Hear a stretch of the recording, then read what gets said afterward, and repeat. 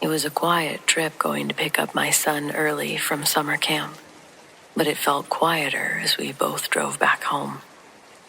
The night before, it was just after 1 a.m. when the phone rang. An unknown number blinked across the caller ID, and I let it go to voicemail. This was when voicemails were stored in a gray Panasonic answering machine. Ours was able to listen in as the caller recorded the message. When I heard Colin's voice, I picked up the phone before his third word.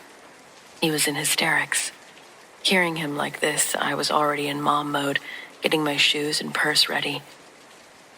The counselor takes the phone from him and explains that everyone's okay, but Colin would like to come home. Of course, I ask what the hell happened, and the counselor tells me Colin got pretty spooked, and we've been trying to get him to calm down and return to the cabins, but he's refusing. I ask to talk to him again, and before I can speak, from the other side of the phone, he says, "Please don't make me go back, Mom. They're going to replace me." I told him I was on my way, but that he needed to take a deep breath. I could hear him hyperventilating before the same counselor grabbed the phone back and politely asked if I'd be leaving soon. I told him I'm on my way, hung up, and dashed out to the car. I had a GPS called TomTom at the time, and I remember typing the name of the camp into the point of interest tab and being so thankful it popped up because it would have taken longer to go back inside and print out MapQuest directions. I probably drove a good 30 miles over each speed limit sign and turned what TomTom predicted to be a 4-hour trip into, I think, 3 hours and 40 minutes. I rushed into the campground so fast my tires kicked up gravel on the way in. When I got there, it was almost 6 in the morning. The campers were just starting to get up and wander over to the breakfast that I could smell when I opened my car door. In a lodge near the front of the campsite, 2 young counselors pick up and resume their routines around an older man wearing a green logoed camp t-shirt.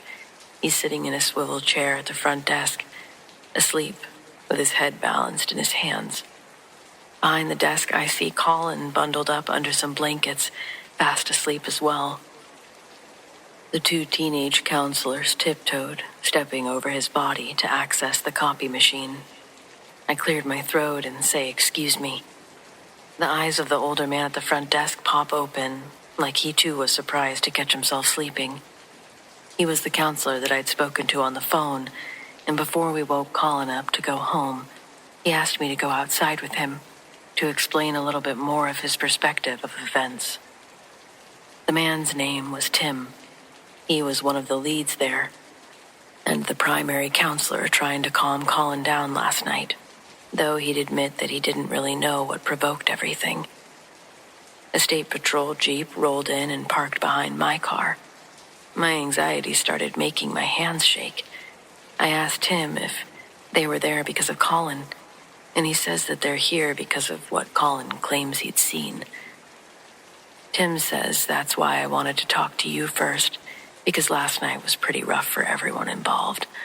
Colin's behavior scared a lot of the kids and counselors alike. He tells me that around 8 last night after dinner, the kids should have all been going back to their cabins, but while he's finishing up some paperwork in the main lodge, Colin comes running in, screaming and crying. He first told Tim that he'd seen 2 kids fighting, but the story escalated in a weird way, and Colin was undeniably convinced in what he'd seen. He says Colin explained the story like he was recalling details, like stacking blocks. Colin first says he saw 2 kids fighting. Then he said the 2 kids were the same kid, but not one kid. It was the same kid, but 2 of them. I tell Tim that he saw twins, right? Like move on in the story, but Tim says that's what he thought too. The camp does have a few sets of twins, and Tim showed Colin their pictures, but none of them were who he'd seen. This happened over by a soccer field they had in between the mess hall and the cabins. Colin was grabbing a water bottle that he'd forgotten before going back to his cabin. And that's when he said one of these boys came sprinting from the tree line. Not coming from the mess hall area, though.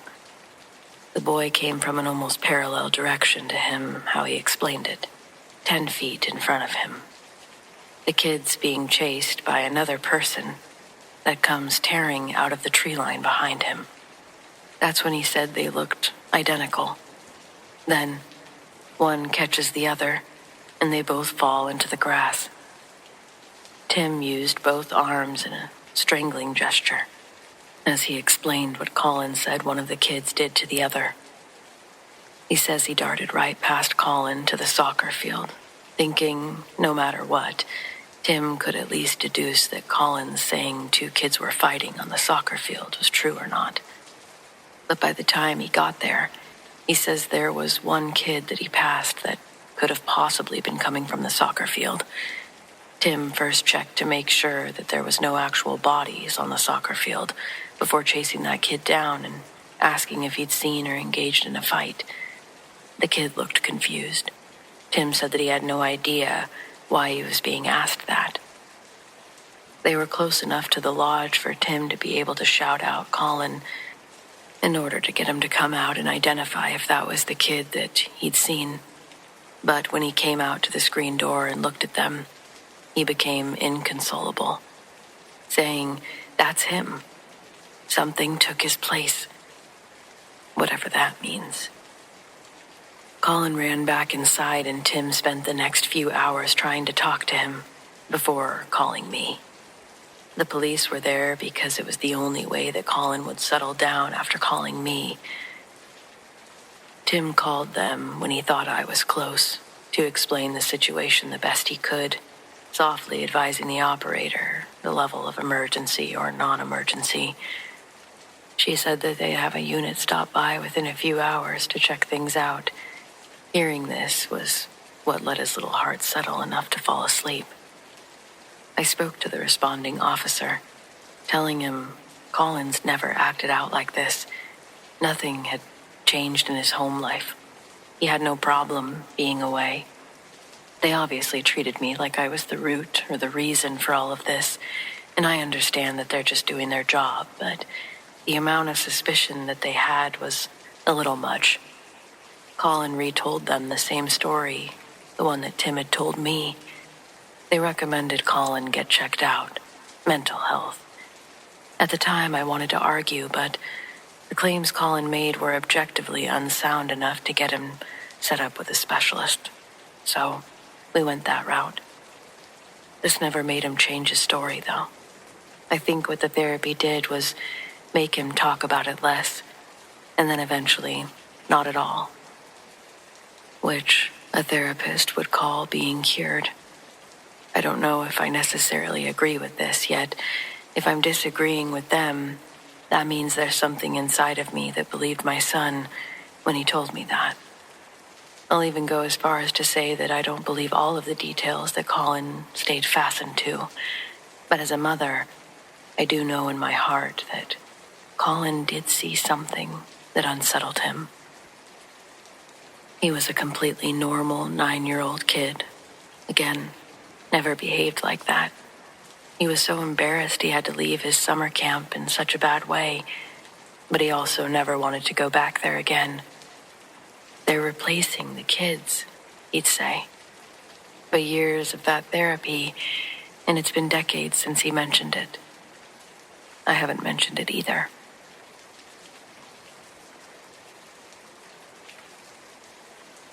I lived in Chicago for a few years in my late 20s, in one of those old brick apartment buildings that had probably been remodeled a dozen times since the 1920s. The place wasn't huge, just a narrow 1-bedroom on the 3rd floor with creaky floors and radiators that clanged whenever the heat kicked on. My girlfriend at the time and I had already been having problems for months. Nothing drastic, just the slow kind of unraveling where conversations start getting shorter and you both start realizing you're probably not heading in the same direction anymore. By that point, she already knew something strange seemed to follow me from place to place. I say that carefully because I'm not someone who believes that every little noise in an old building is supernatural. I've lived in plenty of old apartments. Pipes do knock and floors shift. Neighbors make noise. Most things have explanations. But for about 4 months in that apartment, things started happening that were harder to shrug off. A cabinet door in the kitchen would be open, even though neither of us had used it. Something would fall off the counter with no one near it. We would hear movement in the hallway when both of us were sitting on the couch. And then there were the lights. Every so often, the hallway light would flicker twice, very quickly, and stop. The fixture had been replaced before we moved in, so it wasn't some ancient wiring issue. Still, we did try to ignore it. But after a while, everything became more regular enough that I started paying attention to the patterns. Around the time, I'd gotten really into playing The Legend of Zelda, Breath of the Wild, on my Nintendo Switch. Most nights I'd sit on the couch exploring the map while my girlfriend scrolled through her phone or watched something on her laptop with headphones. We also had a small security camera sitting on a shelf across the room. Nothing fancy, just cheap motion tracking camera, something I'd bought online because packages had gone missing in the building before. It had a feature that could track movement, outline human shapes when it detected them.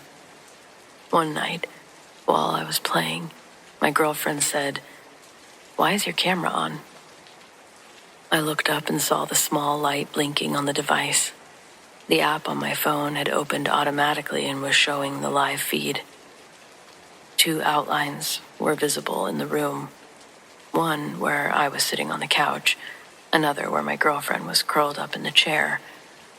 But there was a third outline, standing near the far wall, right between the bookshelf and the coat rack.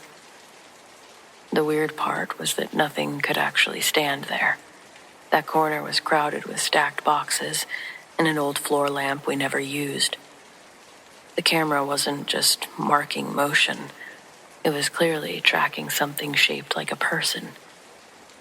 At first, I assumed the software was glitching, so I reset the camera. When I rebooted, the outline appeared again. Same spot.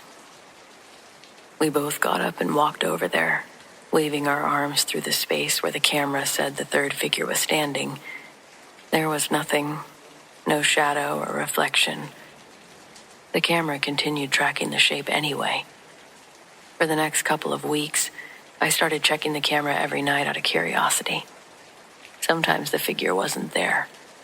Other times it would appear in roughly the same area of the room, and once or twice it even moved. Not walking, exactly.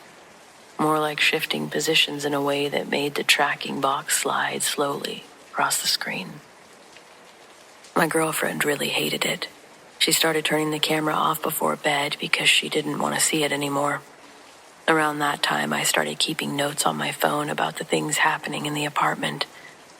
Dates, short descriptions. Lights flickered, books falling off shelves, footsteps in the hallway when no one's there. One evening, I was sitting on the edge of the bed writing another entry about hearing someone walking around in the kitchen earlier that day. Just as I finished typing, my phone jerked out of my hand. Not like I dropped it. It was pulled sideways and hit the floor.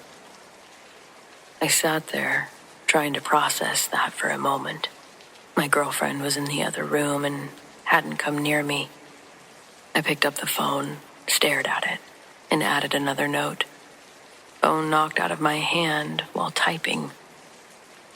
That night I went back to playing Zelda for a while before getting bored. I set the Switch down on the dresser, tossed my phone onto the bed beside me. A little later we decided to go grab food nearby. I got dressed, grabbed my jacket, and reached for my phone. It was gone. I checked the bed, the floor, under the pillows. I stripped the blankets completely off the mattress and shook them out. Nothing. My girlfriend helped me search the entire apartment. Couch cushions, kitchen counters, even the bathroom. We both clearly remembered me tossing the phone onto the bed. It had simply disappeared. After 20 minutes, I gave up and figured I'd deal with it later. I finished getting dressed and turned to leave the bedroom, and that's when I saw it. My phone was sitting on the bed, right in the exact spot that I had originally placed it, flat on the blanket, screen facing up. I asked my girlfriend if she had found it and put it there.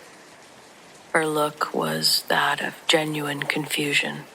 She said she thought that I had found it. Neither of us had. I picked it up slowly, half expecting it to disappear again. We went out to dinner and didn't talk much about it after that. About a month later, the phone vanished again. This time I searched the entire apartment for hours. Every drawer, every bag, every corner. I never found it. The strangest part is that when I checked the camera footage later that day, for a few seconds, the motion tracker showed 3 people standing in the room, even though I'd been home alone. I still have that same camera. I don't live in that same apartment, but I still use it. And I've never had any issues, not since leaving that place. So yeah, I think that places can be haunted.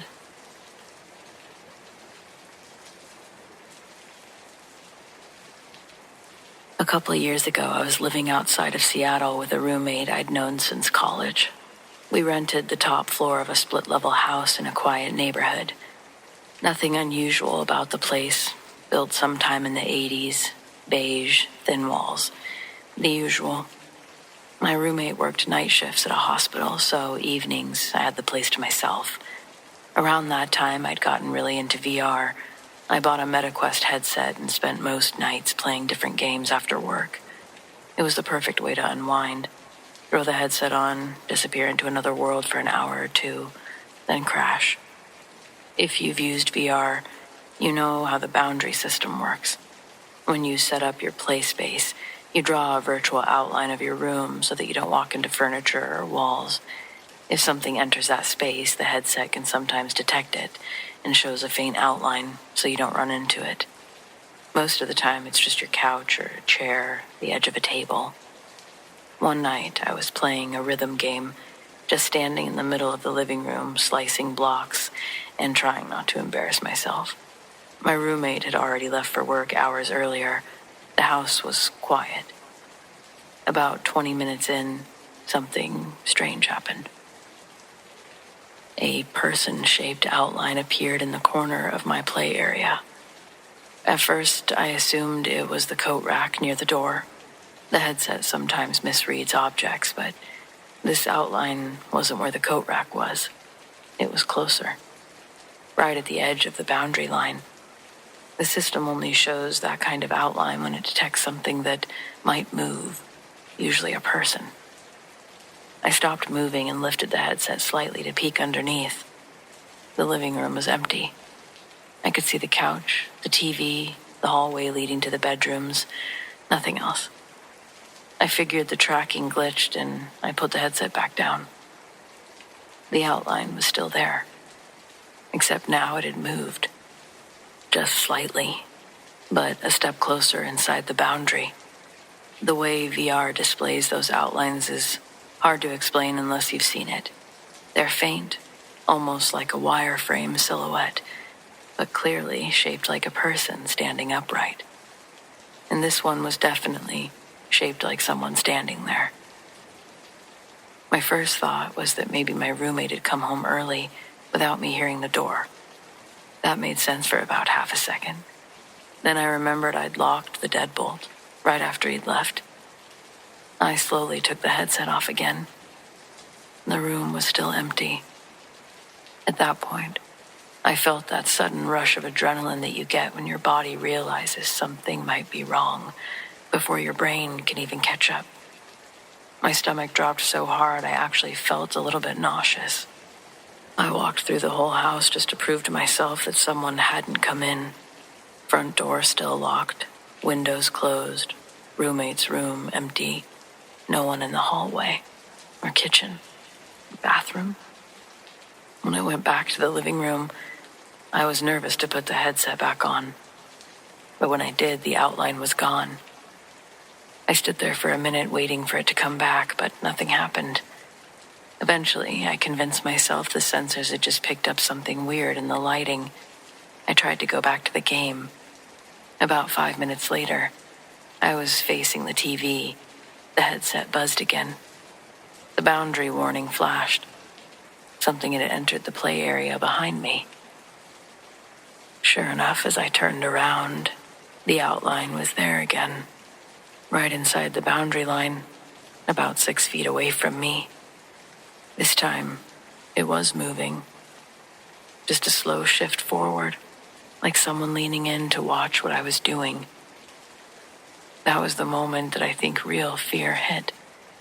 It wasn't a jump scare kind of panic. This was something deep, gave me a sick feeling. When every instinct in your body says you're not alone, that you're in danger. I ripped the headset off so fast it almost flew out of my hands. The living room, of course, was completely empty and dead quiet. I did not put the headset back on, not that night. The next morning, when I checked the headset's Guardian history in the app, it showed 2 alerts from the night before. Both said, human presence detected in play area. The timestamps matched exactly when I saw the outline. My roommate had been at work the entire time. I confirmed that. The living room camera that we had pointed toward the front door never recorded anyone coming in. I was alone, but I wasn't alone.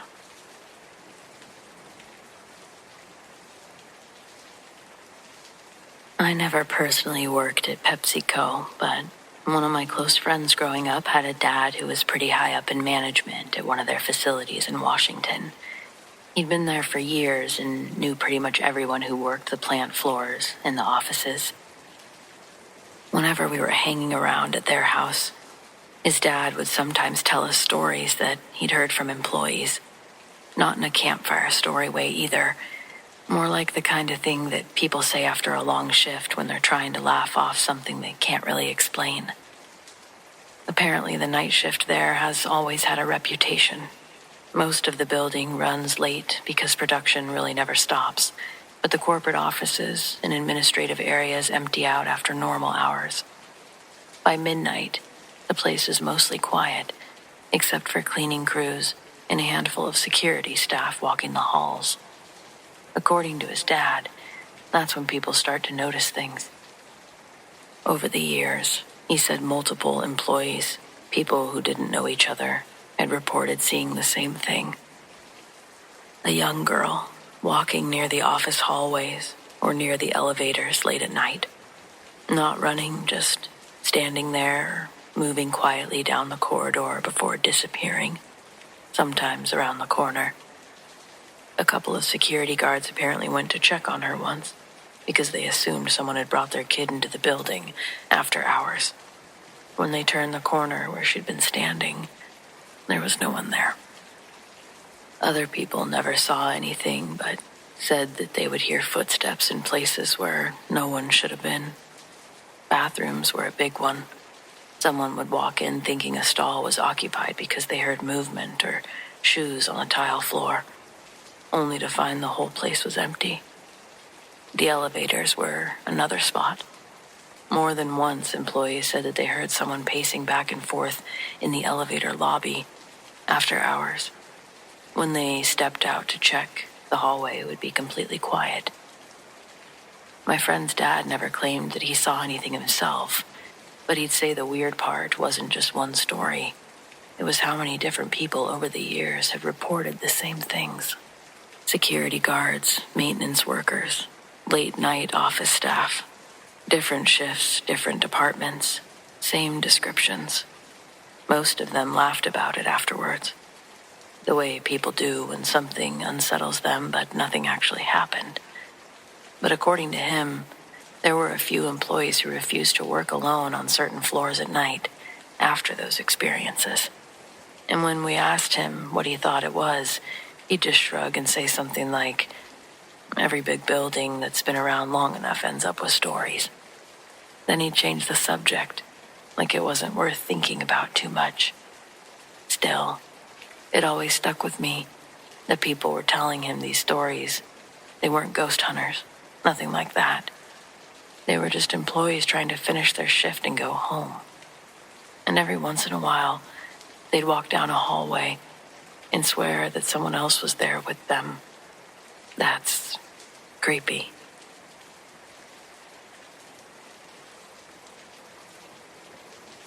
A demon began to mock my anguish, striking mercilessly, denying allowance for my soul to heal, and backpedaling what minuscule progress I had made in my efforts. It's been less than a month since my husband was taken from me. 26 horrid days to be exact. But my torture began the day I received his ashes.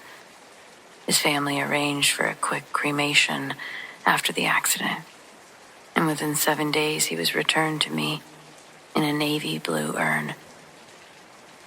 That very night, I heard my husband call out to me from somewhere deep in the house while I was in bed. Clay's voice had a natural baritone quality, smooth like butter. It woke me up, though.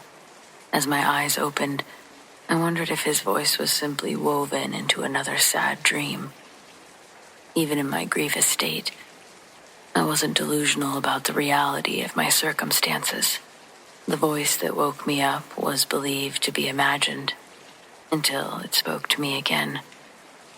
Clay's deep voice gently called my name, as if he was trying to figure what room I was in. It sounded like he was just outside the door. "Honey, are you in there?" Tears filled my eyes, and I pressed my face into my pillow, trying to silence my unsteady breathing. When I heard the door handle start to rattle, I put the covers over my head and continued to listen through the thin fabric shell that I'd made. There's no locking mechanism on the knob, but it still never fully turned, not enough to latch itself. They were making centimeter turns back and forth, purposefully, only to make the knob squeak. It was repetitive and disruptive, egging me to go check it out. But by then, nothing could have convinced me Clay's spirit would act like this. The entity on the other side of the door was not the man I loved. Later that week, I'd hear his voice again. This time, the demon didn't attempt to conceal the discrepancies of its impersonation. When it spoke, it sounded like multiple voices talking in perfect unison. It laughed a ghastly chuckle before the smoke alarm began to ring, forcing me to leave the safety of my bedroom to turn off the alarm. I was shocked to see the living room completely filled with black smoke. It was so thick I couldn't see anything when I opened the door. With my hand stretched out in front of me, I had to feel my way around to open the windows. There was no fire. When the smoke cleared out, it didn't come back, and from what I remember, it didn't carry the scent of burning that I expected the black smoke clouds to have. It was odorless. That happened at some point during the middle of the night, where there was no immediate threat. I decided to solve the mystery the next morning, but the inspection only puzzled me more because nothing could recreate the smoke. I would have had to set the couch on fire to get the same color of plumes. Even that, though, would have been saturated in a campfire smell brought on by burning wood and accelerants on the fabric. The smoke I aired out had no smell at all. I believe the demon takes pleasure in my misery. It feeds off my energy, presenting me with affliction to stay continuously trapped into its source. Morning consumed with relentless gluttony, a dessert for which I'm unable to refuse delivering upon demand. The demon's hunger grows stronger after midnight, but laterally, the daylight rarely brings peace anymore, it seems. Possibly emboldened by my complacency on the matter, the demon revealed itself to me in the light, of course to taunt me. It came to me in the form of Clay. I was bringing groceries into the house but most of them spilled from my hands onto the floor when I saw Clay sitting in one of the chairs in the dining room. His back was facing me, and he was looking out the window. I closed my eyes, hoping they'd deceived me, but Clay was still there when I opened them again. His body hadn't moved, but his head and neck were now twisted, like a barn owl, and he was staring directly back at me. The groceries at my feet were left where they fell, and with one bag still tangled in my arms, I walked out backwards, closing the door and returning to the car, and I attempted to assess what to do next. The family and friends I reached out to all agreed that it was the grieving process. They assumed I was over-exaggerating with my claims. Out of pity, a few of them offered to stay with me until I got mentally grounded. Their well-meaning intentions, however, had the opposite effect and made me feel like they thought I was going crazy. Maybe I am going crazy. None of this sounds like comments made by someone with hubris. However, what I've experienced was as real as reality itself. Out of 53 years, I've never questioned my sanity, and I still don't. Unfortunately, though, standing by this belief, I've pondered if the insane can ever know they're insane. Before this, it hadn't come to mind much, but I kinda thought not knowing was the blissful part about insanity. I would at least prefer that deterioration before physical health, and I hope I still have a lot of years before I need to actually start considering these possible outcomes. But when my grandparents died, one of them had a heart condition, and one had dementia. The one with heart problems died on the dirty floor of a Walgreens, suffering a major heart attack while they were yelling at a pharmacist. The one with dementia drowned in a fountain at the retirement center. And you could argue that drowning could be worse than a heart attack. But from what the doctor told us when we got there, she had no clue what was going on and made no effort to stand up in the shallow pool. One could rebuttal that her obliviousness to the peril she was in made the circumstances less tragic. That being said, I'm as sure as I can be that I haven't lost my mind, and I'm equally confident something awful has taken up residence in my home. I don't feel comfortable bringing this up to my loved ones anymore. I know they're also trying to find their own closure, and Clay's unstable widow constantly calling them for assistance will become burdensome soon. I don't want to do that to them. I am hurting. This is probably one of the lowest moments in my life. I've done my best in life to love as little as possible. I know that sounds sad, but I think about it like alchemy. The love I had will be traded equally for pain. Is love worth the pain? Most of the time, it isn't. But sometimes, somebody comes along who deserves every bit of love you have. I willingly gave my heart to Clay, and I'll cherish our 20-plus years together. And for this, I welcome the resulting misery with open arms. It comes in waves, and I take each one in stride. My true issues stretch past the threshold of misery and land in a territory I didn't fathom possible. I was told to think about adopting a pet to alleviate the crushing loneliness I feel. I've been considering getting a dog, but with the uptick in activity, I think it would be cruel to bring a puppy into such a negative environment. Hence, why I'm here. This morning, I felt a stinging sensation when the water hit me in the shower. It was irritating enough for me to actually turn off the shower to inspect the stinging region located on the left side of my body, right below my ribs. Before I could physically see what it was, the skin felt raised and welted. Looking at it in the mirror, there was an oval ring of what looked to be teeth marks that had formed around my hip.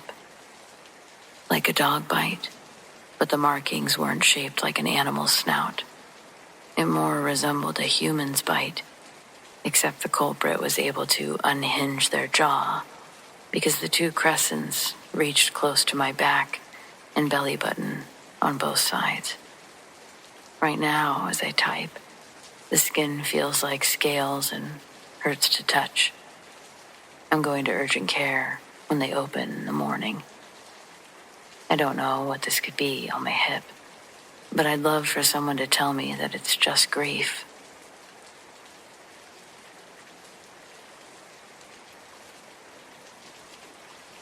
I don't usually talk about this because, frankly, it makes me sound like I've got a loose screw. My parents still talk about the year of the fever as this terrifying medical anomaly that just resolved itself. But looking back at the journals I've kept and the way my skin crawls when I think about that house, I don't think medicine had anything to do with it. We moved into the house when I was 11. It was one of those tall, narrow, almost Victorian styles. It was built in the Pacific Northwest. Gray wood, damp basement, and a yard that felt like it was constantly trying to swallow the porch. Within 2 weeks of moving in, these dreams started happening. At first, I didn't feel ill. I just felt watched. It started in my sleep. I'd be standing in our new kitchen, and I'd see a figure standing by the refrigerator. It was small, maybe the size of a 7-year-old, but its proportions were off. It wasn't scary in the way that horror movies portray ghosts, not that I'd seen those yet. It was translucent, like looking through a glass of water, or the way heat shimmers off of asphalt in July. It never spoke. It didn't have a mouth, really, just a soft, blurred suggestion of a face. But I could feel its thoughts. It wasn't words. It was just a heavy, humming pressure in the back of my skull. It felt like urgency, like a vibration that meant pay attention. A month after the dreams began, the physical symptoms hit. It started with a persistent metallic taste in my mouth and a headache that felt like a rail spike being driven behind my left eye. Then came the lethargy. I went from a kid who climbed trees to a kid who couldn't walk to the bathroom without needing to sit down halfway there. My parents were frantic. They took me to every specialist in the state. My blood work came back inconclusive but concerning. My white blood cell count was haywire, and my hair started thinning. It was like my body was fighting an infection no one could find. I spent my days on the sofa in the den, staring at the wood paneling, drifting in and out of a feverish haze. And that's when the figure stopped staying in my dreams. I'd be laying on the couch at 2 p.m. The house would be quiet while my mom was in the garden, and I'd see the shimmer. It would stand in the doorway. Sometimes it would sit at the foot of my bed at night. I could feel that telepathic hum, stronger than ever. It felt like it was trying to push something into my mind. The sequence of images, the floorboards, the vents, the black sludge, the feeling of drowning. "Mom," I'd whisper when she came in to check my temperature. "The boy is back. The clear boy." She'd just sigh, her eyes brimming with tears, and she'd press a cold cloth to my forehead. "It's just a fever, honey.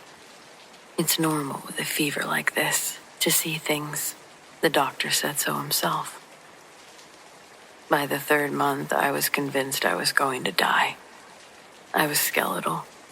My skin had a grayish yellow tint, and I found a profound sense of wrongness in the air of that house. It felt like I was breathing in something heavy and toxic. The ghost, if that's what it was constant now. It followed me everywhere. It would stand over me while I slept, and I'd wake up to that intense, vibrating mental scream. Leave, out, go. But I was 11. I interpreted it all wrong. I didn't see it as a warning. I saw it as a haunting. I started to believe that this shimmering thing was feeding on me. I thought that it was a parasite. The worse I felt, the closer it got. I'd see it pointing at the walls, and I'd just sob into my pillow because I thought it was taunting me. I felt helpless, trapped between a body that was failing and a spirit that wouldn't leave me in peace. One night, the fever hit 104. I was shivering so hard my teeth ached. I looked up. The figure was right there, leaning over me. Its translucent hand was inches from my face. The telepathic hum was so loud, it felt like my brain was going to vibrate out of my ears. It felt like a frantic, desperate pressure. I snapped. With the last of my strength, I sat up and I screamed to the empty air. I hate you. You're making me sick. You're killing me. Just leave me alone. Go away. The humming stopped instantly. The air in the room, it felt unnaturally still. The figure didn't vanish, it recoiled.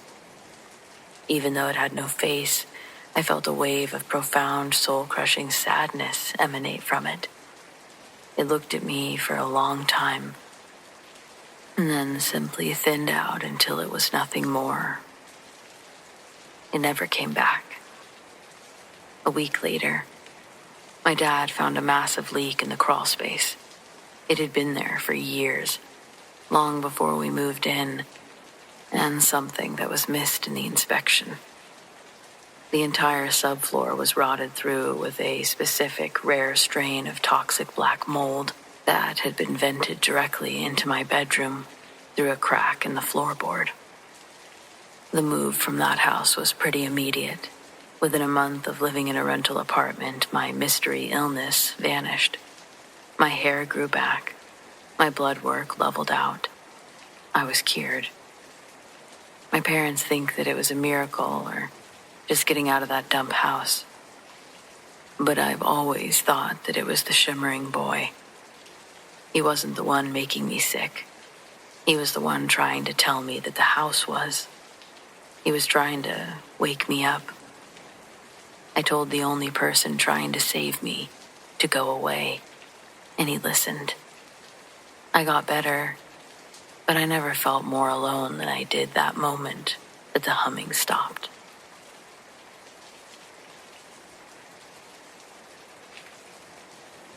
I inherited a laundromat that I didn't want. Uncle Ray passed away in February. Quiet guy, never married, no kids. The man who never showed up to a family function, but always sent birthday cards with a crisp 20 inside. All I really knew about him was that he ran this 24-hour laundromat just off the interstate and didn't trust banks. So when the attorney told me that he'd left the whole thing to me, including the land, I figured that I'd drive down, look it over, and probably sell it. I wasn't expecting the place to still be open. It was just past 11 p.m. when I pulled into the gravel lot. A fluorescent open sign was still buzzing in the window, and 2 of the machines were spinning inside.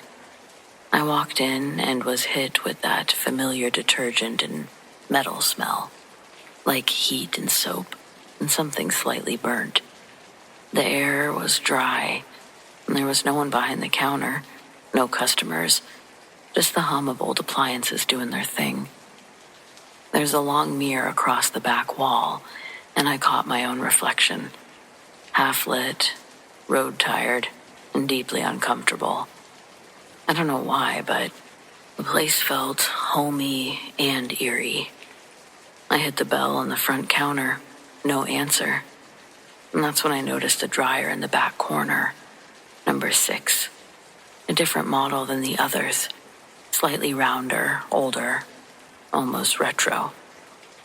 All the others were beige, but this one was steel gray with flaking red letters. The door had a tiny dent in it, like someone had kicked it in, and unlike the rest, it had no coin slot, just a faded yellow sticker that read, "Do not use, not in service." It was the only dryer making noise. I walked over, expecting to see it rattling or glitching, but no, it was running smoothly. A soft thump, thump, thump sound came from inside, like something was rolling around. It wasn't plugged in. How is that possible? I opened it and it stopped instantly. Inside was an old towel. It was blackened and burned on one edge, like it had been left too close to the space heater. The moment I touched it, the lights flickered twice, and then stabilized. I backed away and let the towel fall to the floor.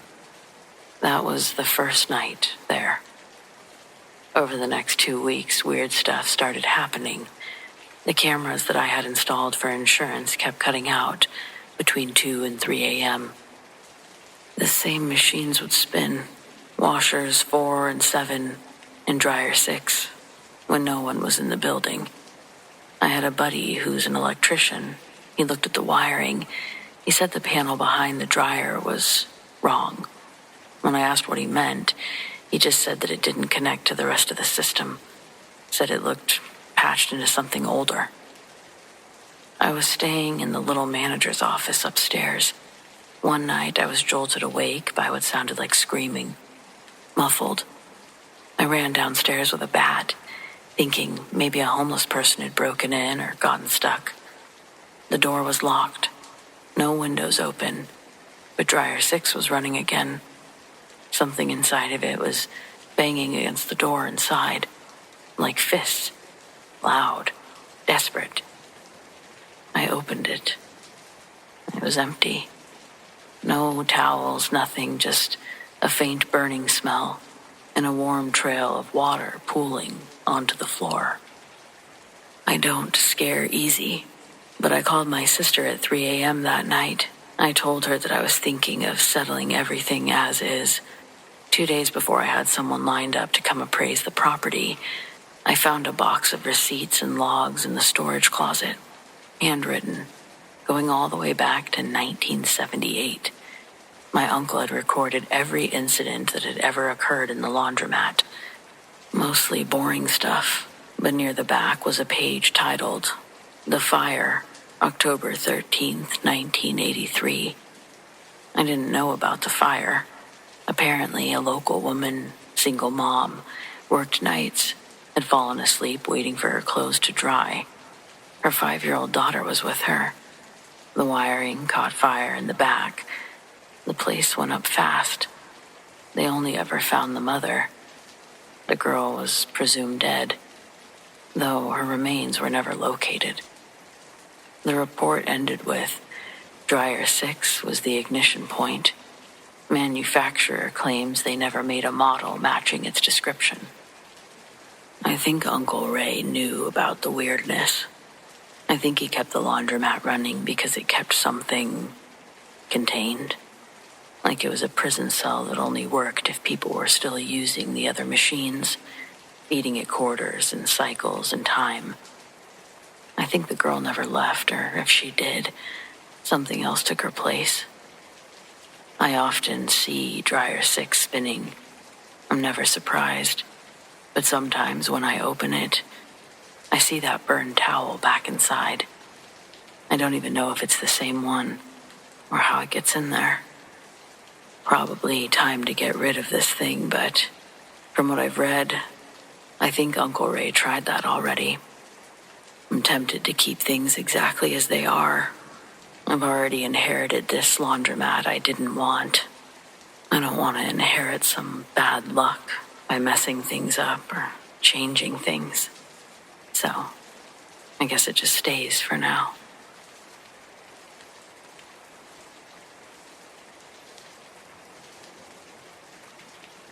This happened when I was about 14. It was me, my best friend Hannah, and 2 other girls from school, Rachel and Kim. We were having a typical Friday night sleepover at Hannah's house. Her parents were upstairs but mostly left us alone, so naturally we thought we were invincible. At some point, the conversation drifted into scary stuff. You know, ghost stories, Bloody Mary, Ouija boards. Anna said she'd read online about doing a seance without an actual board. Just candles, a chant, and focus. We all thought that it would be hilarious to try. We gathered in her basement, because of course the basement is the creepiest place you can pick. There were old boxes down there, a laundry machine, and those pull string lights that flicker when you yank them. Anna set up a circle of tea-light candles. She'd stolen them from her mom's drawer. We sat cross-legged around them. We didn't know what we were doing, not even a little. But we held hands and tried to invite spirits by saying dumb stuff like, "If anyone's here, give us a sign." And I can't remember the words we read, which is probably for the best, but we read something out loud, in unison. Then we asked questions out loud. We tried whispering. We even got quiet and serious for a few minutes. Nothing. Not even a creak or a candle flicker. Eventually, Rachel laughed and said, "Guess the ghosts are bored too." We all cracked up. After about 20 minutes of trying, we just gave up. The whole seance ended with us eating chips and playing Truth or Dare until we finally passed out. Setting up to be one of the most anticlimactic sleepovers ever. But then, I woke up in the middle of the night to Hannah screaming, like a full-on panic scream. I sat up and realized Rachel and Kim were both freaking out too. For a second I thought someone had broken in, but then Hannah yelled, "It hurts. My shoulder, it burns." We all turned on the overhead light, and that's when we saw it. On her left shoulder blade were 3 scratches. Not deep, but red and angry for sure. Like something sharp had dragged across there. And here's where it got worse. When Rachel pulled on her pajama top, she had the same thing. 3 small scratches. Then Kim.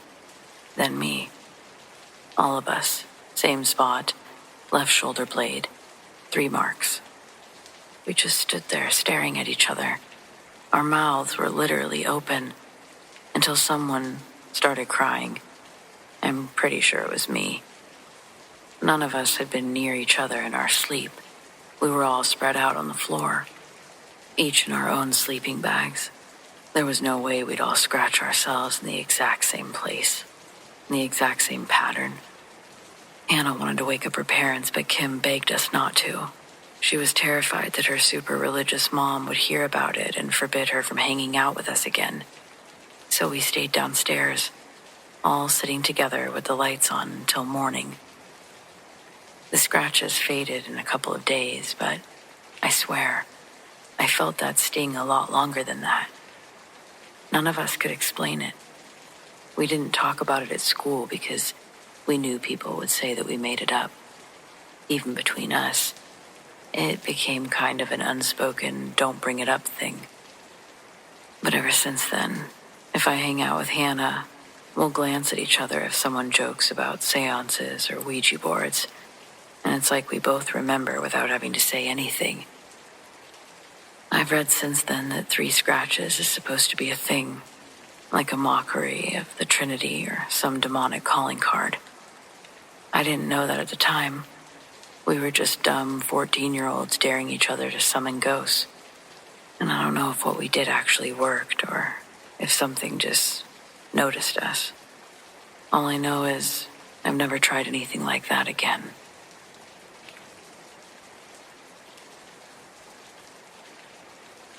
I work and live in Seattle for about 9 years now. Admittedly, city life can be exhausting, but I'm still a fan of the area. It's easy to get away from the city without going far from it. Usually I try to go hiking and camping several times a month in the summer, and sometimes I bring a few friends along. But this particular weekend, I was out on Bainbridge Island alone, which, for those of you who don't know, is a small island west of Seattle. You can hop on a ferry from the busy city and enter nature's paradise in all of 35 minutes. I wasn't worried about being alone. Done that part many times, and I happen to have spent a good amount of time as a starving artist, so hiking out in the middle of nowhere has kind of become my way of finding inspiration, I always do my best work out there.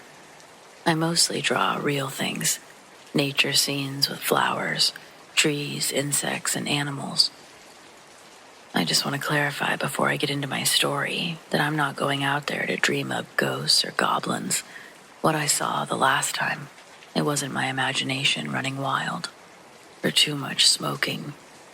Truthfully, I'd never put much thought into the paranormal, or if I believed in any of it. And I put even less thought into aliens. But here, lately, that's all I think about. At first, I lumped them into the same category. Like if I believed in aliens, I had to believe in all the other stuff too. But that's just not true. There's nothing supernatural at all about the concept that there might be other forms of life out there. The universe is literally endless. The number of solar systems in existence is higher than we can reasonably fathom. It seems impossible that we could believe we're alone in such a vast space. Well, I don't really think we are. Not anymore, anyway. It had been a long day, and I'd just settled into my sleeping bag. I wanted to draw a little before going to bed, but a few minutes later, I saw a strange light from the corner of my eye. When I glanced upwards, something that looked like a huge, pale green star was moving across the sky at a high rate of speed. But it had to be something man-made, because the light was blinking. No, pulsating. It passed directly over me and continued until it was almost out of sight. But at the last second, the object stopped and the light became solid. For a moment, I was afraid that something had noticed me and it was going to come back. But then I watched in utter amazement as an identical green light sprang to life. Where there had been only darkness, there were two of them. The lights sat next to each other for a few minutes before they both began blinking and continued on their way together. I just don't know what could have moved through the sky like that. It was so smooth, so fast. And the way that second one popped up out of nowhere. I can't look up at the sky anymore without wondering if there's more of them up there. I've spent a lot of time reading about other people's experiences with UFOs. And at first, it seemed like no one else in Seattle or Washington were talking about these glowing green orbs. But then I dug deeper. And people have been reporting on orbs for a long time. Maybe they aren't always green, but one that caught my attention was someone in Seattle. They reported seeing something on June 24th, the evening I was out there, and it kind of gave me chills. Quote, pair of iridescent ovals with tendrils and halos travel rapidly at high altitude on southern course across Seattle. Unquote. So I just started searching Bainbridge Island orbs and Seattle orbs, and I got over 286 hits. Things like, quote, 2 glowing reddish, almost see-through orbs flying over the island last night.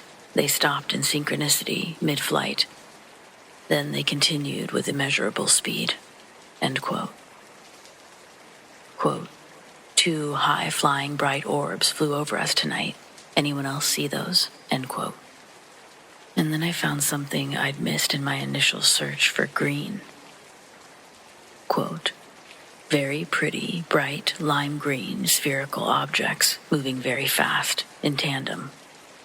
Sea Bridge Ferry Terminal, halfway across Puget Sound. Look to my right, facing south, to determine ferry's location en route. I observed 2 lights in the night sky, 50 degrees above horizon. 2 lights in formation, stationary.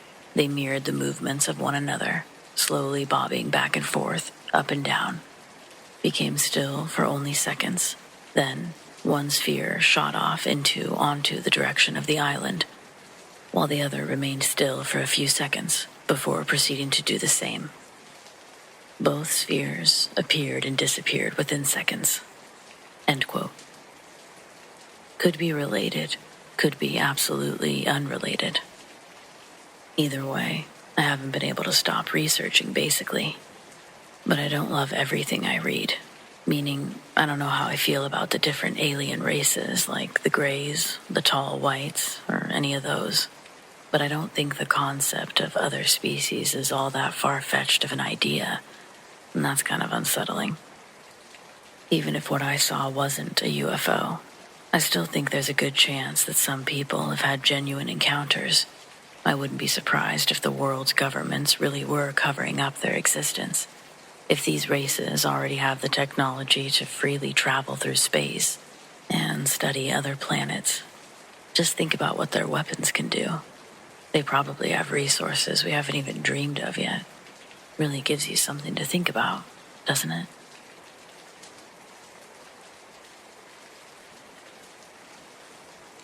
A coworker trauma dumped pretty hard on me today. It came out of nowhere and I navigated it well. I pride myself on holding a good poker face. It's my way to show non-judgment. I believe communication makes the world go round, and I cherish when someone can feel comfortable enough with me to share personal stories of what made them who they are. Today, Friday afternoon, the office is pretty much empty. I've been staring at a computer all day and went to get a cola from the staff lounge. I ran into another woman on my team. We'll call her Z. She smiled, I smiled, and then out of nowhere, she asks if I believe in aliens. I say yes, and we start talking about our theories. She tells me about an article she was reading about the mysterious Area 51. She jokingly says, "Americans are obsessed with aliens." This conversation somehow turns into her telling me some honestly very fascinating information about her Muslim faith. And this turns into her telling me about where she's originally from, and that turns into how she got here. And right in there, that's when I got the unintentional trauma dump, though I don't think she knew she was trauma dumping. In her words, it's all she knew of life at the time. While Z was talking to me, I felt so privileged to be where I am. I'm 40 years old and realized this woman's saying things that I've never heard someone tell me in real life, and I haven't been able to think about anything else for the rest of the day. I'm going to explain this the best I can without trying to get anything wrong. If I do, let this be known. I'm terrible at geography, and I have zero depth or knowledge of the details. I'll do my best to re-trauma dump the trauma dump best I can. Z's family is Muslim, but where she's from, Muslims follow two distinct traditions. You're either Shia or Sunni. These two sectors don't like each other. Z's family was Shia. She lived with her mom, dad, and was the middle of three. Her older brother was 19, she was 16, and her younger sister was 10. Z's dad made computer things and was working with an American company, one that worked for the FBI. Because of his job, Z and her family were always moving around every few years. They had to live secretly, never reveal anything about their dad's real job.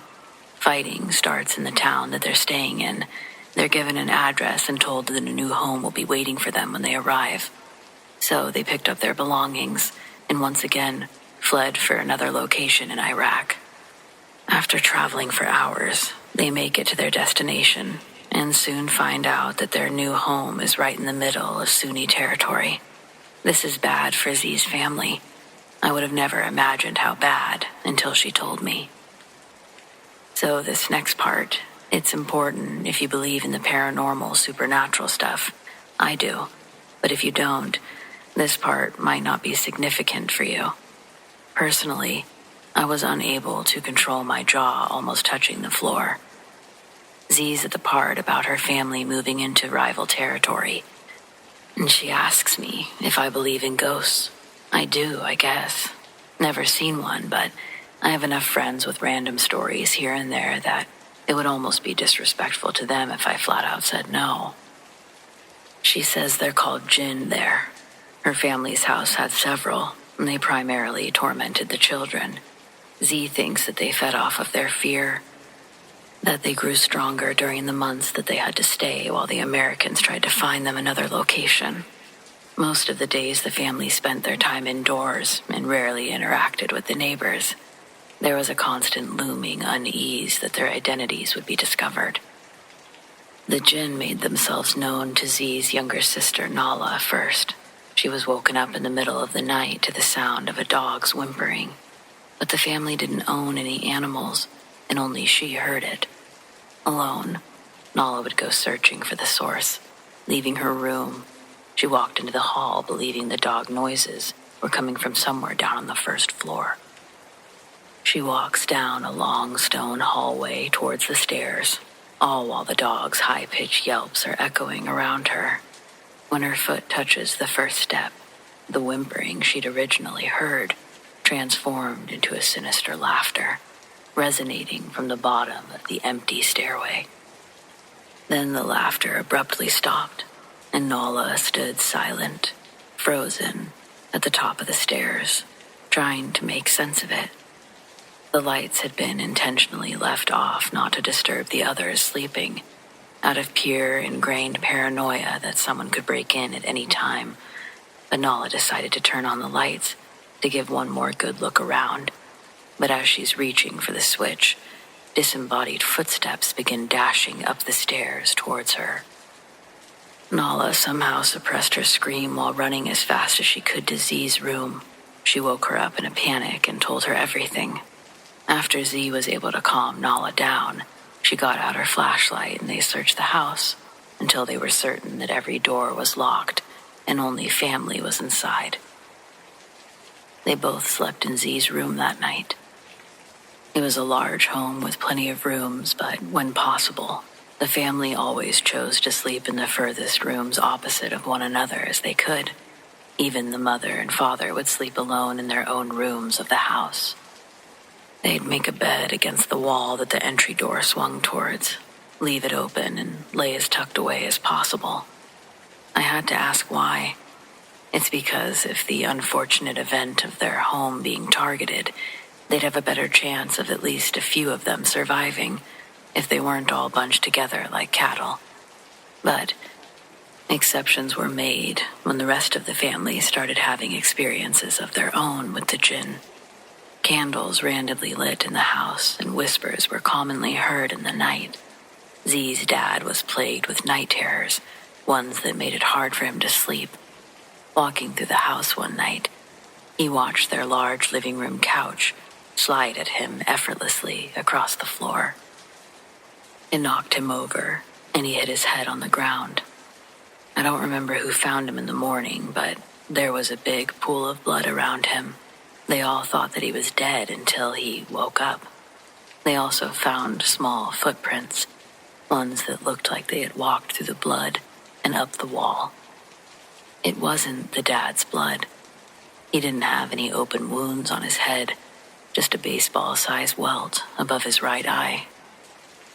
After Z's dad was convinced, all of them felt comfortable sharing their stories, hearing whispers, seeing shadows slink from the corners of the room, and misplaced items. These were all commonalities that they experienced. And scorpions.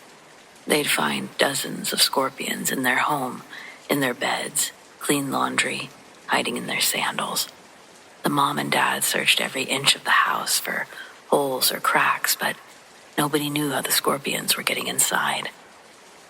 Apparently, everyone got stung at least once by one of those little devils. Z said that she was stung 4 times, once while she was sleeping. The surge of pain woke her up, and the scorpion, along with its stinger, was hanging off of her face when she sat up. The stinger embedded itself like a fishing hook into her bottom lip. It swelled up real big and stayed like that for over a week, she said. I remember thinking that this was as bad as the story would get, but when Z kept talking, I realized that was just the beginning of her story. I was about to learn how her family got out of there, how they ended up here in America.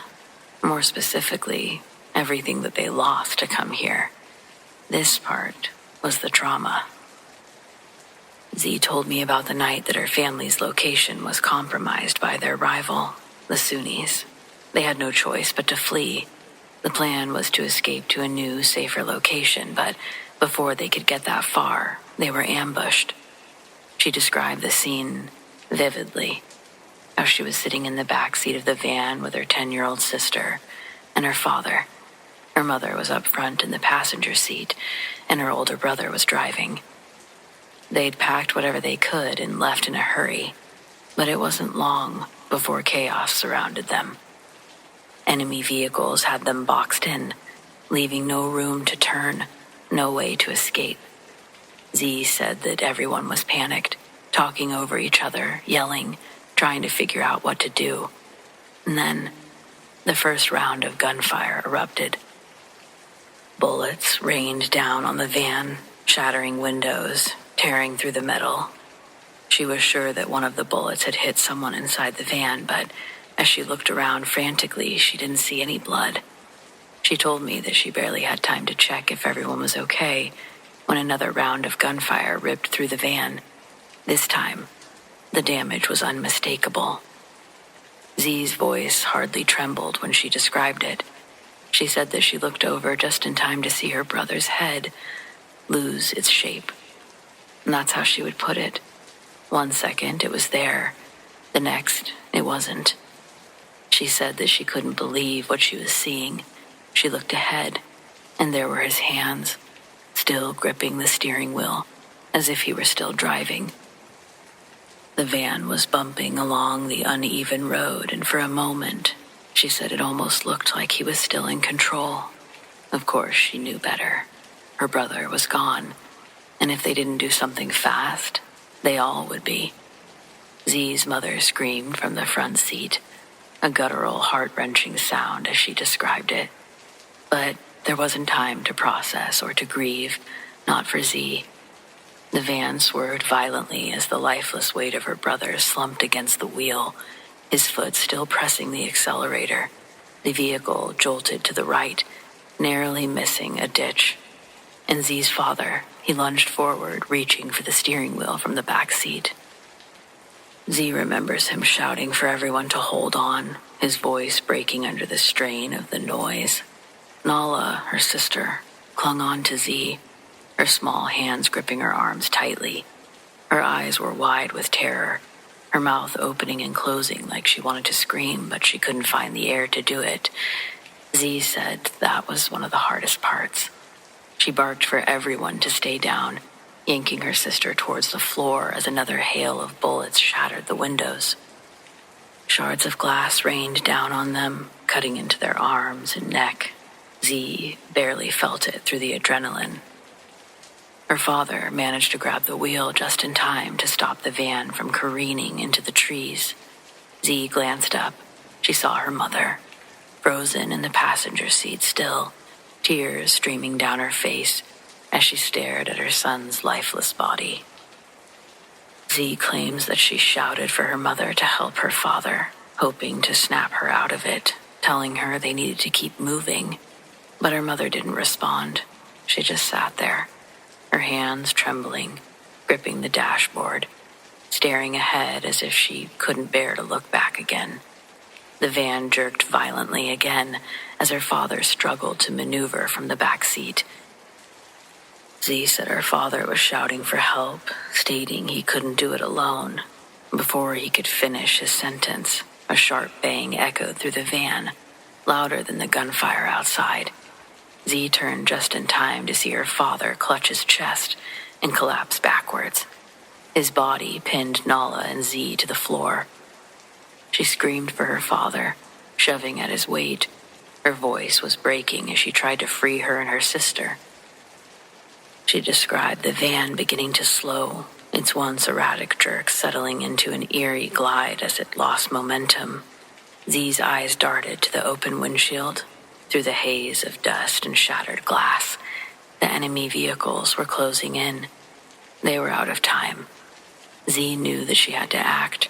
Her brother was gone. Her father was gone or close to it. Her mother was catatonic. And Nala was too young to understand what was happening, so that just left her. Gritting her teeth, Z wiggled free from under her father's weight and scrambled forward, slipping into the driver's seat. She shoved her brother's body aside as gently as she could, trying not to look at him, or what was left of him. Her hands gripped the blood-slicked steering wheel and she pressed her foot down on the gas pedal. The van roared to life again and lurched forward. Through the shattered rear-view mirror, she could see the enemy vehicles gaining on them. The road ahead was a narrow, winding path. But Z's mind was racing faster than the van. She had no plans, no way out, only the will to survive. And she wasn't going to let her family die here, not like this. She recalls white-knuckling the steering wheel, desperately pushing forward with the battered vehicle, faster than it was meant to go. Behind her, the enemy vehicles were still closing in, their headlights slicing through the dust and the darkness that began to fall. Gunfire rang out again, bullets peppering the van's frame, but Z kept her focus on the road, shouting for her sister Nala to stay down. Glancing back, she could see Nala closed into the tightest ball possible, clutching their father's shirt like a lifeline. Z's mother was still in the passenger seat, still frozen, tears streaming silently down her face. Z's mind was racing and she had no idea where she was driving to. There was no clear landmarks, no signs of safety ahead, just endless, desolate road and the sound of death creeping closer. And then, over the chaos, a new sound emerged.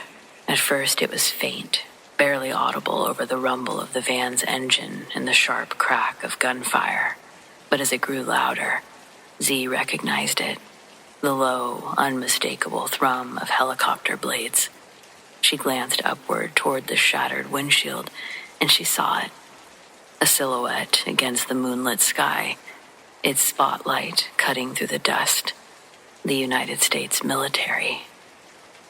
Z felt a flicker of hope ignite, but it was quickly overshadowed by fear.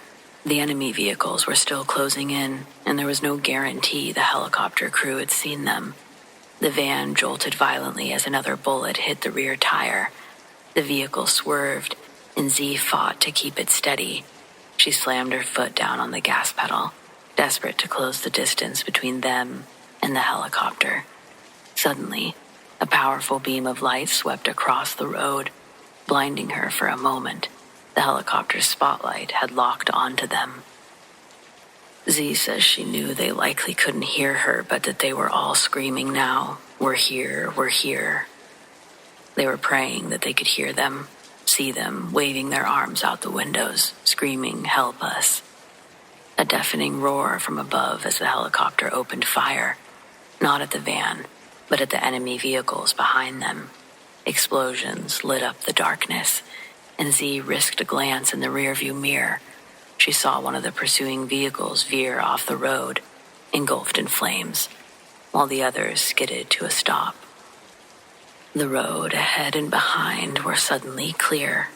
The van sputtered and groaned, its damaged tire making it impossible to maintain speed. Z knew that they couldn't go much further, but the helicopter was now directly overhead, its light guiding them like a beacon. She explains that moments later another vehicle appeared on the horizon. This one was marked with the unmistakable insignia of the U.S. military. Z barely had time to register it before the van gave one final lurch and ground to a halt. Armed soldiers poured out of the military vehicle, shouting orders in a mix of English and the local language. Z threw the van into park and stumbled out, dragging Nala with her. Clutching her sister tightly, she urged the soldiers to please help her family, that her father, her mother, were inside the van. The soldiers moved quickly, pulling her parents from the van while others formed a defensive perimeter around them. Z continued to cling on to Nala, and she watched through tear-filled eyes as the soldiers carried her unconscious father and shell-shocked mother to safety. The helicopter continued to circle overhead, its presence a shield against any further attacks. As the vehicle rumbled away, Z finally allowed herself to collapse against the seat, her body shaking with sobs. Nala was clinging to her, burying her face in Z's chest. Her brother was gone. Her father was gravely injured. and her family would never be the same. But the rest of them were alive. Against all odds, they had survived. Z said that was the first time in an eternity that she allowed herself to believe that her family might have a future. Again, I don't think Z knew she was trauma dumping. In retrospect, I guess I'm glad she did. The conversation has given me an insane amount of perspective, respect for things that I didn't really understand before. Above all else, it felt like she really needed to share that chapter of her life. I, on the other hand, know that I'm sharing trauma. So if you don't want to hear it, I'm sorry you read it. Take care.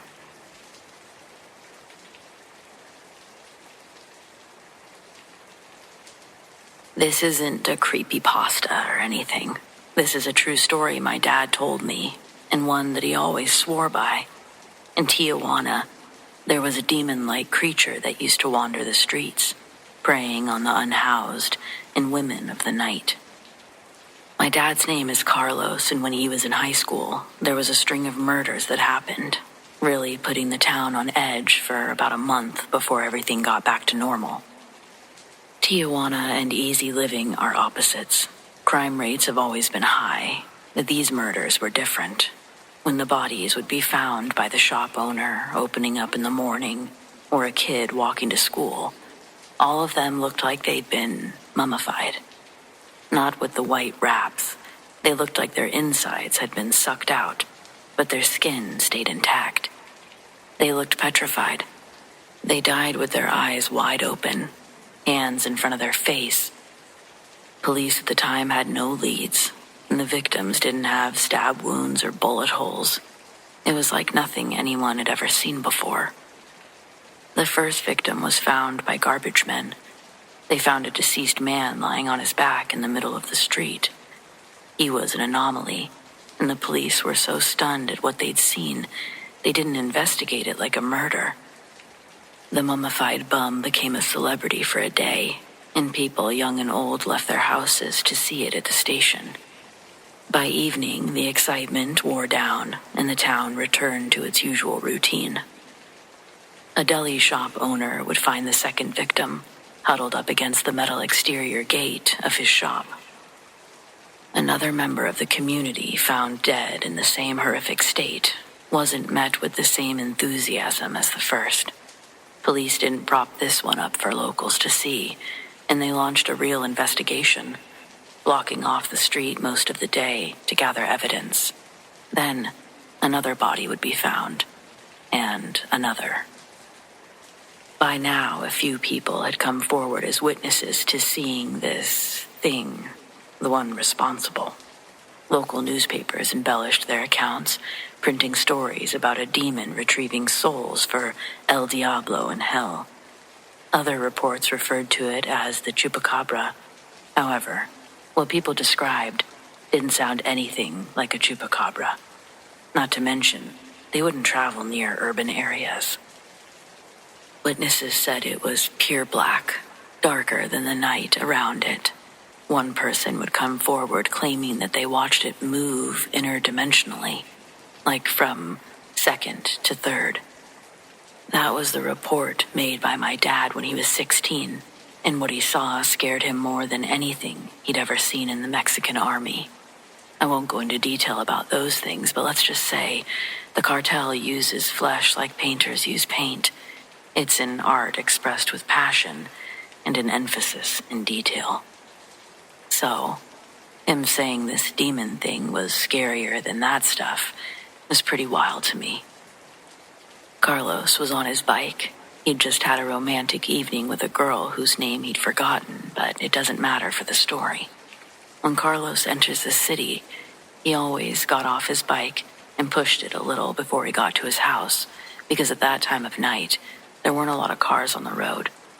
So the ones that were would speed up and down the roads, and after a handful of close calls, Carlos started walking his bike on the side of the streets, with a smile on his face this night.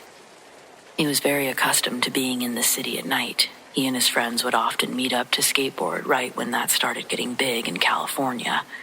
They'd skate after dark when there was less security and overall watchful eyes. So his trip home that night was nothing out of the ordinary when he began. There were still some people here and there, not enough to make the city feel alive, not enough to make a conversation audible in passing. Those still outside at that time of night were either quickly going inside one of the apartment buildings, or they lived outside and were sheltering in hiding spots out of sight. Either way, soon enough he was mostly alone. The streets around Carlos were as quiet as they were going to be for the next 24 hours, and all he could hear was the electric hum of the lamppost above him as he continued to push his bike towards home. But early into the final leg of his journey, Carlos started to feel spooked. Fear coiled around him, tightening with every step until he was barely making progress. Every few feet he was stopping to cautiously glance in all directions, as if he'd had a premonition that something evil was nearby. The hair stood up on his arms, and as much as he wanted to just get on his bike and ride home, his legs were barely walking. Jumping on a bike and starting to pedal required a level of confidence that he didn't have, not at that second, so he maintained the slow pace he was at. When Carlos randomly stopped again to look in all directions, on the same sidewalk he's on, he sees a formless shadow taking shape on the ground about 7 meters away. It had virtually no volume in its shape. It was like a shadow of a cloud was forming on the ground, and nothing above it. Nothing to make the shadow. But a dark one had formed on the concrete, all the same. Seeing this confuses Carlos, and he fully stopped, trying to figure out what was making that weird shadow on the ground. And then, from behind him, back in the direction he was walking, the harsh metal slam of an exit-only door makes Carlos turn. On the other sidewalk across the street from him, a young woman is leaving out the back door of a brick building from its alleyway. Before she gets to the sidewalk and turns left or right, the way she's walking from the alley, it's like she's walking facing towards Carlos.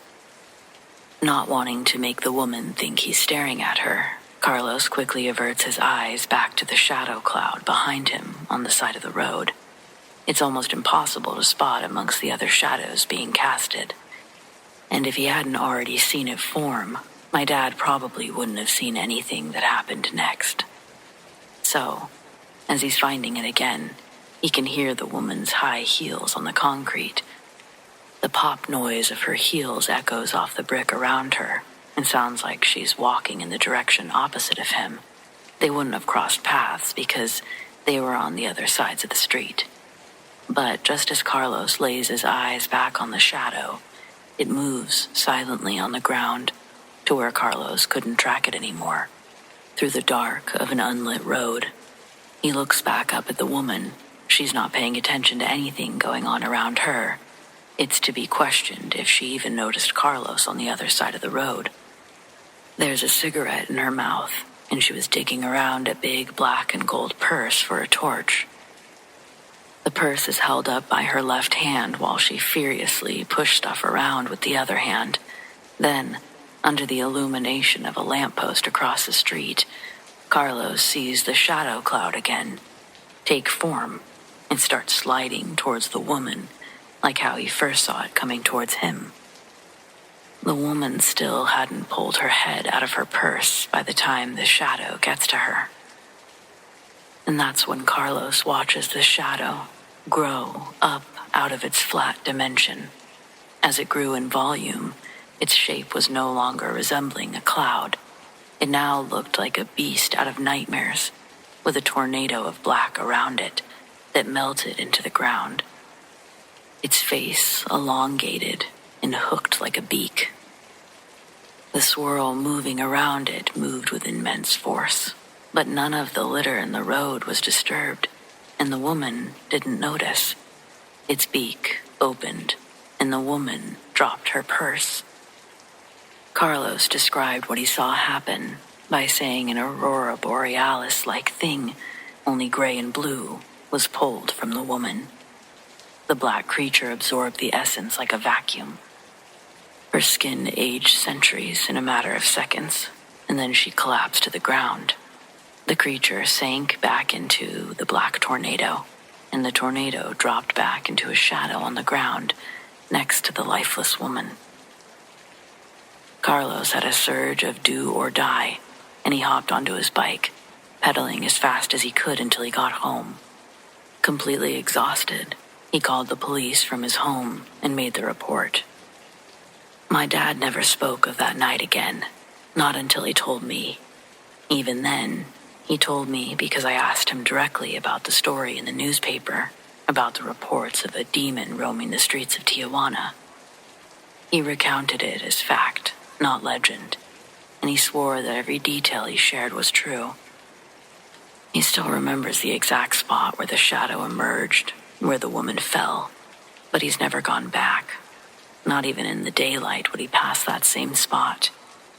My dad says that some things aren't meant to be understood, and he believes what he saw that night was proof of it, whether it was a demon, a curse, or something beyond human comprehension. It certainly isn't of this world as we know it. Whatever it was, he says, it wasn't done. And when I asked him what he meant by that, he looked at me and said, "Things like that don't just stop. They wait."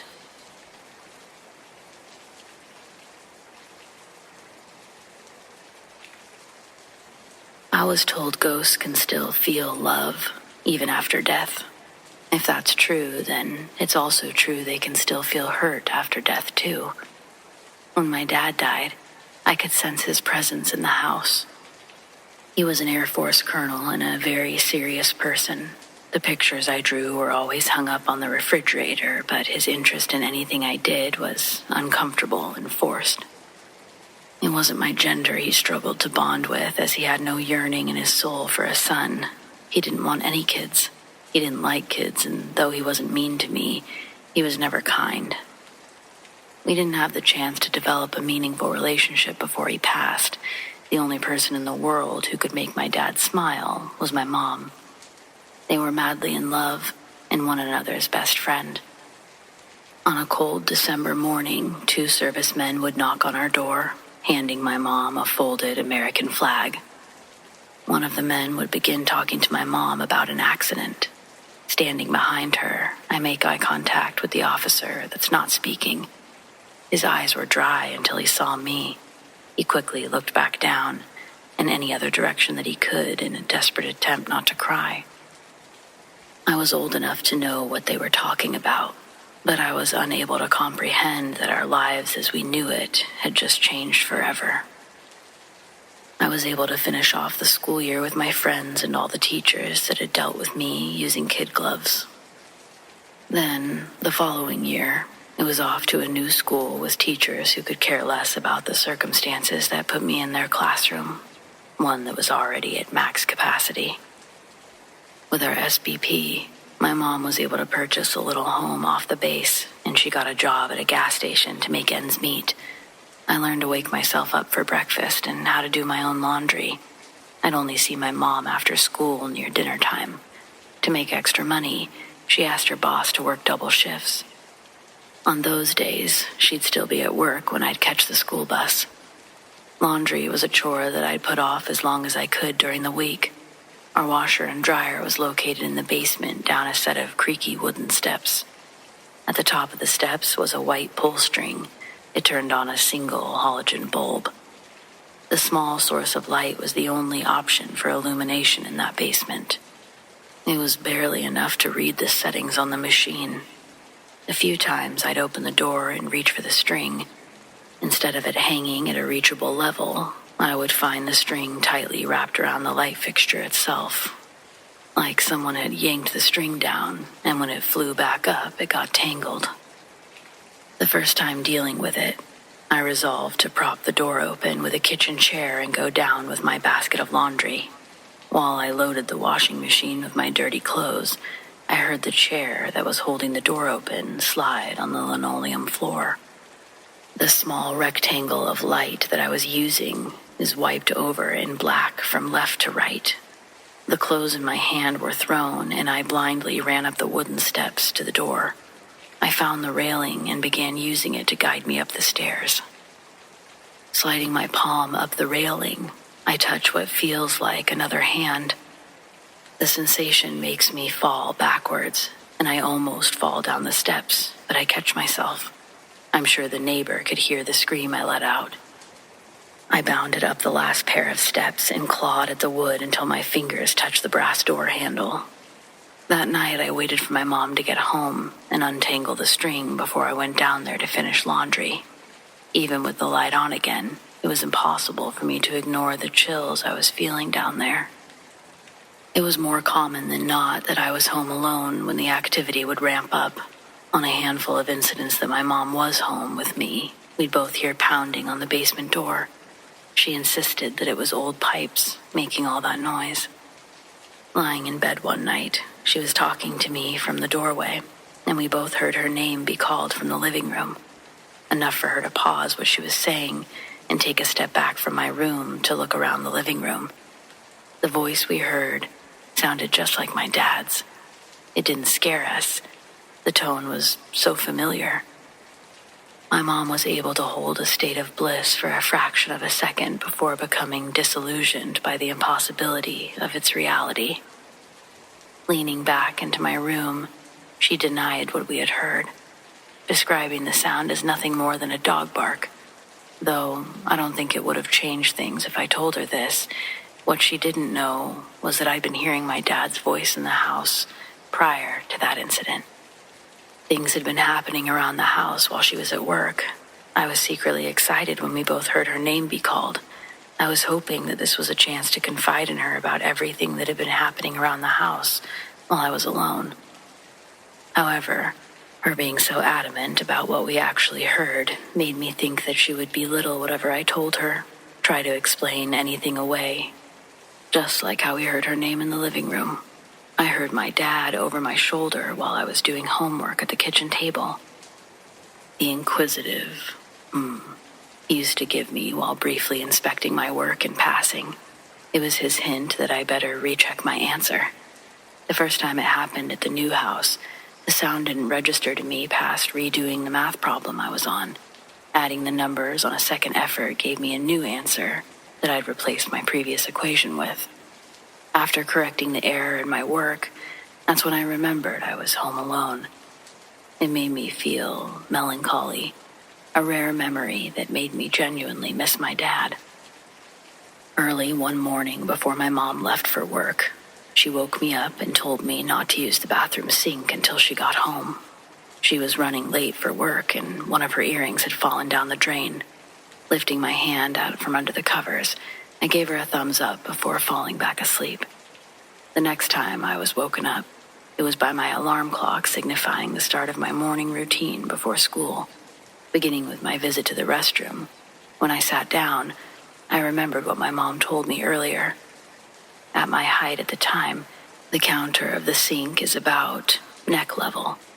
After I got up, I walked over to the sink to see if my mom's earring was visible from the drain hole.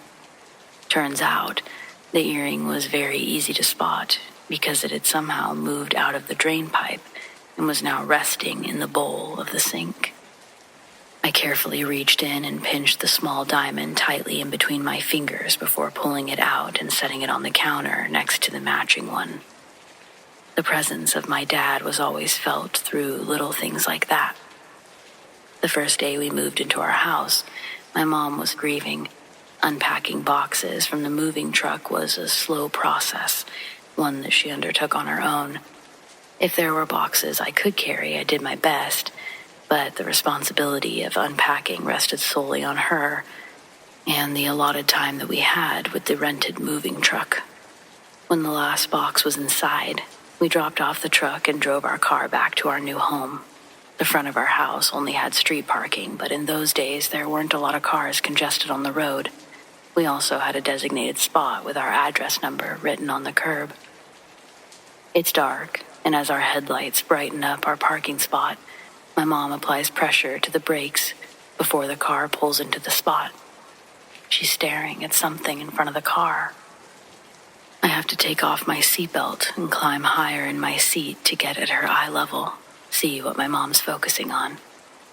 In the shine of our headlights is a scroungy possum with 5 or 6 possum babies hanging off its back.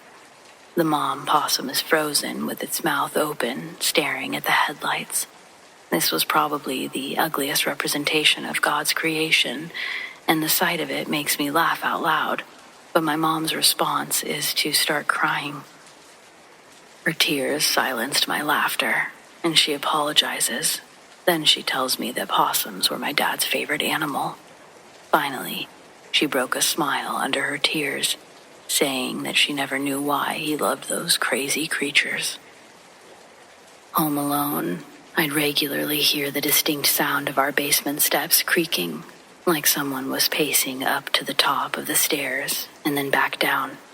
Every time the footsteps would reach the top, I'd be filled with a growing sense of dread until the sound retreated again. That's when I began to understand that there was more than one spirit residing in this home. The spirit upstairs was separate from what stayed in the basement. Upstairs, the energy felt normal. When I sensed my dad in the room, it brought on a sense of security only a military father could give. Chairs would move and doors would open, but after believing it was him, those things became the same as saying, "Love Dad" on a card. Whereas going into the basement felt like each step was submerged further into a stagnant flood of terror. 14 steps down into a damp, dark, windowless basement. When I'd find the pull string wrapped around the light bulb again, it would frustrate me to the point of calling my mom at her job. Phone calls like these were only reserved for emergencies, but as a terrified 9-year-old, in my eyes, her selfish act was an injustice that deserved acknowledgement. I made it a point to interrupt the greeting that she'd recite when the phone connected. I asked her if she was aware that she'd gotten the string for the basement light tangled on itself again. After a short pause, my mom admitted that she hadn't come home that day. Apparently, for the last few months, she'd been seeing a guy off and on from work. It had been over a year since my dad's passing by then, but I was still shocked to hear that she was dating again. That night, she came home early to discuss her new relationship with a man named Brian. The heartfelt plea that she made to obtain my well wishes enlightened me on what it was like to be lonely as an adult. We both cried during the conversation, but when she was done, I no longer had the arguments I'd compiled in preparation for our talk. We watched a movie together, and she joked with me in my doorway before I fell asleep. The whole time, I was happy for my mom, but her good news made me hesitant to talk about my loneliness and what I was dealing with there. Positive nights with my mom were rare, and I thought my news would ruin the mood. In the morning, my mom had breakfast ready for me and walked me to the bus. What used to be a regular morning routine became a cherished surprise. She'd be gone when I returned from school, and when I opened the front door, the cold gloom of an empty house was there to meet me again. It became normal for me not to see my mom for days at a time. The house was always stocked with food, and I never went without, but she was now splitting her hours thinner with the addition of Brian. At school, the kids started to make fun of me because my clothes were dirty. I would ignore doing laundry for weeks, just so I didn't have to go into the basement. Apparently, my hygiene became noticeable enough to warrant the attention of my vice principal, who pulled me into his office during recess to ask how things were going at home. Not wanting to get my mom in trouble and have more unwanted attention on me, I lied and told him everything was joyful at my home. When he asked about my dirty clothes, my excuse was that our washing machine was broken, but we ordered a new one. It just arrived. I gave him the widest and brightest smile that I could muster, and with that, they let me go back out to recess. The children around me were always so ecstatic near the end of the day, in anticipation of the bell to ring and for everyone to file out of the classroom and go home. I felt the opposite. I would dread when the final bell would echo through the elementary school hallways, especially knowing I had to be dressed in a clean outfit when I showed up the next day, or risk the patience of an already concerned faculty. This meant that I had no choice but to go down into the basement that night to run a cycle of laundry. Gathering my clothes into a basket, I turned on every light in the house and unlaced an old pair of shoes. I tied the ends of the laces together to make one long rope. Then, I threaded it around a cabinet handle, tying it each time it came around. Then, after opening the basement door, I'd do the same thing to the door handle there, wrapping the lace around until it was tightly securing the door from closing on me while I was down there. I knew the string for the light would be tangled up in the fixture, not by a premonition, but by my discovery a week prior, it being the sole reason I didn't complete this task previously. I refused to go down there without being able to turn the light on, so this time I came prepared with a kitchen chair. It wobbled beneath my feet like an earthquake as it balanced above an ocean of black. To reach the light fixture, I had to push the legs of the chair right to the edge of the top step. I pull at the string and it unravels from itself and falls back down to where it belongs. I click the light on, then retrieve the basket holding my laundry. The basement was freezing, and my teeth chattered as I loaded the first basket of clothing into the washing machine. I was constantly looking over my shoulder, up to the door and in between the slats of the stairs while grabbing as many clothes as I could with each handful I loaded. On top of the dryers where I put a big box of detergent and a scoop I used to perfectly measure the amount I put in. The scoop was missing. When I saw that it wasn't within the general area or behind the box, I used my hands and did the best I could to estimate how much I was throwing into the machine.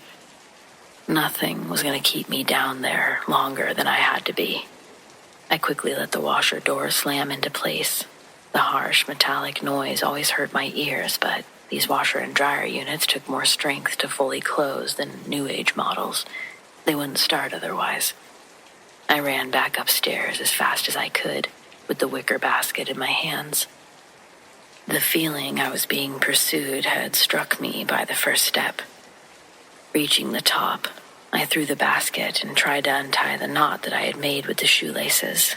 As I freed the doorknob and the door closed, I was able to exhale. In order to be done for the night and prepared for school the next morning, I had to repeat this process 2 more times, once for a drying cycle, and a final time to bring the clothes upstairs.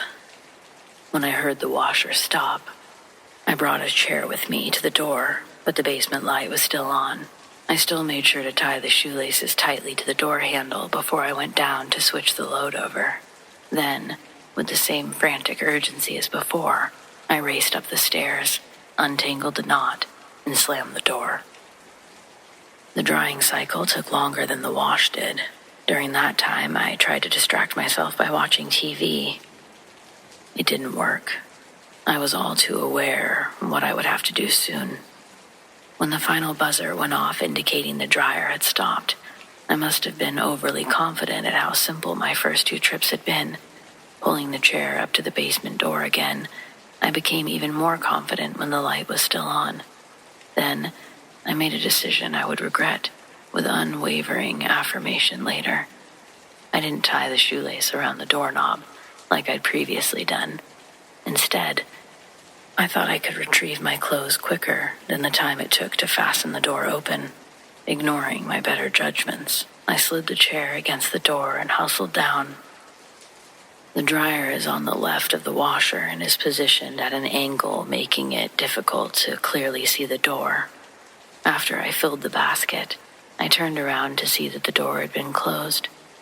I hadn't heard the chair move or the hinges creak. Surely, in my heightened state of alertness, a noise like that would have been heard, and yet, with a basket full of laundry in my hands, I stood at the bottom of the basement steps, looking up at a closed door.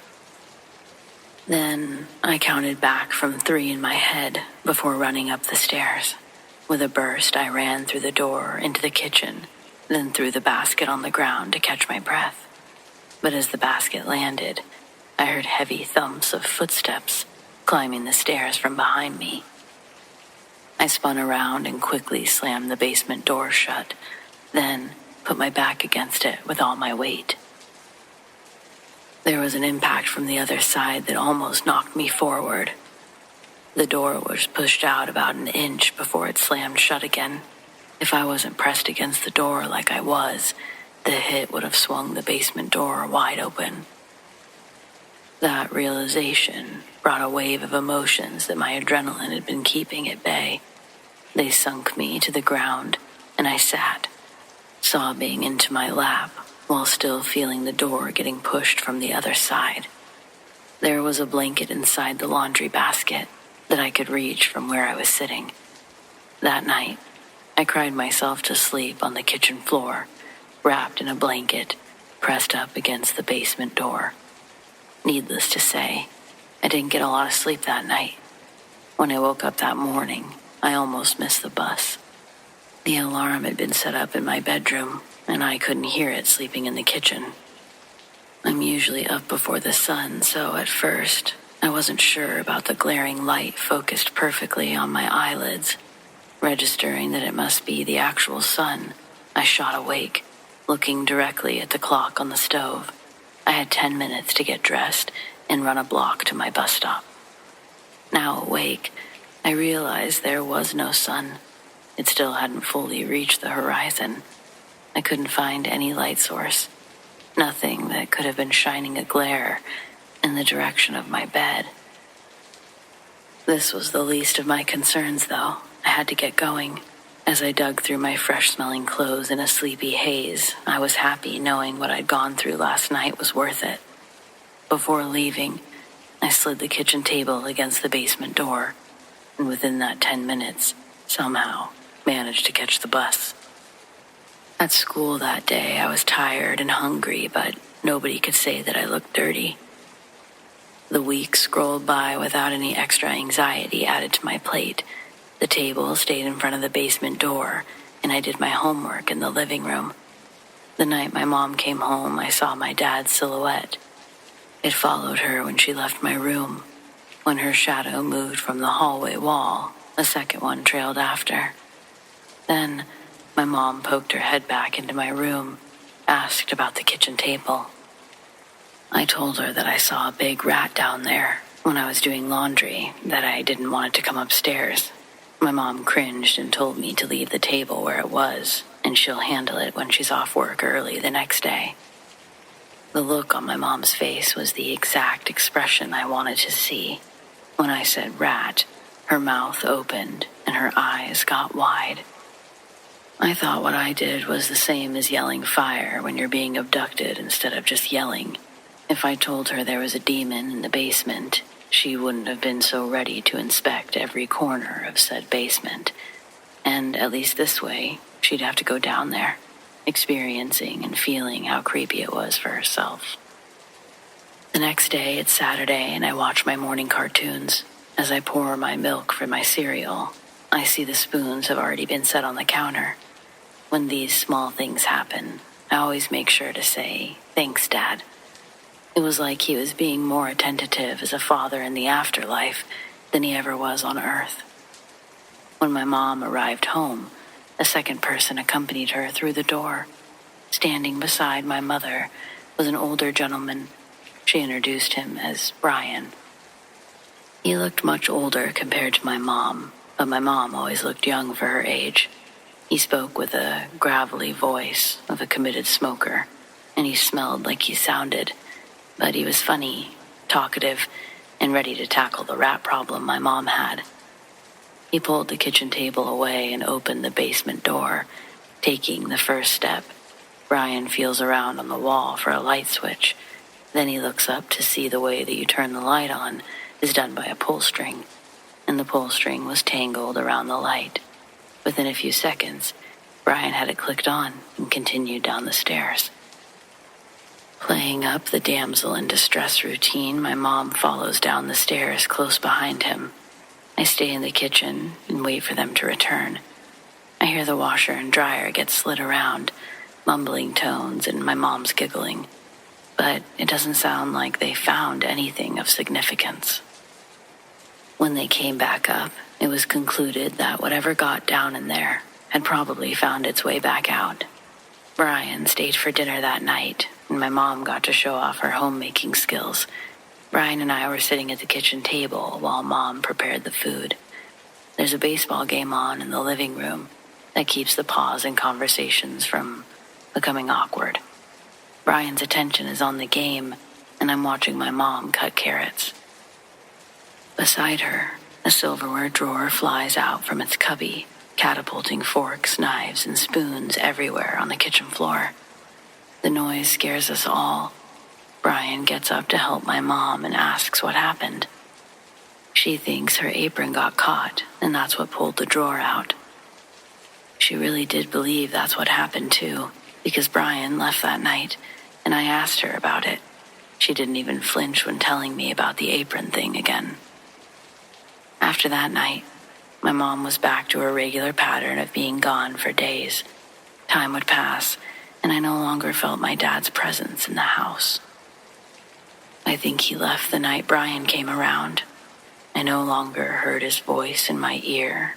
Things that were lost were no longer magically found, and no longer did he chase my mom's shadow when she was home. However, the activity wouldn't cease with his absence. Coming home on a snowy day after school, I passed by our empty parking spot collecting so much snow, the number for our address was totally covered. Walking into the house, I have an obstructed view into the kitchen, and I see the basement door is wide open.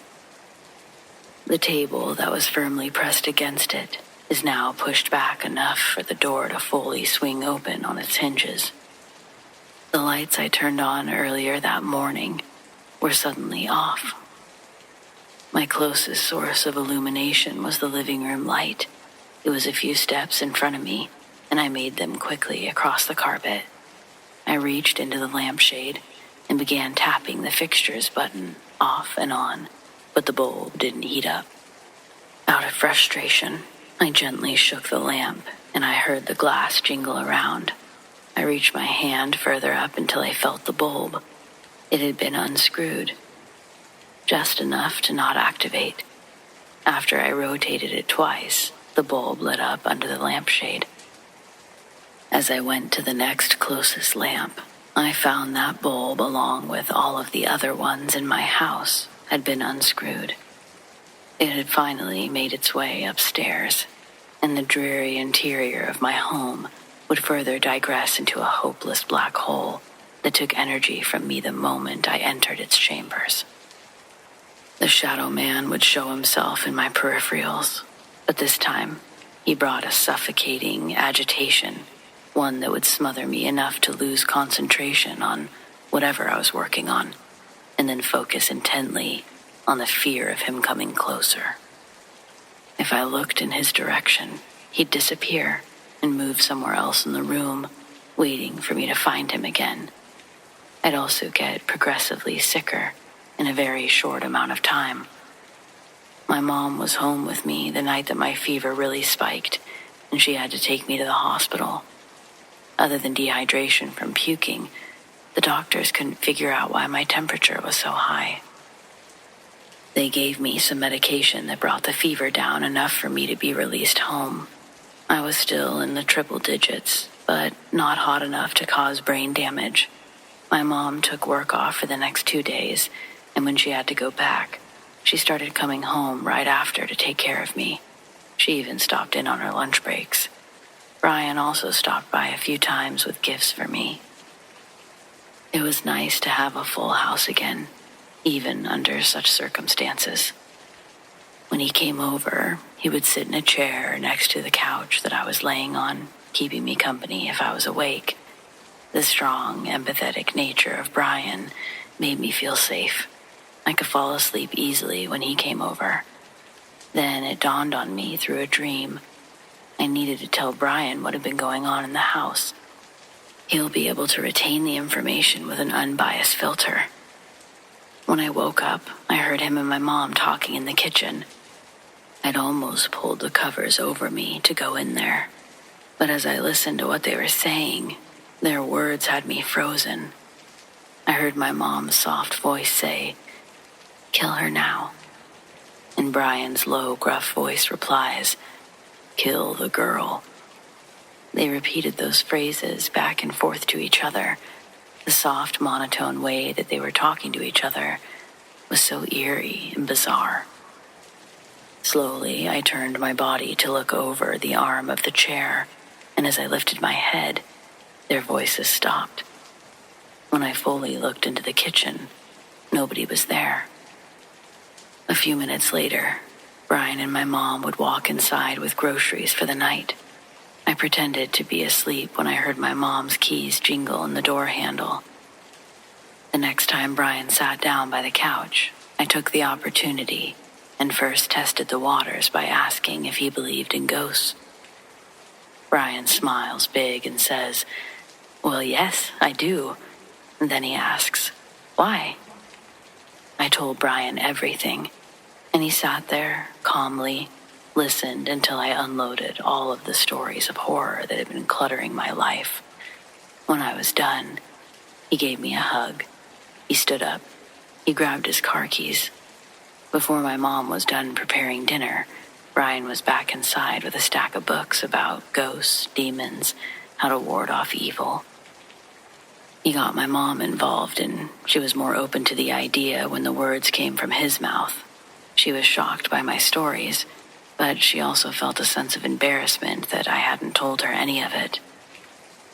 I can't be sure if everything changed after that because Brian came into our lives and the house wasn't so empty anymore, or if it was the books he gave me, the things I was doing that I thought were keeping me safe, the crystals, all of that stuff. I have no idea if any of it really works, but something about believing that it would really helped. I haven't messed with any of that stuff since I was a kid. Once I felt like I'd gotten rid of it, I didn't feel there was any need to dabble in it anymore. Though I'm still super interested in all of it.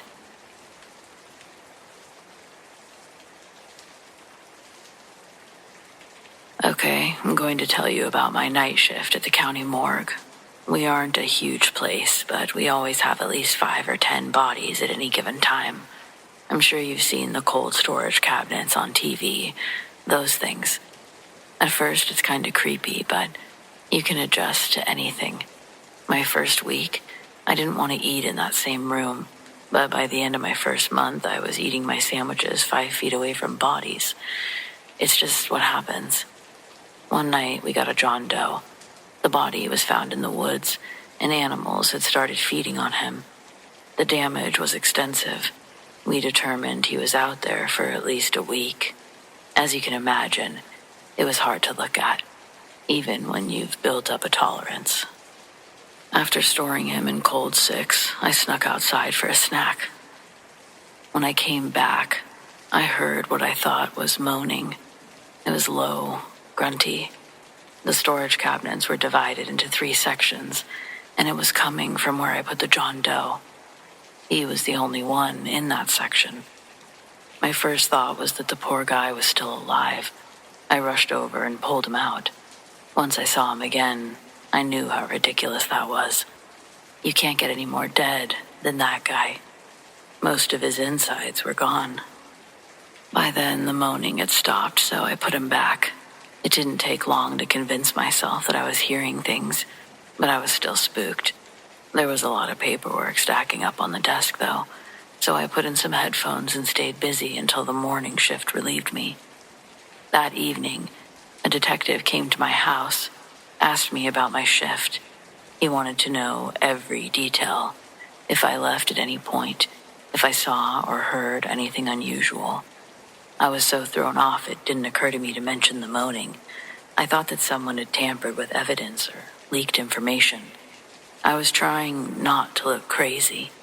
Technically, I wasn't supposed to leave to get food, but everyone does it.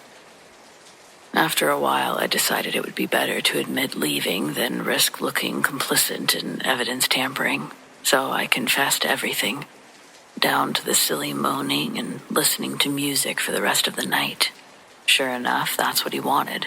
The interrogation was finally over, and then I heard nothing else for almost 8 hours. I spent the rest of the evening before my shift wondering, was I going to get fired when I tried to go in? Then, my boss was waiting for me at the entrance, and I knew I was in trouble. She wanted to talk in the cafeteria, steered me away from the morgue. Now, it might be a little late to mention that this story is not for the faint of heart. When we sat down, my boss asked how well I knew a security guard, who we'll call Edgar. He was a nice guy, I said, early 40s, always said hey, asked how you were doing, but that's all I knew. We never spoken past basic pleasantries, so I told her that. She then went on to say that his body was found in our cold storage that afternoon. It was a crazy couple of days, and even if it was only for a moment, I was a murder suspect. Thankfully, the surveillance and autopsy cleared me pretty quickly. The cameras tracked me to the cafeteria while they showed Edgar entering the morgue. Certain evidence would suggest that he had crawled into our storage lockers for unsavory reasons. The leading assumption is that I came back sooner than he expected. When he heard me open John Doe's cabinet, he got quiet, so I wouldn't catch him. He was directly below John. Now, when I closed John back up, the doors are kind of hard to shut, so you gotta put some weight behind it. I remember feeling the one below his click, too. People left them partially open all the time, just because you don't realize you need that final click. Basically, I locked him in there. The doors can't be opened from inside. I did kill that man. Everyone said it wasn't my fault. I didn't get into trouble or anything, but I did put on those headphones because I've seen too many horror movies. I didn't want to think about a zombie apocalypse. I probably would have heard him struggling, if not for those headphones. He ripped his fingernails off trying to claw his way out, and I was listening to Taylor Swift.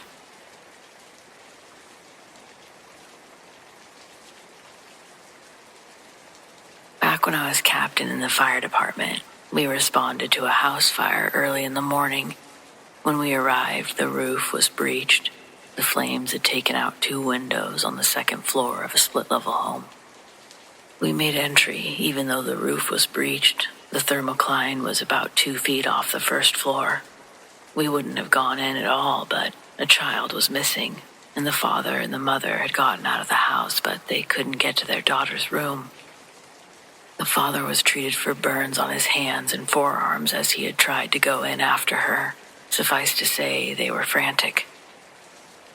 They told us that her room was on the second floor, second door on the right. Simple enough. We made entry, and the stairs faced the door. Rapid bursts from the TFT to the ceiling brought the smoke level up to about 4 feet from the floor. That's when my handline man and I saw something that neither of us could explain. I saw motion to the left, down on the main floor. Someone was walking around downstairs. I pointed to my handline man and he saw it too. We couldn't see a body as the person was in the smoke, but we could see the legs and the feet clearly. It looked to be a man wearing olive green trousers and leather shoes. I wouldn't say that the legs were dancing, but they were certainly moving in a way that got our attention. We redirect back down the stairs and see the legs go into the door on the right side of the small hallway. We both saw the legs go into that room. We get down the hallway and the door is closed. Feeling the door, there weren't flames behind it, and we made entry to discover that we were in the bathroom. The light was on, and curled up in the bathtub was the little girl. There was no one else in the room with her. We broke out the window and got her to a second crew keeping the house next door from catching fire. We looked around the bathroom again and we couldn't find the man that we'd both seen going into the bathroom. There was nowhere for him to hide in there. We withdrew from the house and did exposure control as the house was a complete loss. With the fire already ingressing into the living room, the parents had gone with their daughter to the hospital where she was checked and cleared to go later that morning. The man suffered only first and small second-degree burns on his hands and forearms. The family stopped by the station, wanted to thank us for saving their daughter. They asked us how we knew to check the first-floor bathroom, and I asked them if they knew anything about a man in olive green trousers and leather shoes. The man pulled out his phone. After a minute of thinking, he showed us a picture of two old men standing in a lawn. One of the men was clearly wearing olive green trousers and those leather shoes. The man we had seen on the first floor had passed away in 1976 and was the man's father. The little girl's grandfather had shown us where she was. We were all pretty speechless. It's the only time I've ever seen a ghost during a response.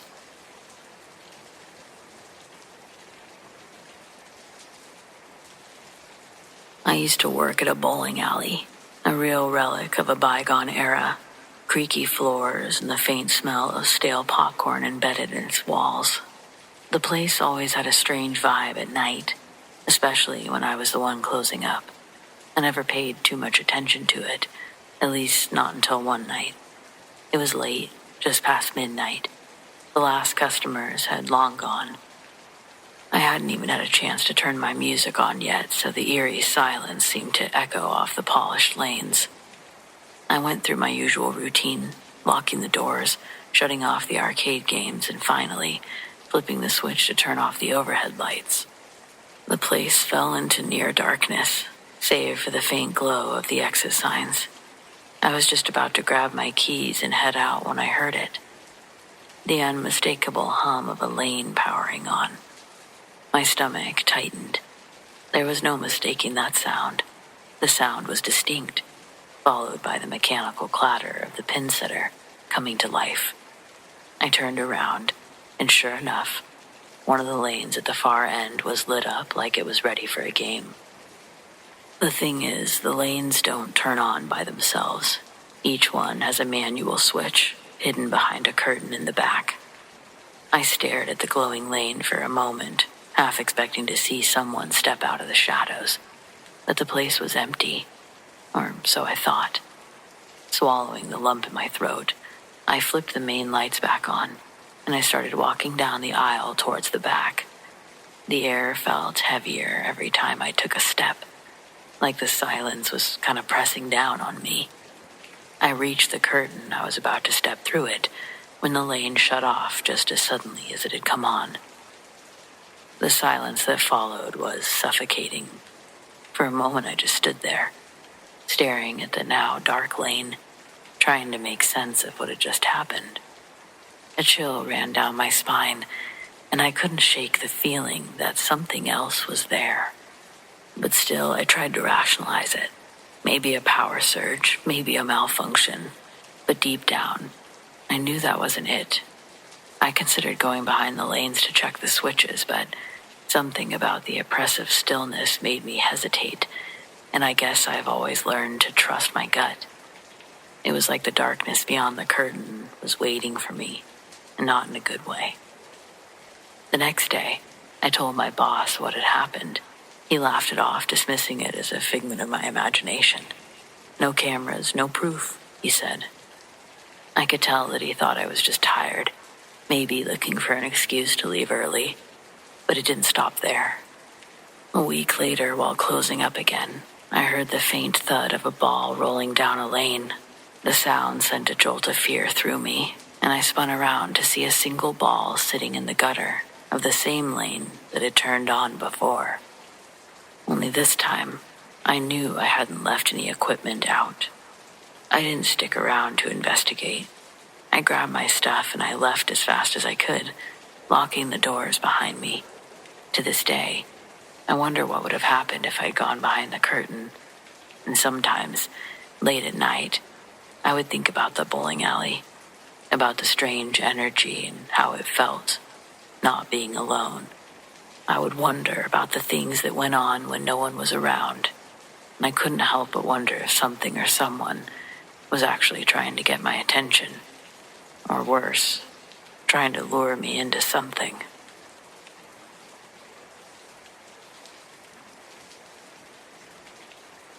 I, along with several other people that I've worked with, have had unexplained experiences. One in particular sticks in my mind. One afternoon, we had an old couple in a nicer neighborhood die. It was a murder-suicide. The husband had terminal cancer, and the wife was bad off with dementia. He laid her down on some plastic in the living room and shot her and then himself. He left a note, but it was kind of rambling and hard to make anything out of it. Several months and a cleanup later, a young couple bought the house at a really cheap price. It had sat on the market for about 9 months, so they came in low and got the house. About 3 weeks later, the wife called in the middle of the night, saying that someone was in the house upstairs. We all show up, clear the house, and find nothing. Both parents and both children all said the same story. They saw a dark figure walk from the hallway into a room. The same thing happened every night for the rest of the week. It got to the point where the entire family wouldn't go upstairs, and the lights stayed on 24/7. Eventually, the family got tired of living in fear, so they went to stay with the family for a bit. They asked that we keep an eye on the house, which in all honesty, we'd already been doing because who wouldn't want to see a ghost, right? They gave us access to their house, permission to enter if necessary. Late one night, I was driving by, hopped out of my car to check on things, when I saw someone walk by the upstairs window, and then the light in that room turned off. I called up my partner, and we made entry into the house. The feeling inside was awful. You knew something wasn't right. The air just felt depressed. Kind of like the feeling you get at a funeral home, but times 10. We searched downstairs and made sure that nobody could come in or out. We weren't real happy about going upstairs, but it was our job, so we did it. Let me tell you, upstairs felt disgusting and oppressive. Imagine how it feels when you're in a swimming pool. You try to run or move quickly through the water, but it's really restrictive, so you can't. That's the best way to describe the feeling. All of a sudden, the same room whose light I saw turn off, turned back on. Creepy. We went into the room and nothing. As a matter of fact, not a single person was in the whole house. This was years before body cameras were a thing, so a lot of us made it a common practice to carry pocket-sized digital recorders in our pockets to protect ourselves and offer as evidence should we need to. On reviewing our recording, we could hear talking that wasn't either my partner or I. Our voices were easily discernible, and the other voice definitely wasn't ours. Nor was it really loud enough or clear enough to make out what it was saying, but it was obvious that it was there.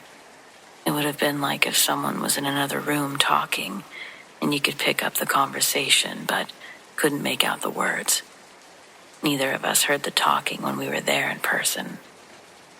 Made your hair stand on end, gave you chills to hear it. To this day, it vividly stands out in my mind, even though that was very early on in my career.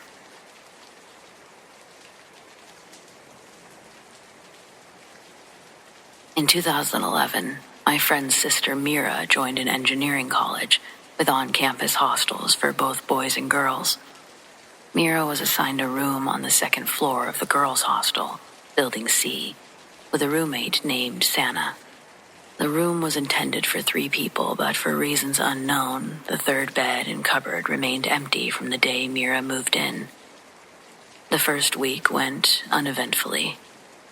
Classes, assignments, and exploring the new city kept them both pretty busy, but things took a strange turn in the second week when Santa started acting oddly. She began staying up all night and sleeping through the day, barely speaking even when awake. As time went on, Her behavior became more unsettling, and Mira rarely saw her during daylight hours. One night, Mira was jolted awake. The lights in the room were on, and there at her desk sat Santa. Her hair hung loosely around her face, and an open book lay upside down in front of her. Something about her posture was deeply unnerving. Mira called Santa's name softly at first. Santa? There was no response. She called again, louder. Santa? Still, no reaction. By the fourth call, almost shouting, Santa finally looked up. What Mira saw made her freeze. Santa's eyes were wide open, bloodshot and unblinking. Her expression blank. She leaned forward and whispered, "Sleep." Terrified, Mira pulled the covers over herself and lay there, heart pounding, all the way till dawn.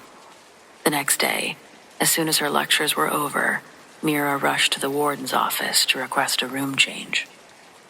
When the warden asked her why, Mira hesitated and then mentioned how unsettling her experiences with Santa had been. She saw the warden's face go pale. "Mira," she said slowly, "no one else was ever assigned to that room with you. From day one, you were meant to be alone."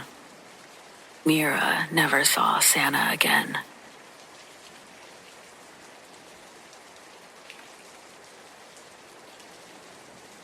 Having a family member in a branch of the armed services takes a mental toll on everyone involved.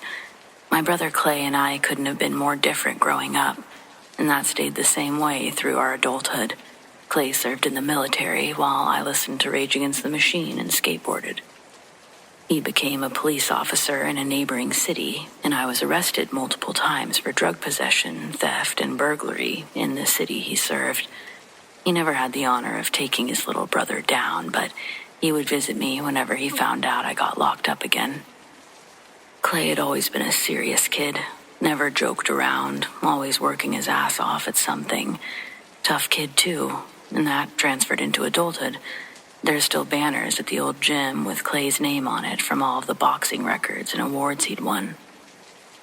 During our visits, both from behind bars and back home, Clay would come over to our mom's house where I was staying. He'd casually talk about seeing car accidents, homicides, and any other death bringers that you could think of, all while sipping on a cup of coffee. Really troubling things, but he'd talk about them like he was discussing the weather. He told me once that his first interaction with people was usually on one of the worst days of their lives, be it a victim or suspect. The police are never involved because of happy scenarios. Sure, he'd try to play ball with the kids after school when he had the chance. Clay actually smiled when he told those small stories. But as the years passed, Clay's personality became more stoic. Slowly, he stopped sharing pieces of his day because he didn't want to burn us out, even though Mom and I never expressed discomfort about the things he told us. I think retelling the horrors of his day made him relive those moments and re-feel those gut-wrenching emotions. He didn't want to be the rain cloud when he entered the house. When I got my own place, Clay stopped by, rarely. Once it was to drop off a generator. The only other memorable time was when he came to decompress after an especially hard and strange night. The night he came over, it was completely unexpected. I think I was just sitting in my underwear, half asleep on the couch, when Clay started banging on the door. Scared the hell out of me, but along with the pounding, I heard his voice calling my name, telling me to open the door. Once I knew who it was, I jumped to my feet and ran to open it. When I did, Clay walked in, looking like he'd seen a ghost, pale as he could possibly be. I've never seen him like that before. He was visibly shaken. Clay walked over and plopped down on my couch. I asked him what was going on. At first, he just kept repeating that he needed someone to talk to, that he needed to see his brother. "Talk about what?" I asked. Then, Clay started crying, like I'd never seen him cry before. He said he'd seen something that really messed with his mind. He didn't think that anyone else would believe him, except me. He told me that earlier in the evening he'd responded to a domestic violence call. Before he even approached the scene, he was driving through all these twists and turns in a hilly neighborhood. It's while heading to the house that he saw a woman standing with her kid at the crosswalk, both of them looking straight down. The kid was in Spider-Man pajamas, no shoes. The mom was also in sleeping attire, thin shirt, shorts, no shoes. They definitely didn't look like they should be out there at that time of night. Clay, thinking this was weird, decided to stop. He rolled down his window and asked if they needed help. Neither of them responded. So he asked again, this time louder. That's when the woman lifted her head. Clay saw her face, just a blank expression. It was like her eyes weren't there. They weren't alive. Looking directly at Clay, she didn't say a word. She lifted her right arm and pointed down the road. Clay thought she was gesturing for him to go away. Since he was on his way to a call, he rolled up his window and continued to the call, which happened to be in the same direction the woman was pointing. Less than a mile further, Clay arrived at the house and was the first officer on the scene. The cul-de-sac was quiet, with adjacent houses all dark. The house he approached was indistinguishable from the others. But unlike the homes and families that cohabitated in this community, the house Clay was approaching was hiding a dark secret. He found it after pushing open the unlocked front door. There, in front of Clay, lay a family of 3. 2 of the members were in multiple crudely hacked pieces, and one was closer to the back door, hanging from the foundation banister in the kitchen, all deceased. On what remained of the smaller victim, a Spider-Man logo could be identified through the blood-soaked fabric.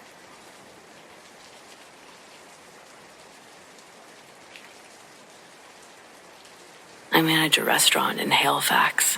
One of my cooks takes the bus to work every day. I don't know how I got myself into this situation, but yesterday during his shift, he came up to me in a panic, asking me to drive him to the hospital. "What's wrong?" I asked. The way he came up to me made me think that he'd cut a finger off. Apparently, his mother had just called to tell him his grandmother was dying. It was the real gather around, it's time. So I grabbed my purse, and we sped to get there. Again, I don't know how I get myself into these situations, but I somehow managed to get into the actual hospital room with the dying woman and the crying family. When I was dropping him off in the parking lot, he invited me in, and I felt weird saying no. When we went in, there's barely any standing room. All of the family was gathered as close as they could around the bed. I tried to stay as far back as I could, but as the last few people trickled in after me, I was trapped. It was uncomfortable, and I had to diligently keep on a sad facial expression so as to not look out of place, all while thinking to myself, well, ain't this a wacky predicament you've gotten yourself into? When the chatter in the room goes to a whisper, I can hear the grandmother's voice speak up in a sweet, elderly tone. Her words were spoken with a delicate southern drawl. She had the perfect grandmother voice to read stories. It warmed my heart the moment she began telling everyone, "All right, come on, y'all hush down." When the room went silent, she took a long, deep breath and then said, and I quote, "Now, I want all of you to know how much each of you made my life hell." And those were her last words. Then she died a few seconds later. Her final resting pose looked winced and pained. It was the saddest thing that I'd ever had to see. Each family member in the room shared a tearful yet embarrassed glance around the hospital room like, did she really just go out like that? Well, I had so many questions on our ride home. My coworker's name is Colin, and how he put it was like this. Grandma Lee had always been a handful. He couldn't recall one time in his childhood that she wasn't complaining about something, anything. from the temperature in the house to the way that he'd crunch his cereal as a kid. As Colin reminisced, the stories continued to flow from his mouth, one story after another about unchecked mental illness and the silly situations Grandma Lee got herself into. Unintentional, life-threatening dangers that she'd put Colin in when she babysat. She took him to the zoo, hung him over the guardrails just to get a closer look at the animals. When she pulled him back, Colin could see how upset the other adults looked, and they were all glaring at them. He didn't know why they were asked to leave that day. To him, at that age, Grandma Lee's unstable behavior was normal. There was a point in our road trip, as Colin pulled stories from his memory bank, I could see that he accidentally remembered one he didn't like. He stumbled over his words and then stopped speaking, like his thoughts had just made contact with his words, and he realized he was about to choke up on a story, one that he'd pushed down years ago. I turned to look at him and I saw tears rolling down his cheeks. I asked, "What's wrong?" Just a minute ago he was laughing. I had no clue what had happened. Colin says, "I just remembered something I hadn't thought about since I was a child." He tells me that there was something that happened once at Grandma Lee's that really scared him when he was young. We're talking 5 or 6. Grandma would have probably been in her early 40s. A windstorm had knocked out the power that day, and they had to maneuver around the house by candlelight. The power hadn't come on by the time he went to bed on the living room couch. When he wakes up again, it's still the middle of the night. He doesn't know what time, but it's still fully dark outside, and the house is even darker, all except for a thin blue light that stretched out from under Grandma's bedroom door. With the rest of the house drenched in black, this beautiful glow was the only light source in the house. The light had an almost hypnotizing presence, and without knowing it, Colin got off of his couch bed and wandered over to the bedroom door where the light was coming from. The hinges on his grandma's door were squeaky, so in order to stay quiet, he slowly pushed the door open. Every inch it moved revealed more of the bedroom and let more blue light into the hallway. It was bright enough to hurt his eyes, but the source still eluded him. The light was almost blinding, and Colin had to squint his eyes. Through the shining light, he saw the figure of his grandmother. It looked like she was sitting up in bed, like she was watching TV, but the light was coming from behind and above her, almost silhouetting the front of her that Colin could see. Then, he experienced a heart-dropping realization when he noticed that there were more people in that room, more than just his grandma. There were 4 other figures that were also in the room. They'd pressed themselves into the corners of the bedroom, hoping not to be seen by Colin's squinting scan of the room. But when he saw the first one in the corner nearest the bed, the other 3 stepped out from their hiding spots as well. They were tall. Their heads almost touched the ceiling, and they were all wearing black hooded cloaks, ones that didn't reflect the blue light. One of the entities had their hoods off, and Colin was briefly able to see that its features were not human. It terrified him beyond belief, too afraid to move, too scared to scream. It was also possible that the entities were doing something to control his body, because he remembers desperately trying to move and make any sort of noise, but it was impossible. One of the cloaked figures turned their attention back to Grandma Lee. A white beam of light extended from the sleeve of its cloak, brighter than the indigo blue. She looked asleep, sitting up in bed, and when the white light was focused directly on her, it made her skin look translucent. Colin could see organs and the blood circulating through her veins. When another of the cloaked beings turns its attention toward the bed, Colin can feel whatever was constricting his muscles let go. As soon as the pressure lifted, he ran and locked himself in the bathroom across the hall. He crawled into the bathtub as far away from the door as he could get, but it didn't matter. They knew where he was, and within a few seconds, one of the cloaked figures came for him. As Colin pressed his back against the shower wall, The figure passed right through the wall. It silently floated in from the hallway, like a ghost. But Colin knew these entities weren't spirits, and when it entered the bathroom, his stomach felt like it was going down the peak of a roller coaster. He was strangled by terror. He squeezed his eyes closed and again felt the pressure on his body, freezing his movements. Then he heard the sound of the fan in the bathroom. It grew quiet, and then it was gone. The pressure didn't allow him to open his eyes, but as he was listening to the fan disappear, he also felt the bottoms of his feet leave the cold plastic bathtub mat. For a moment, it felt like he was levitating. He kicked his feet to find nothing beneath. The sensation didn't last long, and the next thing Colin felt was a large, soft bump on his back, like a cloud pushed him, but it didn't make him fall forward. His body naturally pushed back into the object.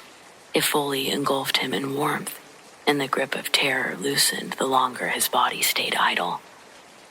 Eventually, his eyes were able to open again, and Colin registers that he's back in his bed. The sun is up, and Grandma Lee's already awake, making breakfast. Colin frantically tried to tell her about the night before, but she laughs at his claims, telling him he must have had a bad dream. I asked him if he thought it was a dream. Colin says that that's what he tried to convince himself it was, but when he woke up that morning, there was a small triangular lump on his wrist. It felt like there was something hard under his skin. When he asked his grandma to check it out, she rubbed it, said it felt like scar tissue. It made Colin feel better believing that too. Then it seems his little child brain repressed it good and deep. While in the car, Colin rolled up his sleeve on his right arm to show me that, in fact, there is still a visible lump in the shape of a triangle on his right wrist. It's not big, probably 2 grains of rice long, but it is in the shape of a perfect triangle.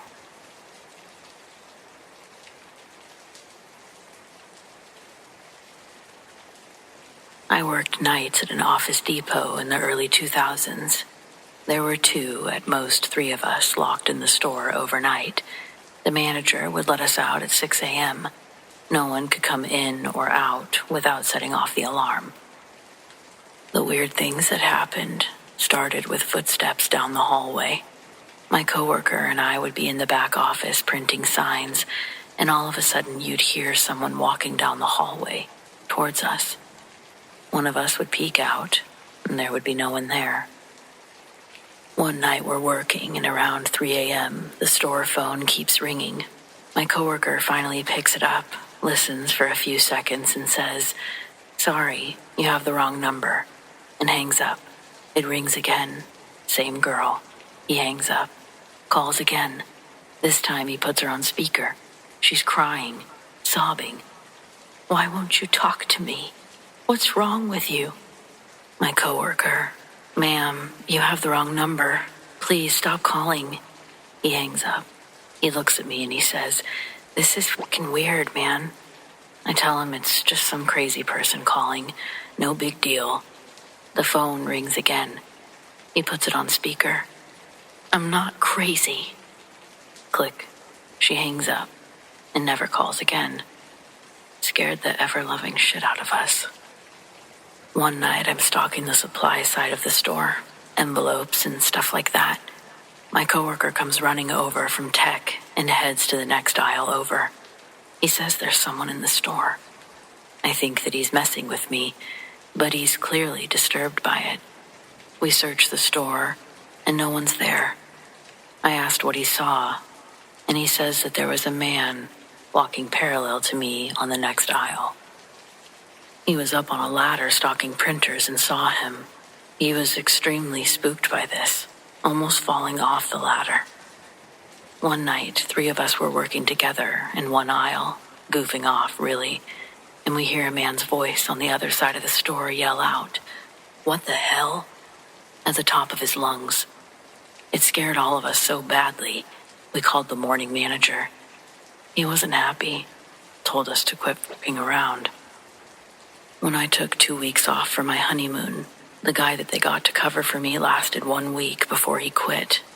I ran into him a few weeks after I got back, asked him what happened. He said he couldn't do it. He kept seeing people standing there, out of the corner of his eye, but when he looked, no one was there.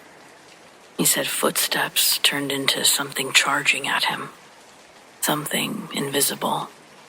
The night crew stopped when I left. My coworker quit and they hired a woman to replace him. Her second night, she came up to me and said the back of her neck was on fire. I looked, and she had these fresh, deep red scratches running from her neck to the middle of her back. They weren't bleeding, but they were obvious, and they looked painful. It scared the hell out of her, and me, to be quite honest. That was the last straw for me. I quit a few days later.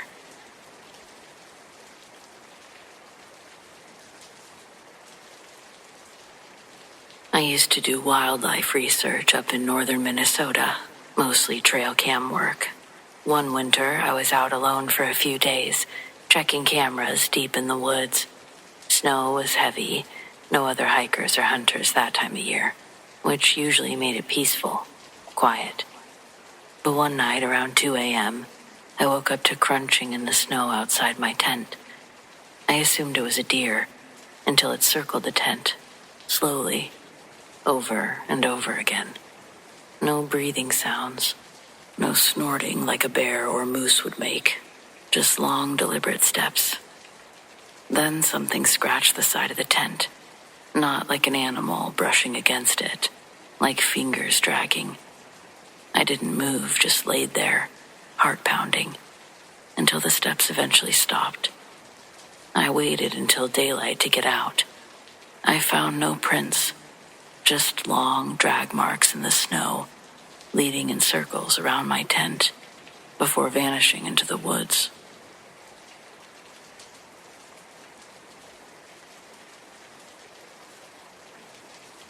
When I was little, I saw spirits often, and I communicated with them too, and it used to terrify my parents when my imaginary friend, Galen, would tell me things that no 3-year-old should have known. I realized when I was probably 5 or 6 that I could see things other people couldn't, and it didn't bother me until one night in particular. And it was after that night that I somehow closed off the part of me that was open to seeing things. When I got a little bit older, I let my guard down a bit and started seeing again, but infrequently. Now I'll tell you what happened. I woke up during the night because I heard what I can only describe as a whispered, evil laugh. I was about 11 years old, and it was the only time I've ever experienced sleep paralysis. At first, I thought someone in my family was playing a joke on me and had snuck into my room. I tried to speak, but I couldn't. I couldn't move, and I felt suddenly claustrophobic. I was trapped in my body. I could see out of the corner of my eye a figure coming towards my bed. It was made of darkness, and I don't know what else to say to describe it, because still, 20 years later, I'm utterly terrified by what I saw. If I wrote it down, I'd have a sleepless night and nightmares. What I will say, though, is that the thing was not from this planet, and it never was. It came from hell itself, I can only assume. And don't ask me how I know that. I just do. Eventually, I think I passed out from fear, and when I woke up the next morning, I didn't tell a soul. When something bothers me like that, I have the tendency to stop speaking for a few days. I know I went mute for about a week. Whatever that thing was, and why it sought me out, I'll never know. But I felt, and I feel, scarred, tainted by the memory of that night. Imagine someone touched your very soul and left an ugly black mark on it. That's how deeply affected by that experience I am. And that's the first time I've ever told anyone about it.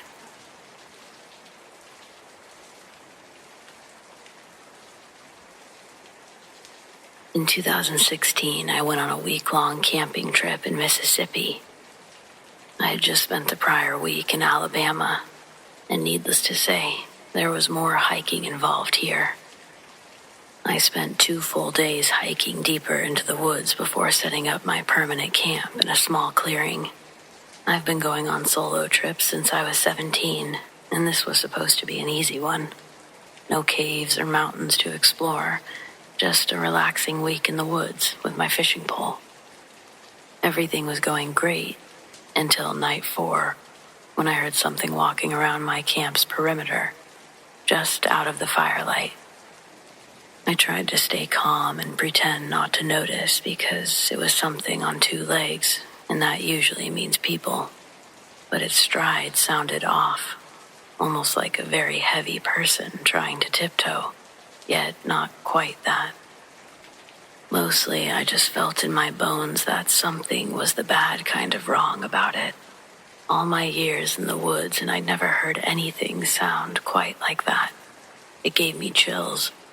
Besides, if there was another person this far out in the middle of nowhere, and they were sneaking around my camp, they weren't friendly. I was worried what it might do if it knew I had noticed, so I stood up slowly and went into my tent like I was going to sleep. Normally, I would put out the fire, but that night I let it burn. Once inside, the footsteps stopped. I sat quietly, listening, for 15 minutes without hearing another sound. It had either left much more silently than it came, or it was just standing out there, watching, or who knows what. I had a small handgun, but I didn't want to fire it unless I could see what I was shooting at, so I continued waiting. After almost an hour of silence, I began dozing off, only to be woken by a gargled cry for help. It sounded so wrong that I thought someone was trying to disguise their voice. It didn't come any closer to camp either, so if I wanted to help anyone, it would require walking away from the little safety the fire provided. That wasn't happening. The voice went silent long enough for me to doze off again, but started back around 3. And then once more just before dawn. When the sun rose, I did a quick search of the immediate area and found a trail of just 2, not 4, hoof prints circling my camp. At the time, I couldn't imagine how that could be possible, but that's what I found. I didn't really care about the explanation, though. I just wanted to go home. I packed up camp as fast as I could and started the long trek back to my car, hoping whatever had checked me out would stick to its territory. I stopped periodically to see if anything was following me, but I didn't see or hear a thing all day. When I stopped for the night, I was confident there wouldn't be any more trouble, but still made a fire and set up the tent anyway. Shortly after 10, the same strange-sounding footsteps approached my camp, but stopped short of entering the light. This time, it skipped circling the perimeter and went straight to calling for help. It sounded like someone with a deep, gruff voice, trying to use a high-pitched tone. It said, "Please help me." But the words themselves were off too, like they were being said by someone with a thick, heavy accent. Again, I ignored it, and I went into my tent. I'd never been so terrified in all my life. I imagined shooting into the woods and hitting some teenagers who were trying to be funny. Then I imagined doing nothing and having some monstrous beast rip me apart in my sleep. The whole night was a repeat of the night before. In the morning, I packed faster than ever. I'd lost time checking my back trail the previous day, but if I really pushed myself, I could still make it back to my truck before nightfall. I didn't stop for food or anything. By 4, my leg muscles were in knots, but I wasn't spending another night in that forest. I was only 30 minutes from my truck when it got dark, so I just couldn't bring myself to stop. 10 minutes later, I heard the same footsteps again, and they were moving faster this time. In a full panic, I began running and didn't stop until I got to the parking lot. That thing followed me all the way. I was so afraid that I dropped half my gear getting into the truck and left it behind. When the headlights came on, I caught a glimpse of what had been chasing me. It was partially concealed behind the trees, but I saw a giant deer standing on its hind legs, staring right at me. As I began to reverse, it went down on all fours and darted back into the forest. I haven't actually been camping since that experience, not even in places I'm familiar with. I don't know what that thing was, but I know it was pure evil.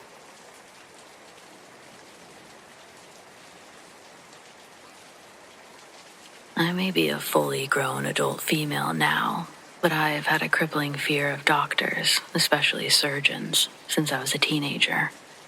I got this fear because my best friend died when we were 14, and my family doesn't believe in therapy, just smiling. Dee was born with a lot of health issues, so she was always sickly growing up, but things got really bad in 8th grade. I was staying the night with her when things got so bad that she had to go to the hospital at 2 a.m. The doctors took a lot of blood and ran various tests, only to determine that she had appendicitis. They took her into surgery, promising the procedure was completely routine, should only take about an hour. Her mother Penny and I sat in the waiting room and played cards to pass the time, but an hour came and went without any updates. Only after Penny begged the nurse to check on Dee did one of the doctors come to speak to her. The procedure was a success, but Dee's condition didn't improve. Now her kidneys were failing, and the doctor rushed her back into surgery without answering any more questions. Within the next 20 minutes, Dee's entire family was there helping her raise hell. Her aunt was a nurse and said the whole situation reeked of a screw-up. 2 hours later, we got the news. Dee was gone. That was one of the darkest nights of my life. I had just been holding her hand before the surgery, joking about how much we would play up the whole experience into something melodramatic once we got back to school. Her parents hired a lawyer, and we learned that there was never a problem with Dee's appendix at all. When they opened her up, it was completely fine, but they took it out anyway.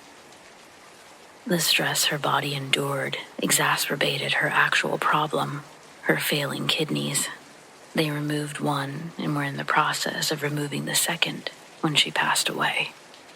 Fast forward a year. I'm in 9th grade, and my arch nemesis is a girl named Hillary. She was the cliché, bitchy, popular type, and her mom happened to be a nurse at the hospital where Dee had passed away. Well, Hillary started telling everyone that Dee's ghost was haunting the operating floor. Her mom saw her. I was pissed. I was a full-blown hardcore skeptic, and no words were going to convince me that Hillary wasn't just using Dee to garner attention. I walked right into the circle of girls, pushed Hillary into a locker, and promised to knock her teeth out if she ever said Dee's name again. She swore she was telling the truth. So I hit her, and then 4 other girls jumped on my back and beat the shit out of me. They tried to suspend me for breaking Hillary's nose. I missed her front teeth, but I was covered in bruises, and my lip was swollen from the other 4 girls, so my parents demanded they also be suspended. Obviously, the school didn't want to suspend their cheerleaders, so none of us were suspended. Instead, we got a stern talking to. Over the years, random stories would spread of people seeing Dee's ghost, and I always blamed Hillary for starting the rumor in the first place. We gave each other hell all the way through graduation, and I celebrated the last time I'd have to see her. Now, fast forward again, 2 years ago. I went home for Christmas and got T-boned by a Charger running a red light. The ride to the hospital was a blur, but I needed emergency surgery. Afterwards, I was taken to a recovery room where I slowly began regaining consciousness. Before I opened my eyes, I became aware of someone sitting on the bed, holding my hand. Thinking it was my mother, I opened my eyes to see Dee smiling at me. All I could do was stare in shocked silence until she disappeared. A nurse came in a moment later and shook me back to reality. She was also my best friend during our junior and senior year of high school and wanted to be there when I woke up. I probably wouldn't have said anything if it had been a stranger, but as soon as I realized my nurse was Lizzie, it just spilled out of me. The way she looked at me made me think that I'd been having some sort of hallucination from all the drugs. But then she said that she had seen Dee too. Most of the nurses had. When she learned I was on the floor, she asked the staff not to mention Dee because of my history with Hillary. She didn't want anyone to upset me by mistake. Apparently, Dee often checks in on patients coming in and out of surgery, and sometimes while they're still in surgery. But they've never heard of her sitting on anyone's bed or holding their hand. All that time, it was true, but I just couldn't believe it. Every time I've gone home since, I stop and have lunch with Lizzie, and I like to think that Dee comes too.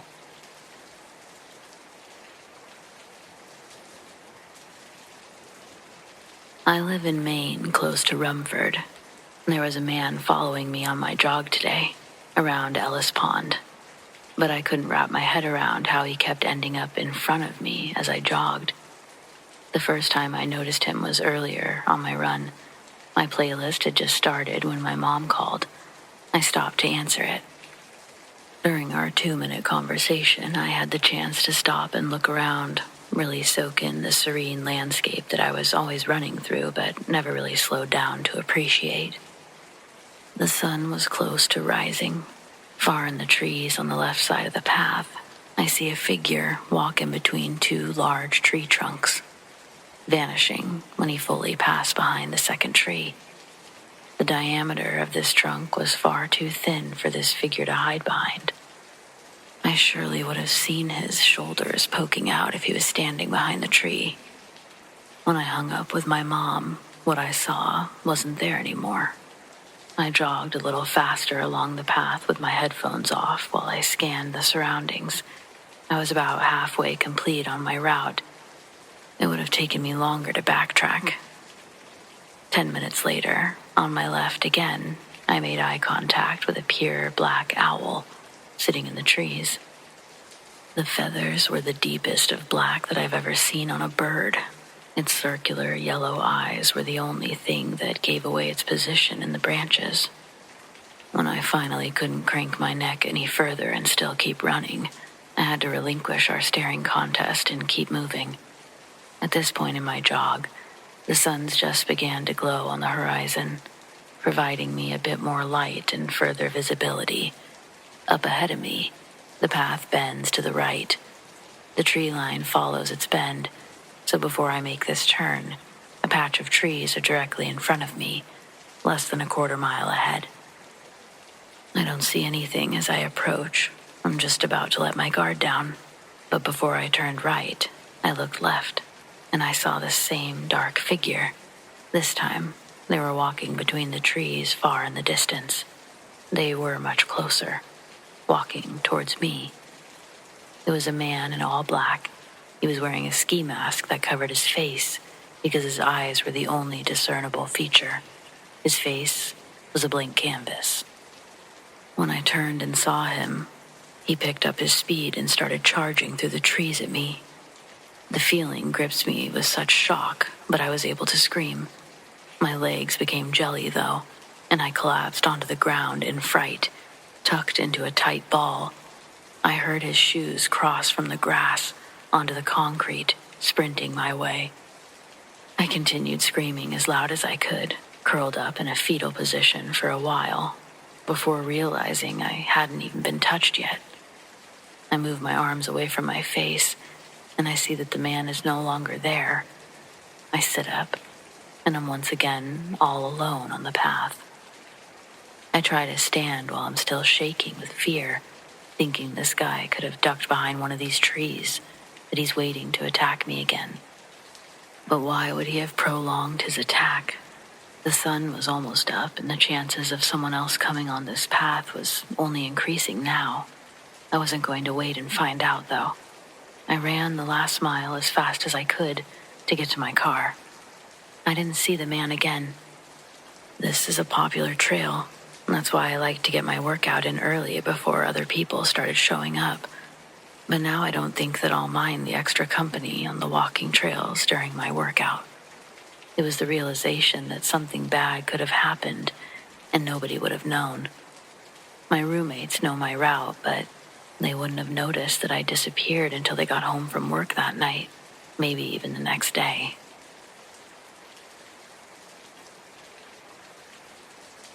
The first classroom I taught in was haunted, or whatever you'd call it, by something more than just a ghost. It was evil, and it only went after the children. I used to teach preschool, and had been in the Reading School District since 2001.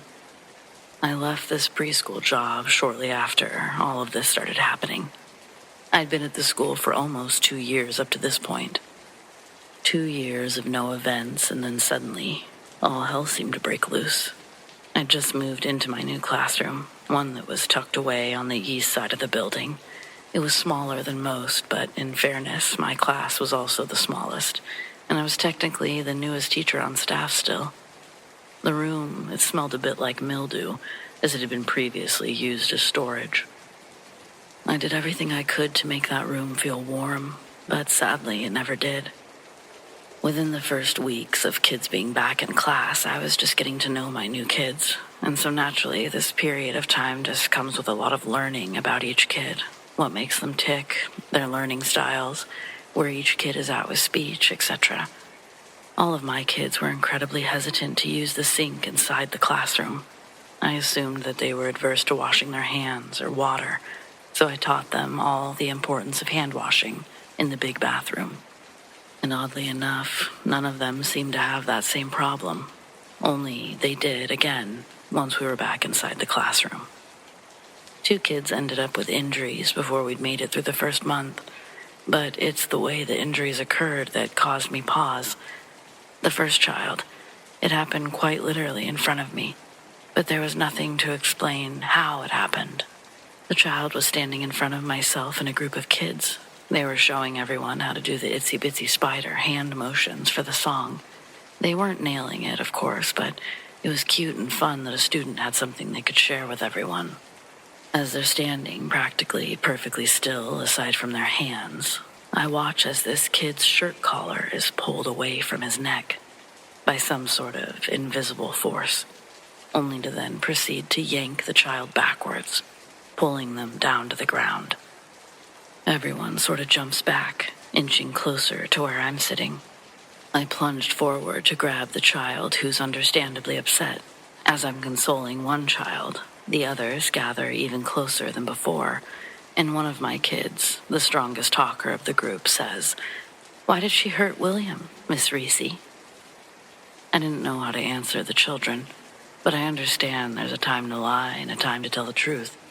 So I said sometimes when the floor is wet, we can slip if we're not careful. All of the kids looked at me with a disappointing or disapproving look on their face, but I stood my ground and switched the subject to snack time. The second injury was just a couple of days after the first, but this one I didn't actually see, not fully. In our class, we have these cubbies that line the south wall of the classroom. They aren't very tall. I can reach on top of them very easily, but for preschoolers, they might as well be on top of the fridge. They aren't getting up there. As I'm helping one child with their coat, a little girl near the cubbies can suddenly be heard crying. I swiveled around, and there was blood streaming down her face, and it wasn't just her crying. There were several kids near her as well. There were a few other kids following me to the scene, and they were saying things like, "It flew," or "Why did she do that to her?" etc. Questions and comments that I didn't really understand, but I did search around for what could have hit the girl in the mouth. It was a wooden block. They're relatively heavy, definitely not meant to be thrown, but they were also clear on the other side of the room. The good talker of the class asks me something that at first meant nothing, but soon it changed everything. Maybe we play with the board, Miss Reese. Maybe if we play, she'll leave us alone, Miss Reese. I didn't clarify. I just said something like, we can't play a game right now, buddy, maybe tomorrow? But when I turned to face the kid, he's pointing at the ceiling above the sink. Still, I didn't react because I still didn't really understand what games would be up in the ceiling. I said as much, got the kids to their parents, and then I went back to my classroom to close up. Standing in my classroom that time, I couldn't take my eyes off the area near the sink, specifically the ceiling. It had bothered kids or grabbed their attention one way or another since class had started. I don't know about your classrooms, but mine consists of ceiling tiles that are easily removable and lightweight. Just push and they pop up. I knew I couldn't leave that classroom until I checked above the sink, so I found a small ladder and opened up one of the ceiling tiles.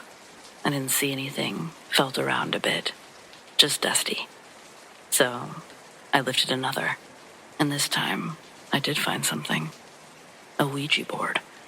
By the looks of it, an old one. I put it down almost as quickly as I picked it up.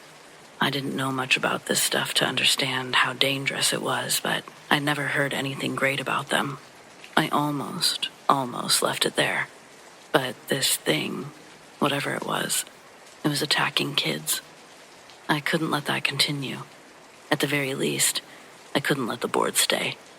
So I threw it away in the school's large dumpster. Several months would go by. No more strange events or injuries. Instead, I found the board again, tucked in the ceiling near the sink.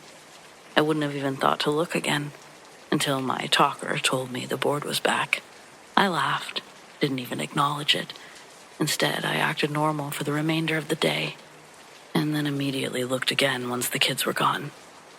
I once again took the board to the dumpsters, only this time I decided to cut it up. The thing was practically falling apart on its own, so a couple tears and it was dust. I told my janitor what I'd done, asked that he keep an eye on the classroom for a strange activity. He shrugged and went on his way, but for some reason, I couldn't bring myself to go back to that classroom.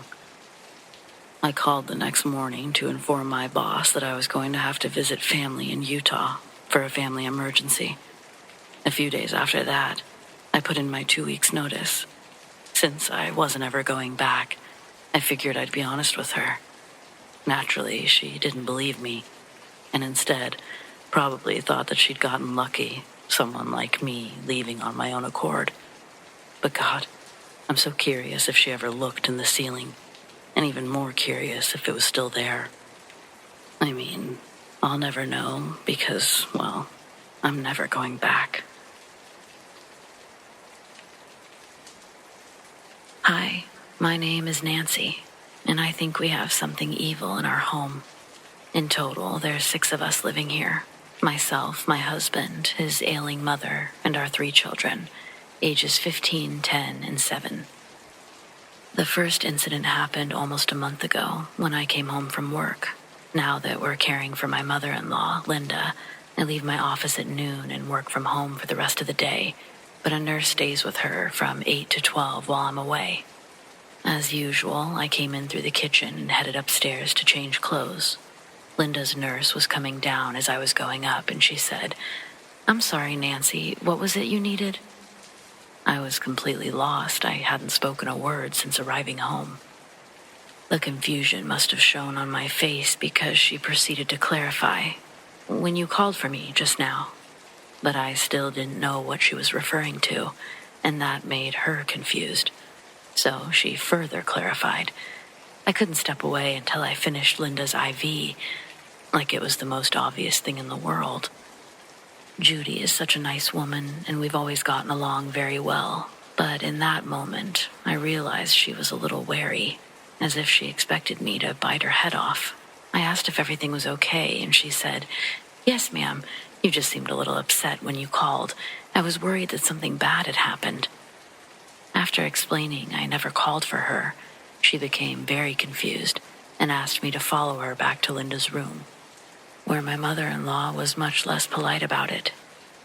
She said I should be ashamed of myself for taking that tone with Judy.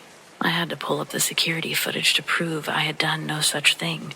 When I showed them the recording, they both paled and fell silent.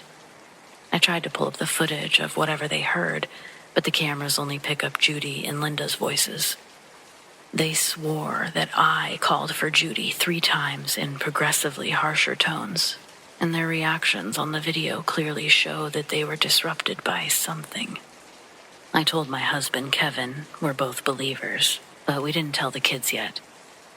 We've never experienced a ghost that could imitate voices, which made us worry that it might be a demon or something malicious, and we didn't want to frighten them. In hindsight, that was a mistake, but this wasn't a topic they covered in our parenting books. That weekend was one of the rare occasions that all 3 kids were staying with friends. Saturday evening, I was cooking dinner while Kevin watched TV. Once finished, I fixed 3 plates and called for Kevin to take one to his mother while I poured the wine. But when he came into the kitchen, he was white as a ghost. He asked how I got back into the kitchen, and I explained that I never left. Then he turned even whiter and said that he had just watched me come downstairs and go into the bathroom. He had asked if dinner was ready, but I ignored him without so much as a glance in his direction. We immediately knew that it was that thing again, only now we were even more frightened. A voice was one thing, but this was a full apparition. Kevin ran to the bathroom. The door was still shut and the light was on inside, but when he pulled the door open, it was empty. Skip to the following Wednesday, and that night, we woke to our youngest crying for her father. This was strange unto itself because she hasn't done that for a couple of years now, and even when she did, it was always me that she called for.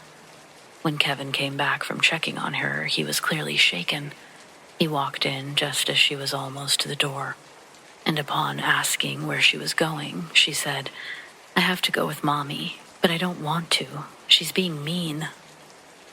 Then our daughter further explained that she had woken up to me standing in her doorway, but my smile was too wide, and it scared her. She asked what I was doing, and I told her to come with me. But when she didn't want to get out of bed, my scary smile became a terrifying scowl. That's when she called for Kevin. What would have happened if she'd gone with this thing? What is it? We told all of the kids everything that had happened the next morning. My oldest thinks that we've lost our minds, but that's fine with us. I trust him to recognize a dangerous situation if he experiences it. The other 2, not so much. We made sure that they knew not to go near me if I seemed off in any way. It breaks my heart to see them so frightened, but what else could we do? This next incident happened yesterday, and it's what prompted me to make this post. Linda and I were home alone, just after her nurse had left, and I was making our lunch. On my way upstairs, she began frantically screaming my name, and I ran the rest of the way. When I made it to her room, she was pointing at the bathroom door with a shaking hand. Her medication makes her very sleepy, and she had started to doze off, but then she felt someone sit on the bed and thought I had returned with lunch. She opened her eyes to see me at the foot of her bed, but this time, my eyes were wrong. They were too big, and the irises were too small. She told the apparition to get out, but it only smiled at her, and Linda saw its teeth were also wrong, long and pointed. That's when she heard me on the stairs and began shouting my name. The apparition then stood up, still smiling, and calmly entered the connected bathroom. My heart was hammering as I approached the door, but no one was inside. I really don't know what to do. We don't feel safe in our own home. If this was a normal haunting, we would already be looking for a new house, but I feel like that wouldn't help in this case. We tried burning sage the next time the kids were out, but it didn't make a bit of a difference. We're officially willing to try anything. Please help.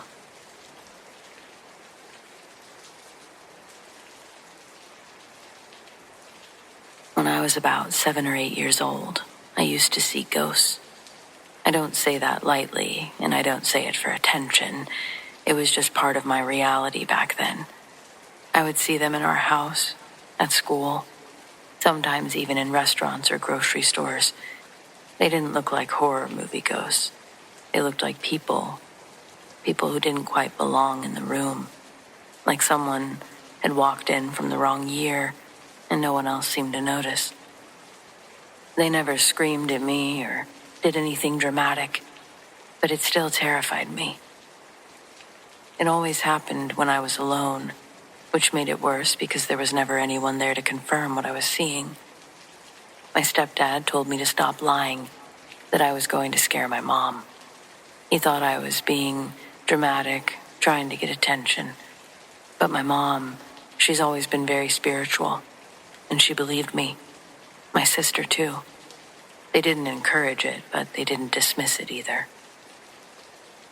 Eventually, I started telling them out loud that I didn't want to see them anymore. I was a child, so it wasn't some formal ritual. I would just stand in my room and say, "Please go away. I don't want this." Over time, they did fade. By the time I was in my early teens, I couldn't see them anymore. But there's one that I've never been able to shake. The baby. It happened in my mom's bedroom. She had a walk-in closet that always felt slightly darker than the rest of the house, even during the day. I don't know if that's ominous, but it was just dim in a way that made you squint when you first looked inside. I was standing in her doorway one afternoon, probably looking for her, when I glanced into the closet. And there he was. A baby, in the middle of the floor in one of those old-fashioned carriers. The kind that looks more like a shallow basket than anything modern. The fabric was muted and old-looking, like something from a sepia photograph. He was dressed the same way, in what I can only describe as old-timey baby clothes, with loose fabric and tiny buttons. He had dark hair, thick enough to notice, very pale skin.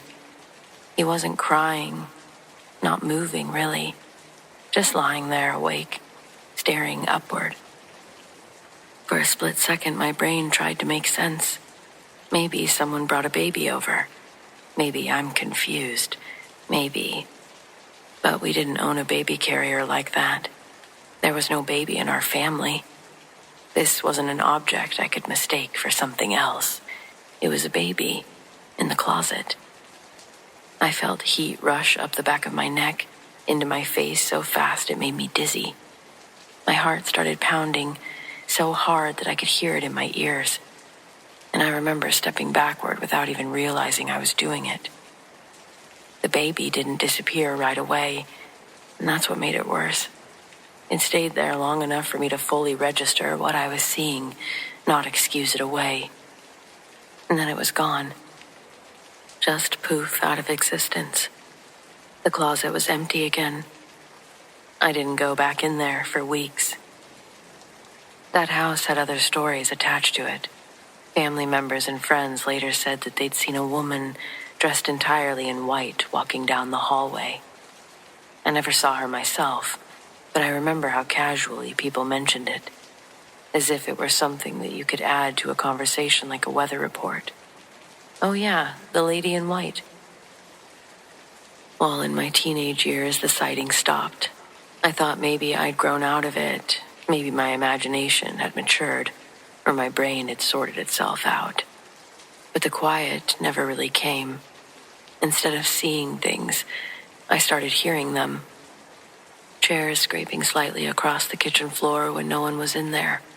Doors closing with that firm, deliberate click that tells you someone pushed them. Footsteps in the hallway at night that stopped the moment you held your breath to listen. It wasn't constant, just enough to keep you on edge. The last moment that made me realize it wasn't just childhood imagination happened years later. My little nephew was sitting on my bed with me one afternoon while we watched TV. He couldn't have been older than 4 at the time. Out of nowhere, He stopped talking mid-sentence and stared at the corner of my room. Then he said very casually, "Who's that?" I felt my stomach drop in a way that was far too familiar. "Who's who?" I asked, already knowing I didn't want the answer. He pointed toward the same side of the room where I used to see things as a kid. "That man." I didn't look. I scooped him up so fast I nearly tripped over the rug. I left the room without turning off the TV. I haven't seen anything in years now, or heard anything. Life is normal. But sometimes I think about the baby in the closet. How solid he looked. How detailed. Specific. It was like he'd been placed there. And honestly, he sort of looked at me like I was the ghost. But he did seem to belong to that space in a way that I didn't quite understand, and I still don't.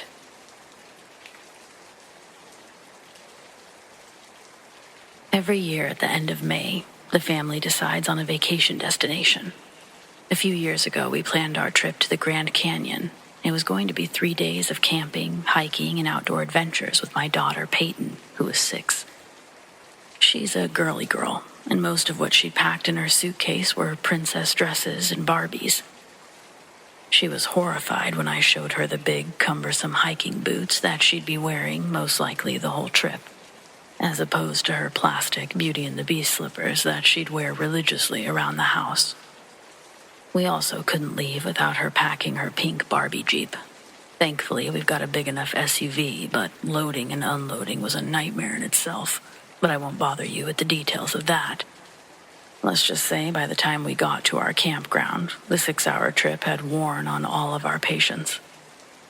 As me and Casey set up the tents, Peyton was exploring off the beaten path in her Jeep. Our campground was mostly flat and rocky, with trees scattered about every couple of feet. The terrain felt like a desert, and the few trees scattered about didn't bring any needed shade. Later in the afternoon, we're getting the fire started, and Peyton runs up to us with a huge smile on her face. In a burst of giddy excitement, she tells us that she's seen a beautiful blue fairy dancing by the trees. Her nose scrunches up, and she says she's going to try to catch it. Casey and I share a laugh at our dusty princess and her fun imagination. Peyton's grown up in the city. Our confined location means that we have to get creative with our resources to have a good time. Out camping, she was free to run wild. I got out her butterfly net from our gear bag, and I told her not to go too far. With determination in her heart, she grabs the net, hops back into her Jeep, and speeds off, kicking up rocks and dirt with her plastic tires. Honestly, it was a real cinematic moment. With the terrain being so level, she could get a couple 100 yards away with her still being within eyesight. Around that range, she stops her Jeep and begins searching for the elusive fairy she'd just seen. Net in hand, we watch her begin to stalk around the trees. We think she's going to be occupied with that hunt for a while. So Casey and I throw a few more logs on the fire and prepare some dinner. We bought a little grated cooking top that we could put directly over the fire and started cooking up some burger patties. We're sitting in our lawn chairs. I'm having a beer, and the food is about to be done on the fire. And Casey's keeping us cool by spritzing the air with an iced water spray bottle. In the distance, she sees the Barbie Jeep making its way towards us. She tells me Peyton's coming back. Then Casey says, it looks like she caught something too. I look and I see Peyton. She has the pedal to the metal, with the butterfly net held above her head in a victorious pose. I'm running the grill, so Casey's the one who meets Peyton first when she arrives. I listen in on her story. She says, "I saved the fairy from a giant spider. The fairy was flying away from me and tried hiding in a hole, but the big spider was in there. They both popped out of the hole. It looked like the spider was winning, so I kicked it to save the fairy. Then I got her with the net." Oh, my fearless little girl. The story is enough to make me leave the burgers and walk over to her and Casey and see the fairy that she saved. Even before digging into the net, I could see something hopping around. The sound of its fluttering wings reminded me of a moth, but louder. Peyton says, "Look, Daddy," and opens the white mesh netting. It was unwise of me to then enthusiastically lean my head over the open net, because in retrospect, I knew a fairy wasn't going to be in that net. I don't know why I did it. As my grinning face eclipsed the hole of the butterfly net, it blocked the escape of the flying creature. Like seeing a rock hit your windshield, it moved too fast for my eyes to process, and it hit me in the face before I could move out of its way.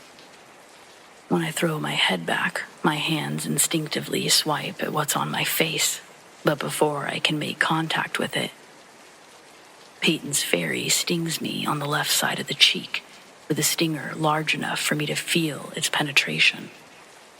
Then, within a blink, the worst searing pain I've ever felt in my entire life filled my face.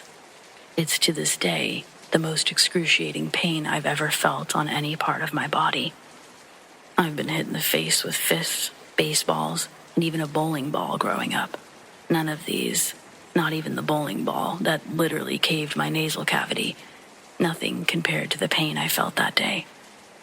It was mind-numbing. All I could do was fall backwards and scream. It felt like someone heated a railroad spike until it was red hot, then started hammering it into my cheek. I can feel the venom working its way through my bloodstream. It radiates down my spine, and I can feel each of my muscles begin to constrict. My ears were ringing. I'd screamed the air out of my lungs, and in between me taking another breath, I could hear Peyton and Casey also screaming their lungs out and running around me. I can't move my neck. It's as if I'm paralyzed down to my shoulders.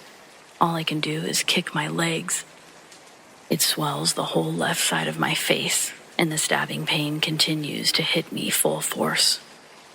Minutes feel like hours, but as the torment slowly begins to recede, the ringing in my ears subsides, and I can hear Casey on the phone with emergency services. They're getting ready to send a helicopter out to airlift me to the hospital. But I waved at her not to do that. My left eye was swollen shut, and the pain was still throbbing, but I knew I wasn't dying.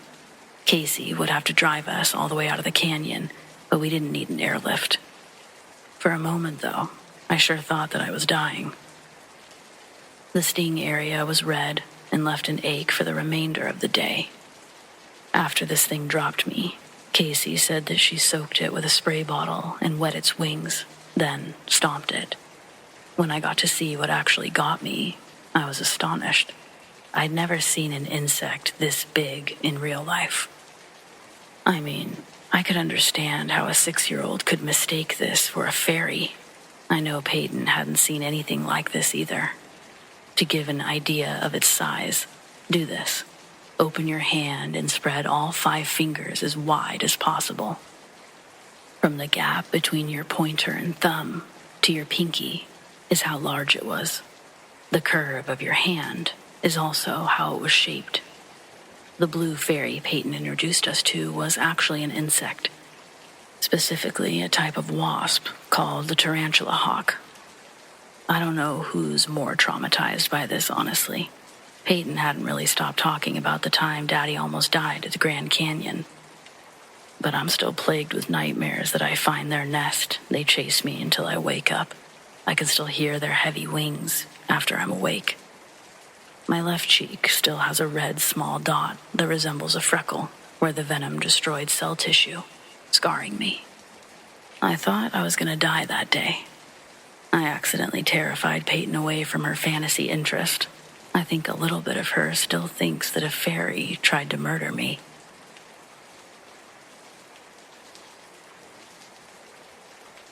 A few summers ago, 3 friends and I went hiking in the Selway Bitterroot Wilderness in Idaho. It's rough country, no cell service or marked trails in a lot of areas, and more wildlife than people for sure. On our second day, we came to a massive section of deadfall. Storms or old age had taken down dozens of pines, and they'd fallen in a tangled mess, crisscrossing each other 6 or 7 feet high in places.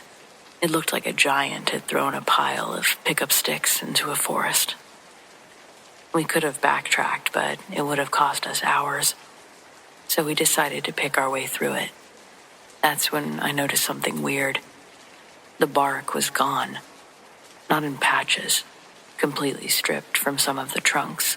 Smooth, pale wood, almost polished, like it had been peeled away. And on several of the bigger logs, there were deep claw marks. Long, parallel gouges, as if something with massive hands and claws had raked through the wood. The highest ones were at least 12 feet off the ground. We joked at first, bear, Bigfoot, maybe some Park Service guys using climbing spikes, but none of us had ever seen anything like it. Then about 10 minutes into the deadfall, we heard movement. It wasn't coming from above like a squirrel or bird. It was underneath. Heavy, deliberate, moving through the tangle in perfect time with us.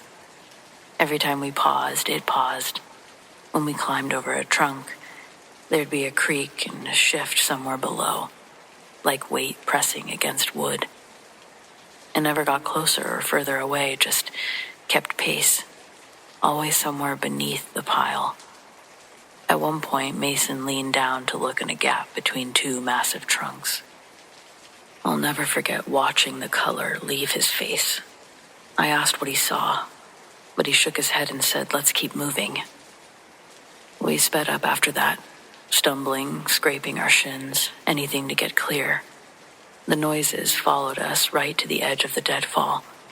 Then, as soon as we stepped onto solid forest floor, it stopped. No crash of retreating footsteps or a sound climbing out. Just quiet. That night at camp, Mason finally told us what he saw. He said it was skin. Not fur or scales, just pale, stretched skin, moving in the dark gap below. He swore he saw it flex, like something was pushing against it from the inside. Me and our friend Chase tried to laugh it off, joke it off, anything.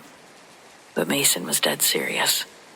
And I remembered watching the color leave his face when he did see that thing. I don't know if I want to believe him, but I always have. And I know that I've avoided that section of forest ever since. The claw marks are probably still there, high above the ground, waiting for someone else to notice them. And for what? I don't know. But I'm not going to find out. Stay safe out there. A few summers ago, I decided to take a leap of faith, quite literally. Skydiving had always been on my bucket list. And on my 32nd birthday, I decided it was time to take the plunge alone. I'd spent almost 2 months leading up to the big jump practicing and getting prepared to fly solo, essentially. By the time I was committed to a solo jump, I'd successfully taken the plunge attached to an instructor twice before. As I suited up and boarded the plane, I remember having a strong mix of excitement and anxiety. My heart racing as a result of both. I realized the anticipation of going at it alone was so much more brutal. The adrenaline pumping through my veins, it was like nothing I'd experienced before. Second thoughts came flooding in, intrusive ones too. But there was no time for that. The moment had arrived. So, with a deep breath and a leap from the aircraft, immediately I felt totally weightless, soaring through the open sky. The initial rush was breathtaking. The world around me seemed to blur as I embraced the exhilarating freedom of being alone. And why is it that the moment you think this is perfect or Hakuna Matata, you're rudely reminded that's not the case? I thought everything was going perfectly until an unexpected gust of wind caught me off guard. No, off course entirely. The moment it happened, I struggled to locate my pull cord as it was ripped from my hands. I reached for the thing and pulled as hard as I could. I knew I couldn't technically pull it too early, but I could pull it too late. So I pulled, and I felt nothing but resistance. My chute had failed. Suddenly, I found myself spiraling out of control, and that weightlessness feeling was now turning into something disorienting. I wondered if I'd pass out before I hit the ground. I hoped that I would. In moments of clarity, all I could see was that the ground below was getting closer with each passing second. Panic set in, but I knew that I had to keep a clear head if I wanted to make it out of this alive. Instinctively, I reached for my emergency parachute, and I pulled the cord with all my might. The sudden jolt brought me to a halt, and my body jerked as the secondary parachute deployed. I let out the sigh of relief, but my ordeal was far from over. I was off course. Suspended thousands of feet above the ground, I had to navigate my way back to safety. In those moments of floating back down to reality, all the trivial worries and stresses seemed insignificant. I was grateful for the opportunity to experience such a rush. Especially since I had survived it. I'd eventually landed with a thud, a few scrapes and bruises, but I was on solid ground again. And call me crazy, but I continue to skydive to this day. I just carry a newfound respect for the unpredictable nature of the world.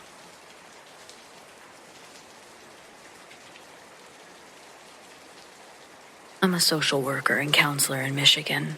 I've worked in the youth department for the past decade. The stories most of these kids have could fill pages alone, but we're talking about witches.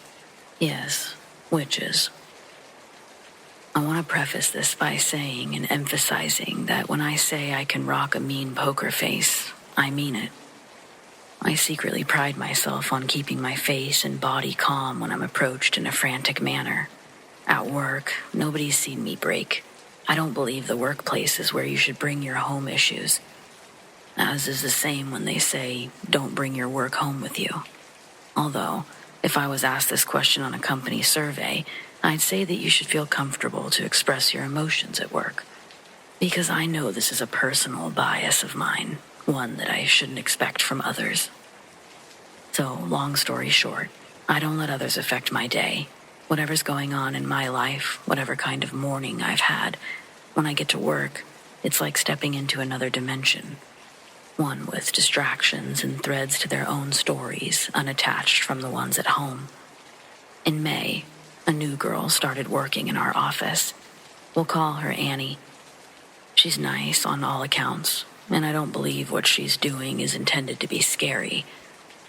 Between you and me, she gives off a very interesting vibe, possibly on the spectrum. She's very honest with the things she says, like telling a coworker that she liked the way his hair looked before he cut it. She wears cat ear headphones when the atmosphere gets too loud around her. That kind of stuff. But those aren't the things I'm referring to when I say scary. Those are by all means super normal behaviors that I've seen a million times. Again, this is about witches.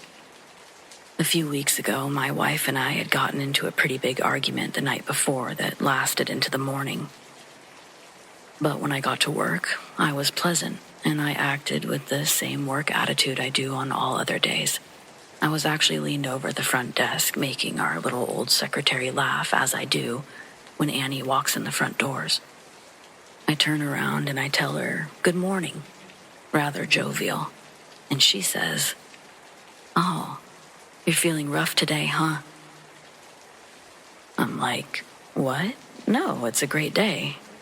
And she just looks at me for a little too long, then continues in the direction she'd been walking. I remember the secretary looking at me, confused. We shared a smile and sort of shrugged our shoulders, and I carried on with my day. But it really threw me off. I reflected all day on how my demeanor could have changed enough for her to say that. Then last week, and I know this sounds so silly, but my goldfish died. She was part of my family for the last 10 years. We'd just replaced her tank with a bigger one. We think the stress of the change was too much. Honestly, it was heartbreaking. I still tear up when I spend too much time thinking about it. The day I return to work, Annie walks up to me and says, "I'm so sorry for your loss." I was so caught off guard, emotionally fragile, that I didn't even deflect or deny how I was feeling. Her statement brought tears to my eyes. All I could say was, "Thank you." Before that, I'd been fine, but after that, I walked to my car, called my boss, and faked an illness so I could just leave that day. It was like she pulled and unearthed the emotion I'd buried. Was the veil of my poker face thinner than I imagined it? Had the others around me also noticed but chose not to speak of it? The next day, feeling overwhelmed with curiosity, I asked Annie how she knew. How did she know how I was feeling? What had happened? I wasn't prepared for her response. Annie tells me that she can see things, people's energy, events. She says that she can't help it. It's like a magic power that she's had since she was a baby. Like auras, I ask her. She tells me, yes, but it's more. She says that she goes beyond linking colors to emotions. That she can also sense what's happened or is happening to someone. Like a psychic or a telepath. I didn't say this one out loud, but she answers me without skipping a beat. Sort of like a psychic or telepathy, sure. I knew you'd had a fight with your wife because your thoughts were really heavily focused on resolving that. You were really beating yourself up about the fact that you hadn't already done that, right? She looks at me for confirmation, and though dumbfounded, I manage to shake my head, signaling, yes, you're eerily correct. Then she continues, saying that her mom had it too, but that she didn't actively practice witchcraft like her mother and grandmother. Her response threw me for such a loop that I just said, "Oh, cool." And then it was back to whatever she'd come to ask me about. So maybe this is silly. I don't know how to feel about this. It feels like it's on the verge of being intrusive, violation of privacy somehow. But I obviously can't go to HR with a complaint about a coworker reading my thoughts. With an email like that, I'd be pulled into the office way before she was. Then, the more I think about the field of work we're in, the more I can't help but feel like Annie might be a real asset. So conflicted, truly. So please, any advice would be greatly appreciated. What do I do, if anything, about Annie?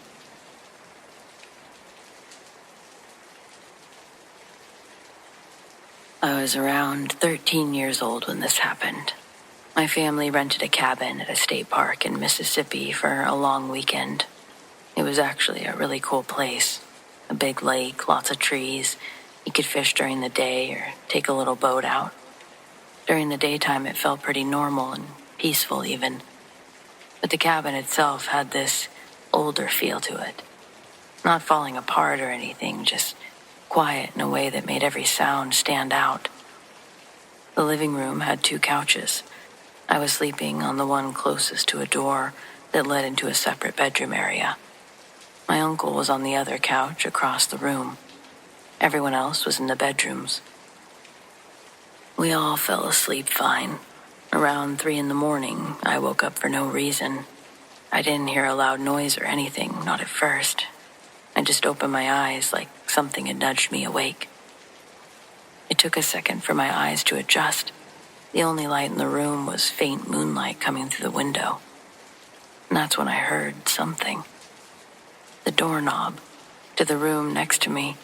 It was moving, rattling, but there was no wind or movement other than the doorknob. It was turning back and forth, slowly, like someone was testing it from the other side. Then it would rattle, like someone was shaking it. And again, back and forth, slowly. I don't know that I was even scared yet. Surely it was just somebody on the other side of the door. But why at 3 a.m.? And what were they doing? Then the doorknob turned all the way, and the door opened. I waited for someone to come out, but instead, it looked as if something clear, like a shadow, went in. A moment later, the door closed. My uncle sat straight up on the other side of the couch at the same time. He said, "Joey, did you see that?" His voice sounded tight, not joking.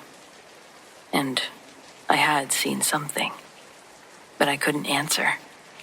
I was probably too scared to talk. I know my heart was pounding so hard that I could hear it. I briefly wondered if I was going to be sick. In either way, I didn't say anything. My uncle got up. He told me to come over by him. I didn't argue. I moved fast, desperate to be next to someone. We both just stared at the door. My uncle gently opens the door, and we can see inside that everybody's asleep. No one had gotten up. There was no windows open inside. The doorknob itself wasn't loose. We stood there, whispering, trying to come up with an explanation that made sense. Finally, my uncle just said, "Well, I guess we're going back to sleep." Which is crazy when I think about it now, but what are we supposed to do? It was 3 a.m.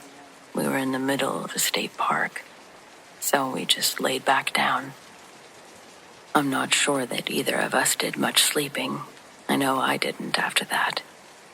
The next day, we didn't really make a big deal about it, but later my grandma mentioned that she hadn't slept well. She said she kept seeing weird shadows moving across the wall in her room. She brushed it off like maybe it was tree branches, but she didn't know where the light was coming from. But there weren't any branches close enough to hit the cabin anyway, not outside her window. And I had seen a shadow walk in there. So that stuck with me. Later that afternoon, I opened one of the dresser drawers in the bedroom to grab something. On the underside of the drawer, which I saw while tying my shoes, on the wood, people had handwritten messages. Names, dates that they'd stayed, random little notes from past visitors. Most of it was harmless stuff, but one message was written bigger than all the others, underlined and circled.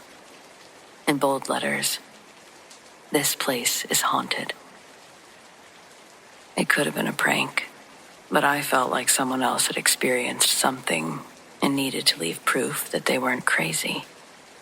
It sure made me feel better. We finished the trip like normal. Fishing, eating, hanging out. No more doors opening and closing on their own. My uncle and I will bring it up sometimes, just like, "Remember that cabin?" And he always says the same thing. I know what I saw. And so do I.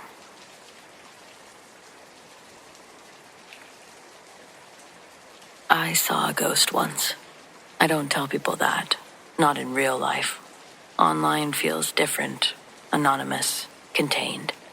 But I saw one, and I think about it every single day. I was 13, and not sick, and not asleep. And I know the difference between imagination and reality. It was dusk, in between light where everything is softer but still visible. My room was exactly how it always was. I remember lying on my bed, on my back, staring at the posters on my wall, very much avoiding homework. I wasn't thinking about anything in particular, and I wasn't half asleep or sleepy. I was stressed because I hated math, but that's it. And then she walked into my room. It wasn't through the door or through the wall. She just appeared at the right side of my bed. There was no sound, just 1 second my room was empty, and the next, there she was, already mid-step. She was an adult woman, I'd guess middle-aged. She wore something like a long robe or nightgown, loose, pale, not modern, but not ancient either. Her entire form had this soft white opacity to it. Not glowing exactly, but lighter than the room itself. She walked calmly from the right side of my room, across the foot of my bed, and toward my bedroom door on the left. She didn't look at me.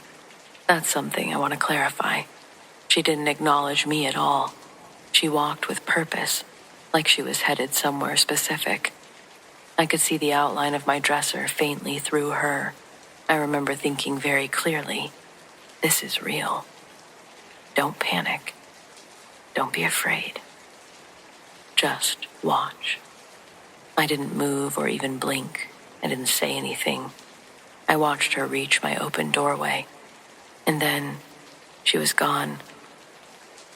My room was normal again, the air unchanged, the light the same dusky glow.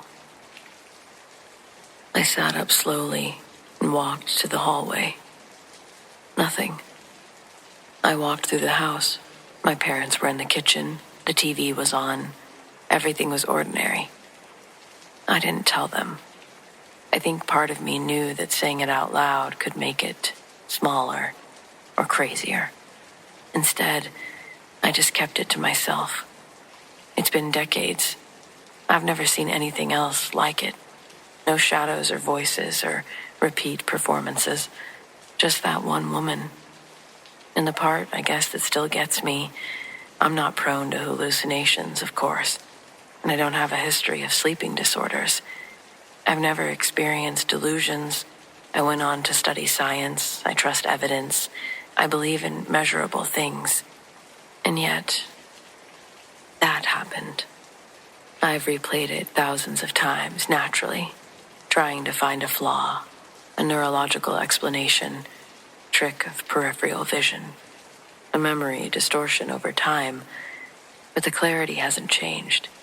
If anything, it's sharpened.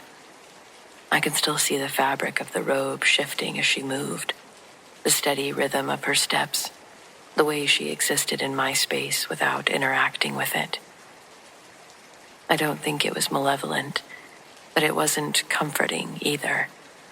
I felt indifferent, like I'd briefly intersected with someone or something that wasn't concerned with me at all. And that's what stays. Just the understanding that for a few seconds, the world was larger than I thought it was. The universe is not as closed as we pretend it is. And once you see that crack in the wall, you can't unsee it.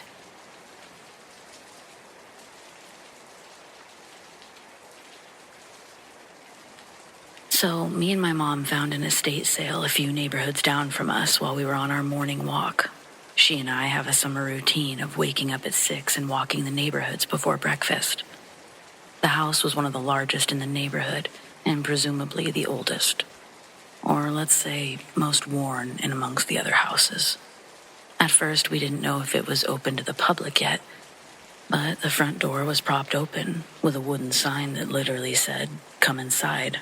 So we went inside. A few steps in, my mom calls out, "Hello." But the house felt empty. We walked through a few other rooms on the main floor and nothing had price stickers on it or looked like it was ready for sale. It was like we'd randomly walked through someone's existing life. There were dishes in the sink and an open book on the kitchen counter. It was weird. I think my mom was feeling uncomfortable too, because she kept saying hello as we'd walk through from room to room. Each wall was adorned with family photos and trinkets from a lifetime of collecting. In one of the rooms is a beautiful mosaic lighthouse lamp that my mom really wanted. We would have left sooner if she hadn't found something she really liked. At the bottom of the stairs leading to the next floor, my mom thinks she hears people talking upstairs. I can also hear the sound of muffled walking and talking coming from upstairs, so we head up to the second floor, hoping to find anyone who could tell us what's for sale and how much. As we're walking up, the sounds that we were hearing from downstairs started to get quieter. By the time we stepped up to the second level, the house had become silent once again. The second floor was empty, just like the first. After a thorough look and walk around, I hear almost the same thing, muttered chattering and walking in the distance, only for a moment, and then silence again. My mom suggested we go back downstairs. She expects we'll find people there. But we don't. We find the place as empty as we did the first walkthrough. My mom grabs my shoulder, saying, "Let's get out of here," and swiftly walks us out the front door. No idea what that place was, but I felt a great sense of relief walking out those doors.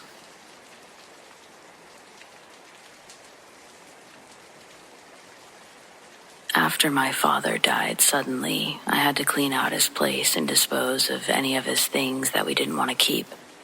In his things was his cell phone. I got all the contacts out of it and turned the phone off for the last time. I put it in a drawer in my office. I spent the first week sort of in shock and planning for the funeral and settling his estate. At one point, I'd wondered why I hadn't felt that he was around me. About 5 minutes later, my phone rang. Caller ID showed it was my dad calling from his cell phone number. What? I just sat there in shock for a couple of rings trying to process it. I answered the phone, and there was nobody there. I rushed from my house to my office, and his phone was still in the drawer, still turned off. It was a couple of days later, and I was still trying to understand what happened. I finally mentioned it to my stepmother, my father's second wife, and she said she got a similar call at the same time, on the same day. Too crazy. Hard to explain.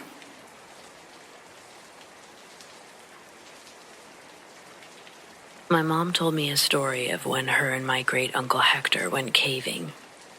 The year is 1990, and in the midst of a grueling final semester of my mom Maria's senior year of college, her grades were at the lowest they'd ever been. She was going to flunk out of college unless she thought of something pretty fast. My great-uncle Hector worked at an REI and was an experienced rock climber and caver.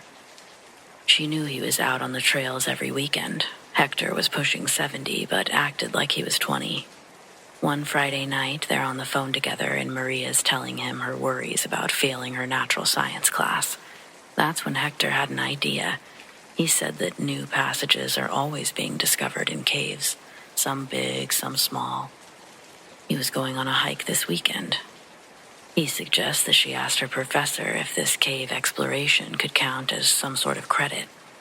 Maria had never set foot inside a cave before, but they thought that if they could find a new area in this cave, they could pull Maria's grade up to a passing grade. Hector seemed confident in the possibilities. Feeling more comfortable with using an anonymous questionnaire on her professor's online messaging board rather than in person, Maria received a response on the message board from her professor, whose message was enthusiastic. Happily, he was accepting the student's mysterious wager. He replied, "If anyone can find a new cave passage, species, or insect or animal, while successfully recording and or documenting themselves in or at the place that they find it, I'll be happy to bump their grade up a grade and a half." Another message quickly popped up adding, "Don't kill yourself over a grade this weekend. You'll be able to make up credits by taking summer school classes." This was Maria's last year of college. And that summer, she had just landed her first job as Snow White, a cast member on one of the new Disney cruise ships. That ship wasn't sailing if my mom failed her senior year. Well, it would be sailing, just not with my mom on it, unless she brought her grade up. And in her words, dying in a cave would have been better than spending the rest of her life in Medford. After seeing her professor's response, Maria called Hector back, telling him that she would be accompanying him on the hike tomorrow. Hector packed their backpacks with lunch and supplies for the excursion that was planned on lasting the afternoon. It takes them hours to even reach the mouth of the cave. By that point, Maria's already gassed out. But Hector's already getting on his headlamp and beginning to crawl into a small, knee-high rock opening. Not wanting to slow down his pace, Maria quickly got on her headgear and followed after.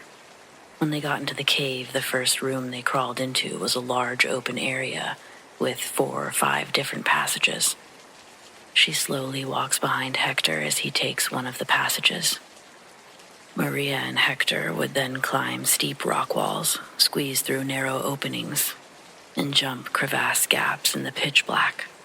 Following a pitch black path only Hector knew, Hector told Maria that the area he was looking for would be coming up soon. Both of them were extremely hungry from all the movement and decided to take a quick lunch break in the next open cavern they found.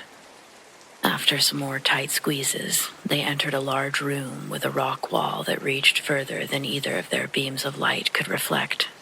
Hector lets out a victorious yahoo that echoes all around them. Then they found a big flat rock to sit on and dig into the meals that Hector had prepared.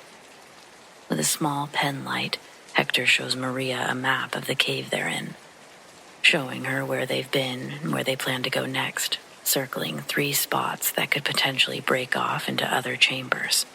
While Maria sits pretending to know what Hector's talking about, all she can think about is her future cruise in the summer sun. A sharp contrast from where she currently was. As Hector's drawing a line across the map, he suddenly stops and tells Maria to stop chewing. She sits there, frozen with a bite of food in her mouth. It looked like he was listening for something. Hector tells her to turn off her headlamp. Maria flips her switch at the same time that Hector flips his. And then they're both sitting quietly, silently, in the damp, dark cavern, listening. Maria still didn't know what this was all about, but she didn't dare to interrupt the air around them. Then she heard it. "Help me!" Maria started to whisper, "Did you?" but gets cut off by Hector's shh.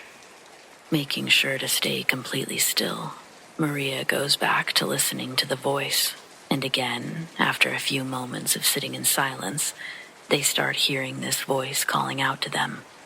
It's saying, "Hello, hello, help me, help me." Maria is about to stand up and call out to it, but almost predicting Maria would do that, Hector reaches over and rests his hand on her shoulder with light pressure. Then the voice that they're hearing begins to change and distort until it's a completely different sounding person calling for help. The words and sentence patterns start to change. What's now echoing off the walls was like human speech, but it kept cycling through different voices, and none of the words were real words. Then they hear this talking begin to increase in volume. It was getting closer to where they were. But with the sound bouncing off the hard surfaces all around them, they weren't able to pinpoint where it was coming from. They knew whatever it was, or whoever it was, they knew that they were there. Now the only question would be if they could see Hector and Maria sitting still on the rock. For a brief moment, the voice stops. They're still listening to narrow in a direction that it could be coming from. Maria sits on the cold rock, absolutely terrified. She's having a hard time controlling her breathing. Hector keeps his hand on her shoulder.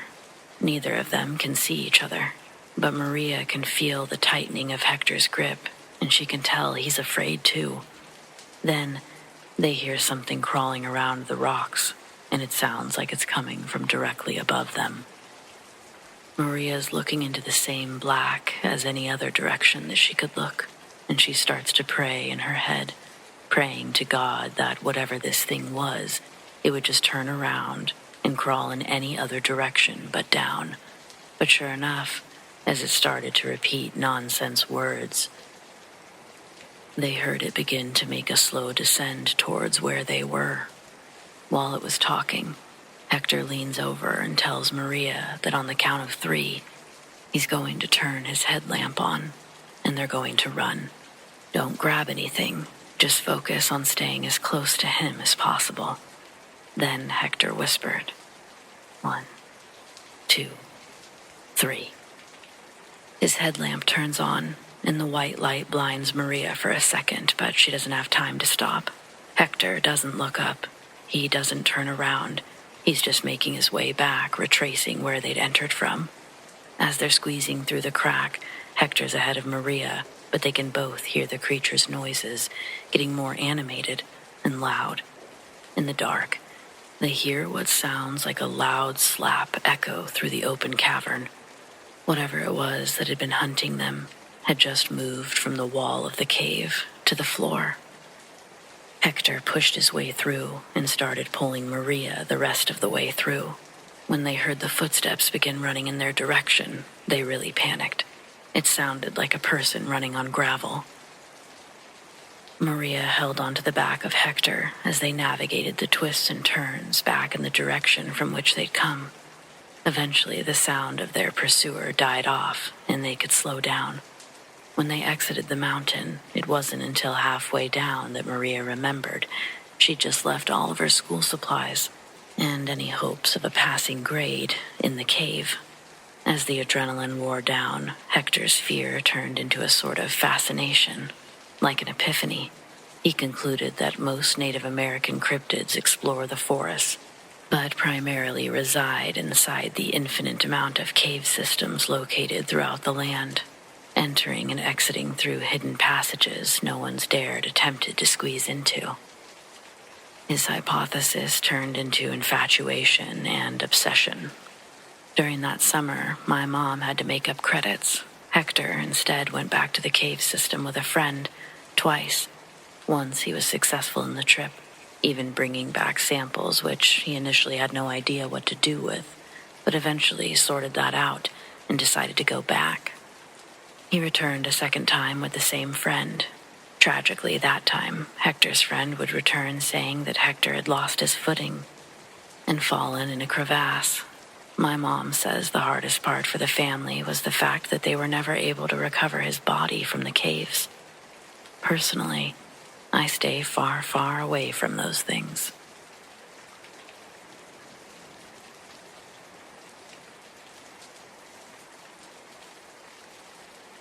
I live in Washington, but I don't want to say exactly where I was in case anyone tries to go there. I can't be responsible for that. Until recently, I never believed in Bigfoot or anything like that. Because I've been camping at least 5 to 10 times a year for over a decade without seeing anything remotely unusual. I don't just go a few miles into the woods either. I hike for more than a day to get to some of my campsites. I was supposed to be on this last trip for 2 weeks, but I came back in less than 1.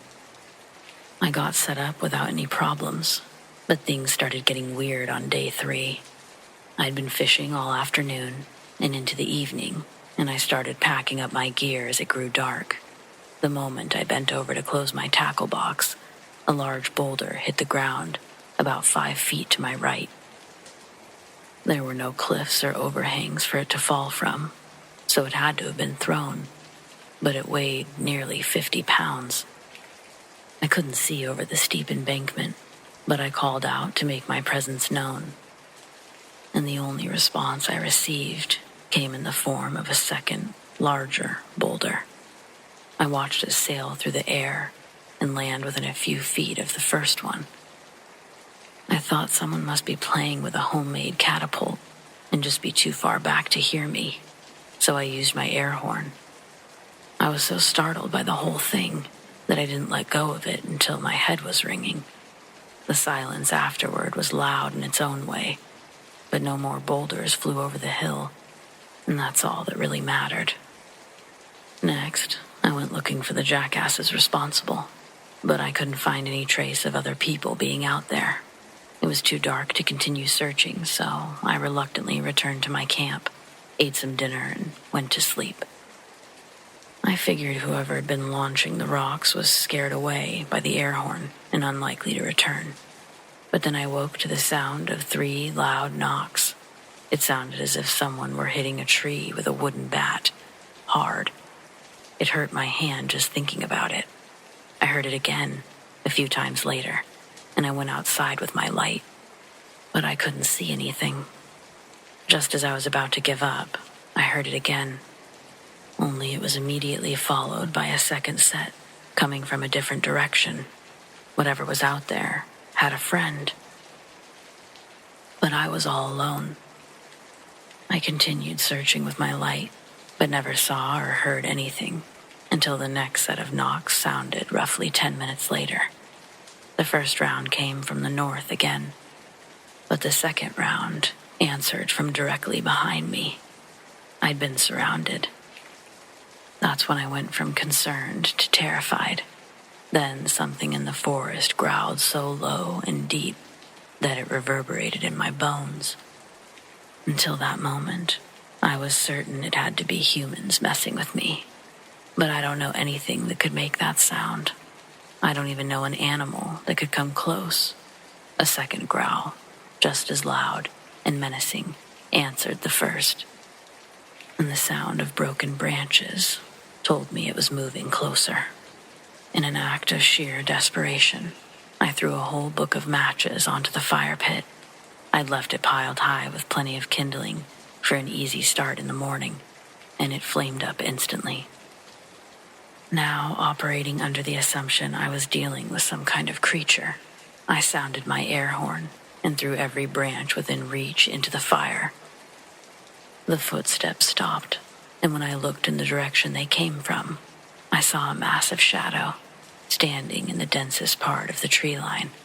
It was so big, I thought it was the outline of several trees tangled together, until I saw the shining red eyes, nearly 10 feet in the air.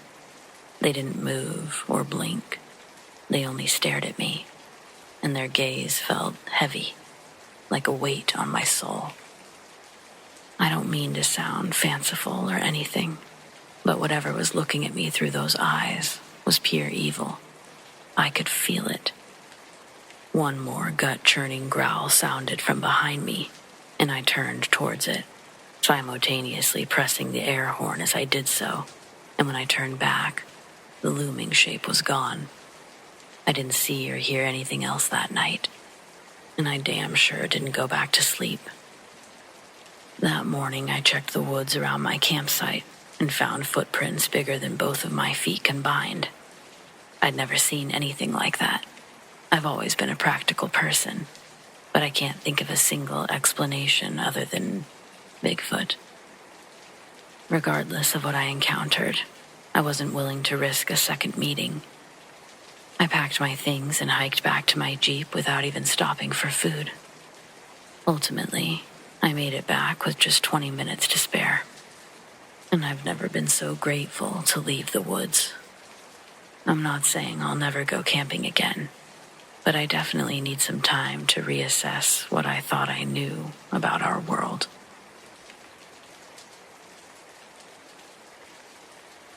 Boring but necessary background first up.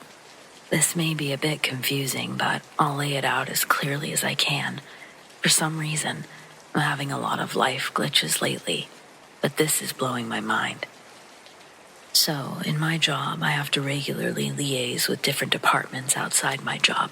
One of those departments recently had a few staff leave, and 2 new guys eventually came on board. Both guys are in their 40s, white, slender, wear glasses, have salt and pepper hair, and look very similar except for the fact that they actually have quite different faces. I can easily tell them apart because of that, and because of the fact that one must wear a uniform and the other doesn't. Both guys have moderately unusual names. For privacy, I'll call one Stephen Bobcat and the other Gerald West. On Gerald's first day, he walks up, shakes my hand, and introduces himself as Gerald Bobcat. At that stage, I assume that it's his name. I also haven't met Stephen Bobcat yet, so no questions from me. Gerald tells me that he's just moved to town from, let's call it Green Bay. He tells me about the move here, his new role, and what he's doing. We sit and chat for about 20 minutes during a quiet time. I found him quite pleasant. We chatted away and even walked together for a while. Some time goes by, and I see him introduce himself as Gerald West. Odd, I think. I was sure that he said his surname was Bobcat. In fact, I was certain because the name, it's a local family name in the area and quite unusual. So the thought went into my mind that He must have been a local, hence why I asked him if he was a local. But he told me that he wasn't a local. He'd moved here from Green Bay. I even wondered if maybe he changed his name. About 2 weeks pass and I walk into the office where Gerald is. And he looks at me and says, "Oh, are you the worker from XYZ?" As if he had no idea who I was. We'd been chatting and talking together prior, and it was exactly as if he'd never seen me before. I assumed it was because I had makeup on or something, that his memory was awful. It was so strange that he acted like we'd never met. I even mentioned it to a friend. So around that same time, the other new worker, Steven, comes on board. He never introduces himself to me, but I hear him tell someone that his name is Steven Bobcat. I know what you're thinking. I've just mixed up the two guys. But here's why this isn't making sense. The backstory I was given by Gerald, who at first told me his surname was Bobcat. It is Gerald's backstory. Steven is not from Green Bay, and never has been. If Gerald was just having a total brain slip and just gave me the wrong guy's surname, the unusual surname that happened to belong to the other guy, then why did he genuinely fail to recognize me later? And if I had actually just met Steven Bobcat on that day and we talked and chatted, then how did I know the name Gerald? It was definitely Gerald I chatted and walked with. The two are very serious, and there's no way it's a case of joking around. Their jobs are quite serious, and they'd be in trouble for mucking around. If you have genuine theories on what the heck is going on, they're appreciated.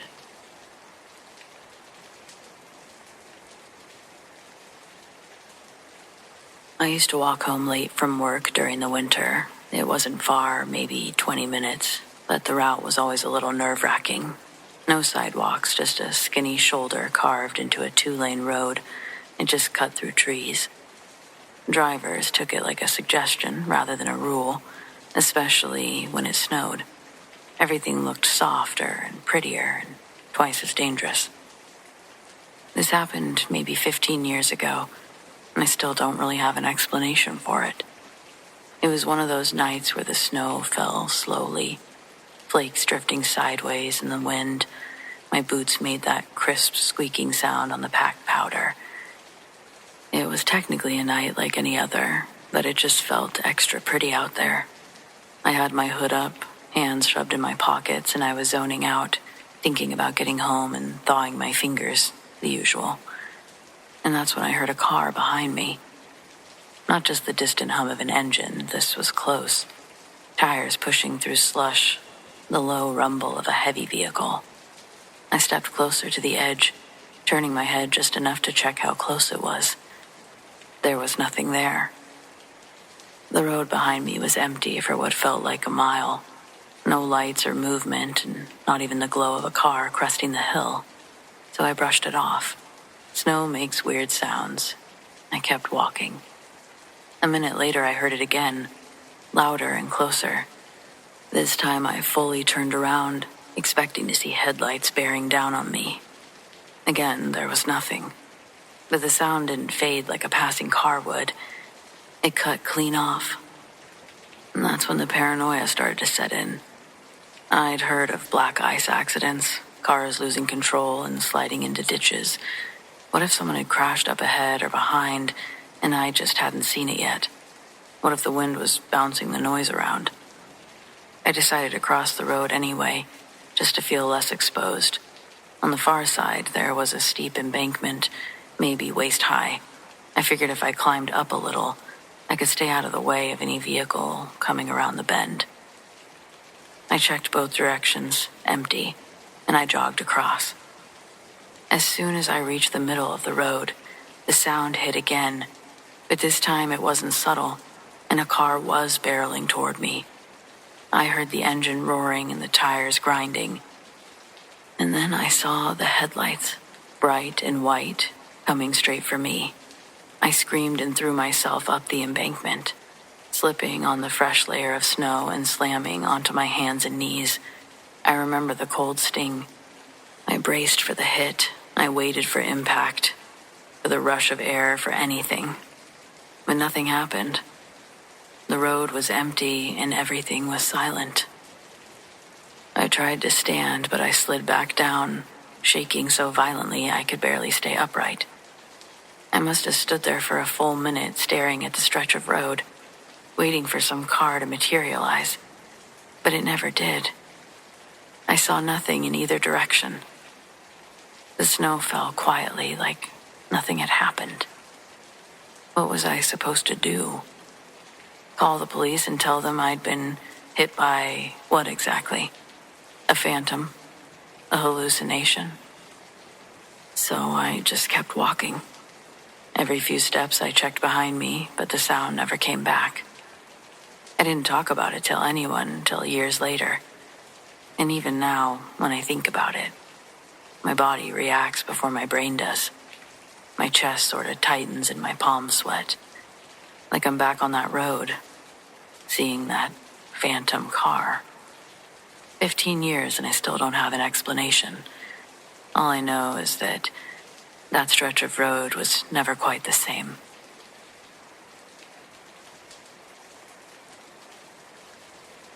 I'm posting this here because someone suggested I should.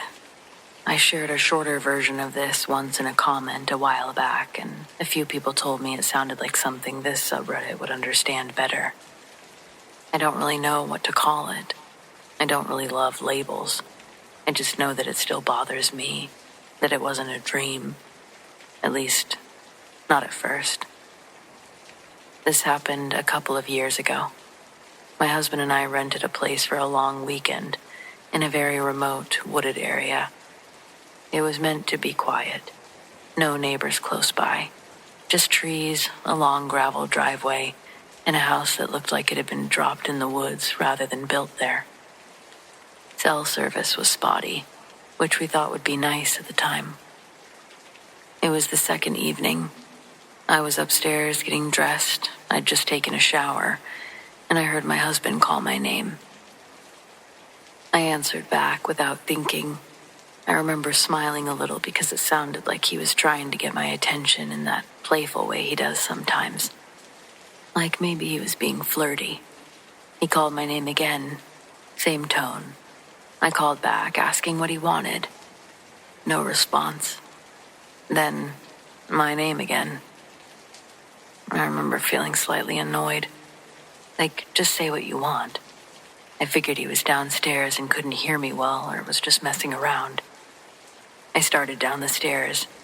As I got closer to the bottom, I said his name. And there was nothing. I reached the bottom of the stairs and looked into the kitchen. No one was there.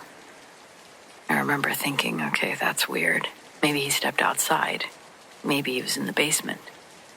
I called his name again. Nothing. But then I heard my name coming from outside, toward the back of the house. The back door was unlocked. I stepped onto the back porch barefoot. It was early evening, light fading but not dark yet. The woods started just beyond the small yard. No fence, just grass turning into leaves, turning into trees. He called my name again. This time it sounded much further away and less like him. I felt this flicker of doubt, because if he was outside, I should have heard the door earlier. And if he was outside, why did he sound like he was already deep in the trees? Now here's the part I can't explain. I was standing there, listening, and the voice did say my name again. But I knew that it felt wrong, expectant, like it was waiting for me to do something. I knew it wasn't my husband. And yet, I took a step off the porch, and that's when the voice stopped. The silence felt sudden, like the air had changed. I stood there staring at the tree line, suddenly very aware of how quiet it was. No birds or wind, just muted silence. And then my phone rang. I jumped so hard my chest hurt. It was my husband. He sounded normal, completely normal. Asked if I'd seen his note. Said he was sorry if he worried me. He just ran into town to get some wine, and he'll be back. I didn't tell him what happened right away. I just asked where he was, told him I needed him to come back as soon as possible. I tried to keep my voice calm. I don't think I succeeded. When he got back, I told him everything. He didn't laugh or dismiss it. He just agreed. Agreed to stay inside, lock everything, leave early the next morning. Nothing else happened that night, but my sleep was awful. I dreamed I was standing at the edge of the woods again. I could hear my husband calling me, farther in this time. The dream felt bad immediately. I guess not in a nightmare way, but in this feels like waking life sort of way, and something bad is happening. I remember thinking inside the dream, this isn't how dreams feel. I tried to wake up. I couldn't. In the dream, my body started moving toward the trees even though I was panicking. I could feel my feet stepping on leaves. I could feel the cold air on my skin. I could hear my name being called over and over, closer now, but I couldn't see him. I was screaming in my head to stop. Then I woke up for real, gasping, heart pounding, my husband shaking me because I'd been whimpering in my sleep. We left the next morning. I haven't gone back to a place like that since. I don't like to stay in remote wooded rentals anymore, that's for sure. I don't stand outside alone at night. That was a first for me anyway. If I hear my husband call my name and I can't immediately see him, I don't even answer. I just wait. I don't ever want to risk talking to something that's not him, but trying to be him. For that moment, I went with it. It's like I was going to walk further, and something stopped me. My phone ringing. That's all.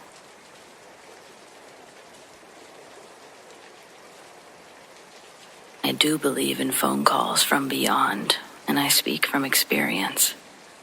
Early one morning, way back in the landline days, I answered a call from an uncle in New York City who asked in an uncharacteristically quiet tone to speak to my mother. I told him that she had left for work, and he thanked me and hung up without leaving a message. I thought the call was strange, as my uncle was normally loud, very outgoing, and always interested in what was going on with me. A few days later, his wife reported him missing after having not seen him for a few days. Sadly, he had died of a massive heart attack on an NYC street without carrying any ID. It was only through the tireless effort of other relatives and us putting our heads together that he was ever identified. I'm absolutely certain the phone call was after his passing. Perhaps he didn't want to stay unidentified forever.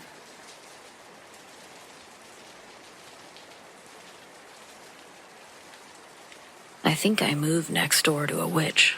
I recently bought a house in the country, and my only neighbor is a woman in her 50s. She lives about 2 miles up the road, and though we've never officially met, I see her outside all the time. She's usually in her garden when I drive by. And she always seemed like a harmless old lady. I didn't think anything was off about her at all until the last full moon. It was a weekend, so I was up late, smoking and stargazing on my back porch, when I noticed roughly a dozen bobbing lights down the road. I didn't know who it could be, so I quietly ducked inside and watched a group of people pass by. They were chanting something that I couldn't understand. It may have been another language, and all of the voices sounded distinctly female. On top of that, each person was carrying a gas lantern, and they were all wearing black hooded robes. Despite anything else, It's too hot for that during this time of year. It was too dark to make out their faces, but the one in the lead had the same hunched-over stride as my neighbor. There's no mistaking that waddle. I watched the group until they were out of sight and made a pot of coffee. I didn't feel like sleeping now that I knew those people were out there. Whatever they were doing, it didn't feel innocent. And that was soon proven by a distant scream. I couldn't even tell if it was human or animal, but thankfully, it was the only one. An hour later, I saw the bobbing lights return, and I watched as the robed figures passed by once more, in silence this time. I wanted to know what they were doing, but I was too afraid to traipse through the dark forest alone, so I waited until morning. Then I followed the road about half a mile down, until I noticed a small trail to my right. It was still muddy from the last rain, so it was easy to follow their footprints along the way. I almost turned around after about 30 minutes, and part of me wishes I had, but at least this way, I know to be wary around my neighbor and her, friends. After another 15 minutes on the ever-narrowing trail, I came to a small clearing. In the center were the remnants of a campfire, and a large boulder that was seemingly used as a makeshift table. It was stained with something I assumed to be blood, hopefully from a chicken, judging by all the feathers scattered about. I guess it could have been a chicken scream that I heard the previous night, but there's always the chance that my mind just wants to think that. As more time passes, my memories fade, and I begin to replace them with less terrifying possibilities. There were also several piles of rocks stacked up around the clearing perimeter, and bundles of small sticks tied together with twine. I don't know what any of that means, but I've seen similar items in various documentaries related to witchcraft. I really don't know what I should do next. I mean, should I do anything? I considered calling the police, but what would I say? And what would happen if they confronted my neighbor? I'm the only other person who lives on this road. There would be no denying that I was the one to report her, regardless of anything else. It feels reckless to piss off a potential witch. So far, she's never bothered me, and I'd like to keep it that way. The only thing I know for certain is that I'm going to keep my cats inside at night, especially during a full moon. I had been driving for hours. The heat had finally started to give way to the cold as the sun set. The road stretched endlessly ahead of me, a thin ribbon of asphalt cutting through a desolate expanse of nothing. No signs of life, just sand, rocks, the occasional distant mountain peak. My old but otherwise reliable car rattled along, sputtering more than usual. I should have gotten it checked before this trip, but I'd been in a hurry. A cross-country drive through the desert. It sounded like a great idea at the time. Escape from everything, a bit of solitude. Now I wasn't so sure. The gas gauge had been inching towards empty for the last hour. I kept telling myself I'd see a gas station soon, but it had been miles since the last one. Probably long closed by now. Suddenly, my car lurched, the engine coughing violently before dying completely. I managed to pull it off to the side of the road, the tires crunching against the sand. I sat in silence while I stopped, gripping the steering wheel, and the realization sinking in. I was stranded, alone, in the middle of nowhere. I popped the hood, hoping it was something simple. Maybe it had overheated. But as I stared blankly at the engine, I knew I was in over my head. Mechanics had never been my thing, and the rapidly dimming light really didn't help. I was basically alone in growing darkness. I had driven so far off the beaten path that there were no passing cars, no signs of civilization, and now here I was, right in the middle of nothing. I tried to think rationally, but no phone, no way to call for help. all I could do was wait, hoping that somebody would pass by eventually. But the more time that passed, the hope began to fade. The temperature had dropped sharply, the heat of the day replaced by a biting cold. I rummaged through the back seat for a jacket, pulling it tight around myself as I leaned against the car, listening. There was something unsettling about the silence of the desert at night. Too quiet, too still. Hours passed. Every now and then I thought I heard something, faint, distant sounds that carried on the wind. At first, I dismissed them as tricks of the mind, but they grew more distinct. A soft shuffling, like footsteps crunching through the sand. I tensed up, straining my ears, and there it was again, closer this time. I stood up, scanning the desert around me, but I couldn't see anything in the darkness, just the endless stretch of sand and shadows. Then, out of the corner of my eye, I saw movement. A figure, far off just at the edge of the road, walking slowly towards me. My heart began to race, and a chill crept up my spine. Who else would be out here, in the middle of the night, in the middle of nowhere? As the figure drew closer, I could make out more details. It was tall and thin, draped in tattered clothing that flapped in the wind.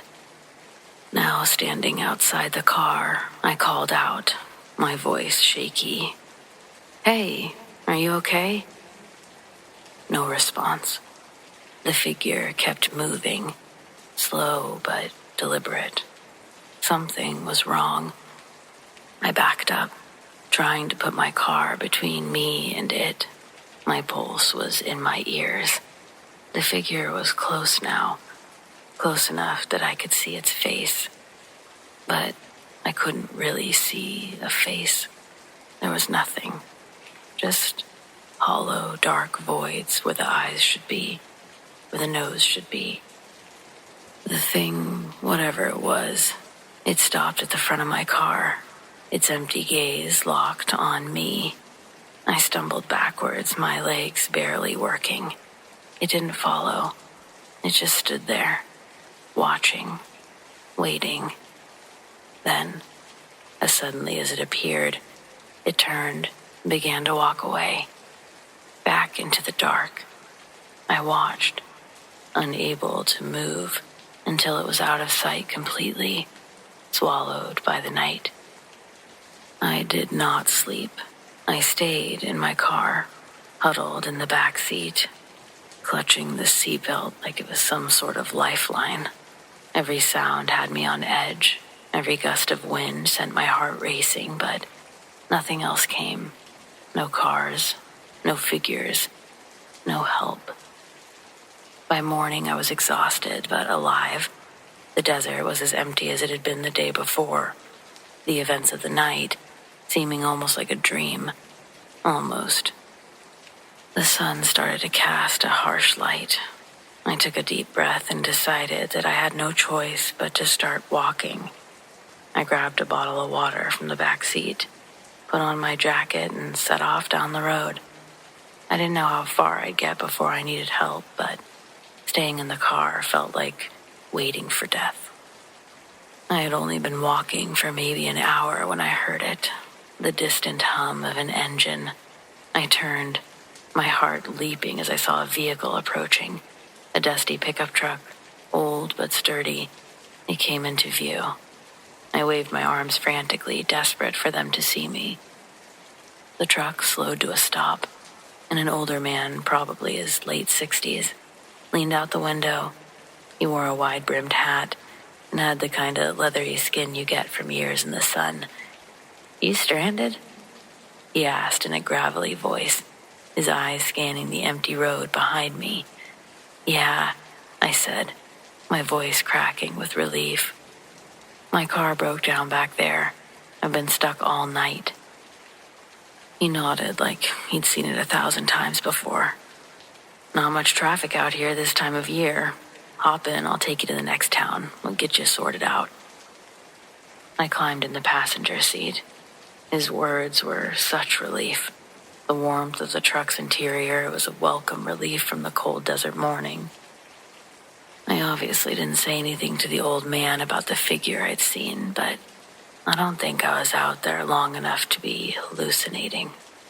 Still, it didn't really feel real anymore. I still couldn't shake the feeling that something had been out there with me, though.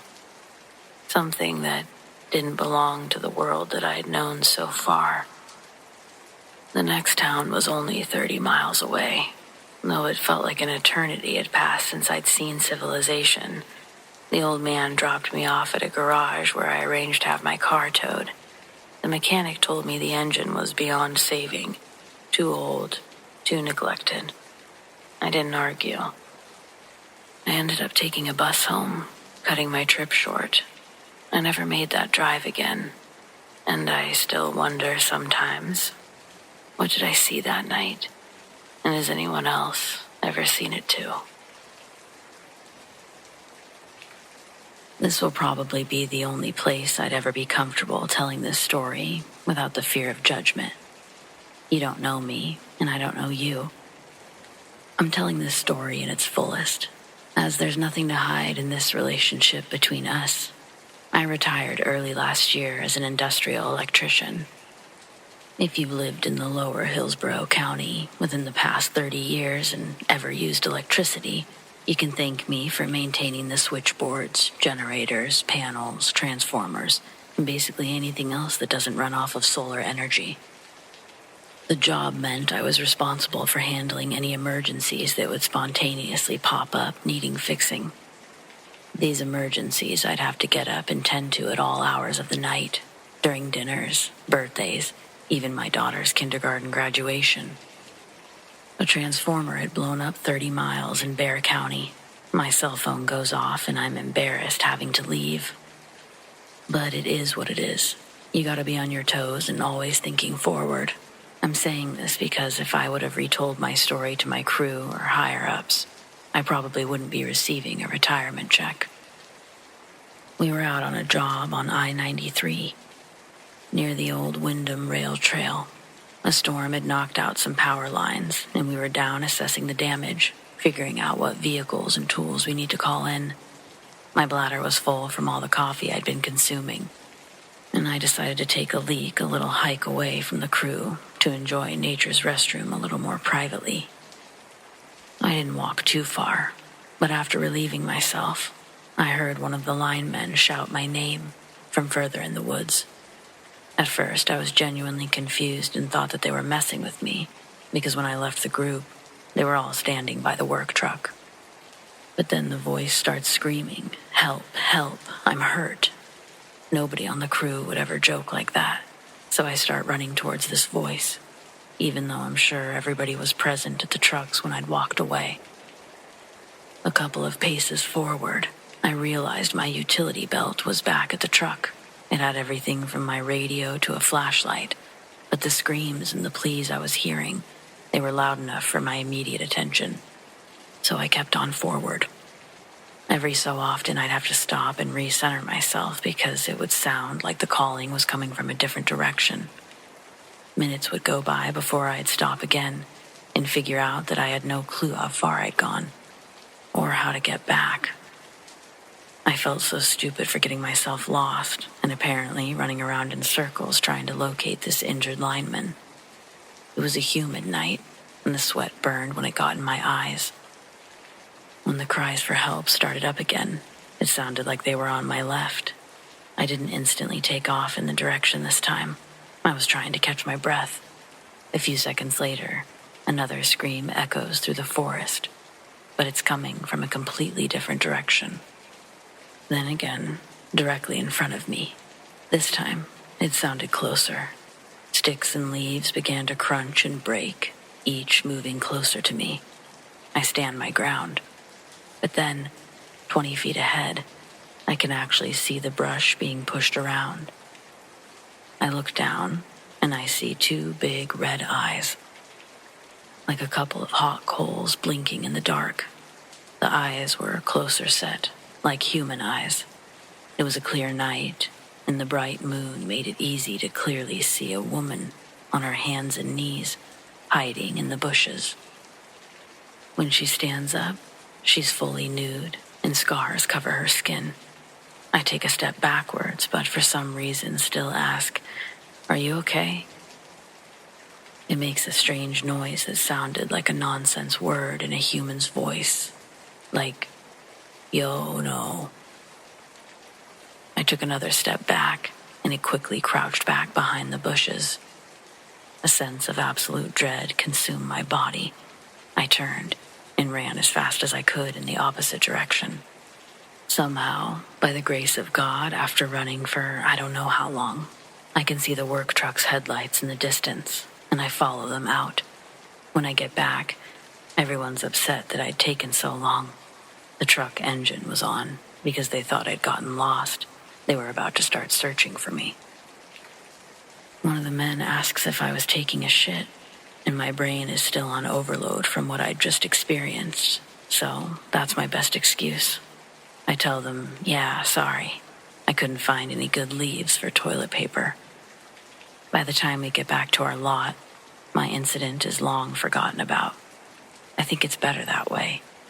My wife really likes this channel and wanted me to send this story in. Hey all, 45-year-old widower here, and I need some help with a demon. A lot has happened to get me to this point, so I'm just going to take you through this mess best I can. My wife, Tammy, died just under 2 years ago, during our son's freshman year of college. He took the rest of the semester off, but eventually we had to go back to our lives, so he returned to school after Christmas break. Then it was just me here, alone, with Tammy's memory, and I didn't handle that so well. I started drinking just to fall asleep at night, and next thing you know, bam, I was a full-on alcoholic. For a while, I thought it was under control because I was holding down my job. Turns out my boss was just giving me a little room because of my situation. But that grace period came to an end when I screwed up some paperwork that cost him north of $30K. The customers appreciated the hell out of me, but somehow that didn't make much of an impact when I was begging John not to fire me. I thought being home alone all night was torture, but I didn't realize how much worse things could get.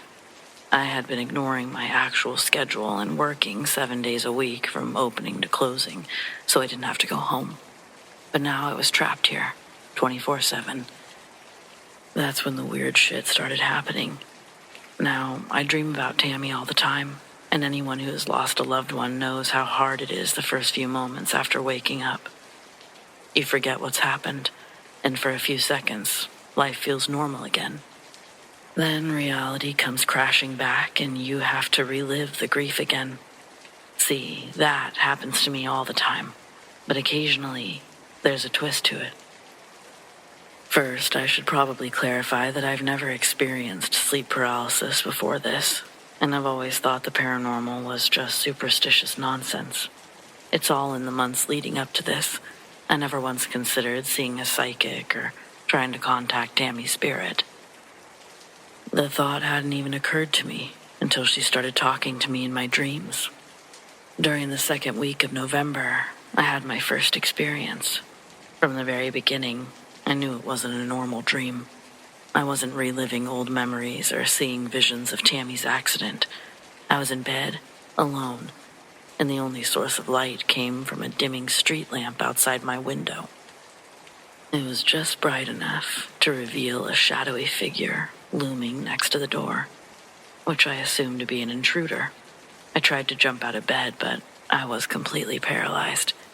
I couldn't move a muscle. I was just stuck lying on my back as this person slowly inched closer. They moved like they hadn't noticed that I was awake. I didn't know who it could be or what they wanted, but then they passed by the window, and I saw it was Tammy. There was no period of confusion where I thought she was still alive. I was fully lucid. The first thought was, this is the realest nightmare I've ever had, and I couldn't wait for it to be over. She didn't look like ghosts do in the movies, not unless it's horror. This wasn't one of those lovely visions where she's at peace or gives me her blessing to move on. No, no, no. She looked like she randomly decided to come home and crawled out of her grave. She was on her way to the grocery store when a giant dually truck came flying off on an exit ramp and killed her on impact. The other driver died as well. Apparently, he had left a bar to go pick up a friend. The damage was so bad. I'm sorry. I really can't handle describing it in detail, but she suffered massive trauma. And now she was standing there like she had just stepped out of the wreckage. After she passed the window, the darkness once again distorted her features, but only until she was directly next to me. Then she sat on the edge of the bed and suddenly became very much the image of what you would see in a movie. She was glowing and beautiful. She smiled, and all the fear melted away, forgotten. She said that she was still here, unable to move on, and needed my help. Then her soft glow faded back into a shadow and disappeared entirely. That's the last thing I remember before waking up in the morning. I fully believed it was only a dream, but it freaked me out, and unlike other dreams, it didn't fade as the day wore on. I couldn't get it out of my head. Later the next evening, I was watching TV in the den, and Tammy's recliner suddenly popped open, exactly as if she'd sat in it. We have 2 big leather lazy boys that are pretty worn in. All you gotta do is sit down and slightly lean back for them to pop open. But they've never just randomly opened by themselves. I heard the noise it made when she would sit down.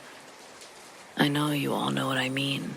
That distinct sound of the leather stretching and the springs squeaking. I looked over in confusion to literally see an imprint of someone sitting there as the chair leaned back and the footrest came out.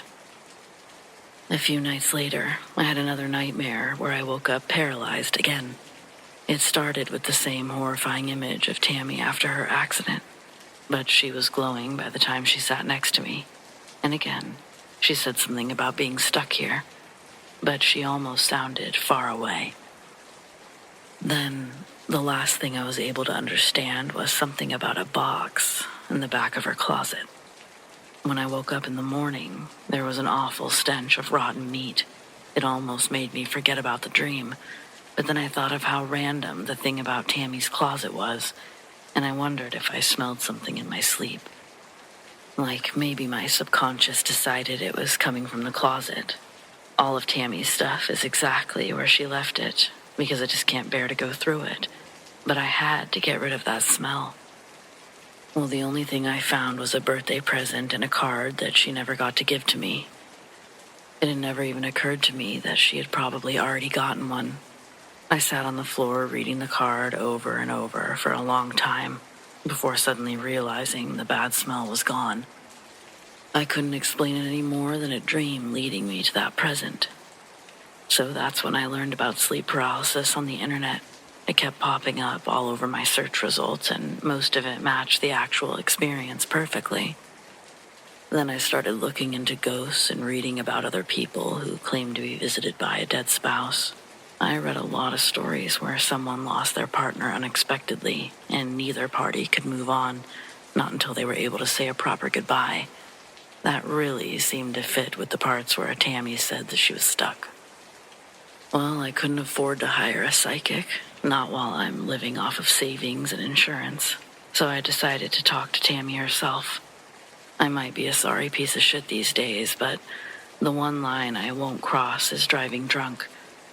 I couldn't bear to do to someone else what that bastard did to us. Instead, I overnighted a Ouija board and some candles from Amazon. It didn't work right away. In fact, I almost quit. But then the glass slider piece actually started moving. I about shit myself. But Tammy basically confirmed almost everything that I had assumed. She didn't have the closure that she needed to move on and needed help. But that's as far as we got the first night, because it just suddenly stopped working. Still, for the first time, I had hope again. I drank less and less to the point that I hadn't realized I was down to a 6-pack a day. More things started happening around the house. Sometimes I heard footsteps, or it would suddenly get really cold. During the next sleep paralysis incident, she appeared in glowing form from the beginning. I didn't have to see the nightmare version at all. That time, she said she was getting stronger and asked me to use the board again, saying that she would keep getting stronger until we could have a real conversation. She didn't have to tell me twice. I started using that thing every night, and we talked a little more each time. Occasionally, I smelled the rotten meat again and woke up in a cold sweat. But other times, I would feel a hand on my shoulder or hear her voice and draw strength from it. Then came the night when I had my most intense sleep paralysis episode yet. It felt as real as writing this letter right now. I thought that it was time to say goodbye, but that's not what she wanted. She wanted to be together again, all of us. When our son came home for Christmas, she expected both of us to join her. She even suggested ways to do it. That's when I knew this thing wasn't Tammy. In my research, I'd seen more than a few cautionary tales, but I never actually read any of them all the way through. I just really wanted my case to be one of the real ones. Deep down, I knew there was something wrong. No one else's stories involved stenches of rotten meat or seeing their loved ones mangled. Certainly, they hadn't been asked to harm themselves or others, at least not until I started reading about demons. I'm trying really hard not to start drinking like I was again, but this has all been too much.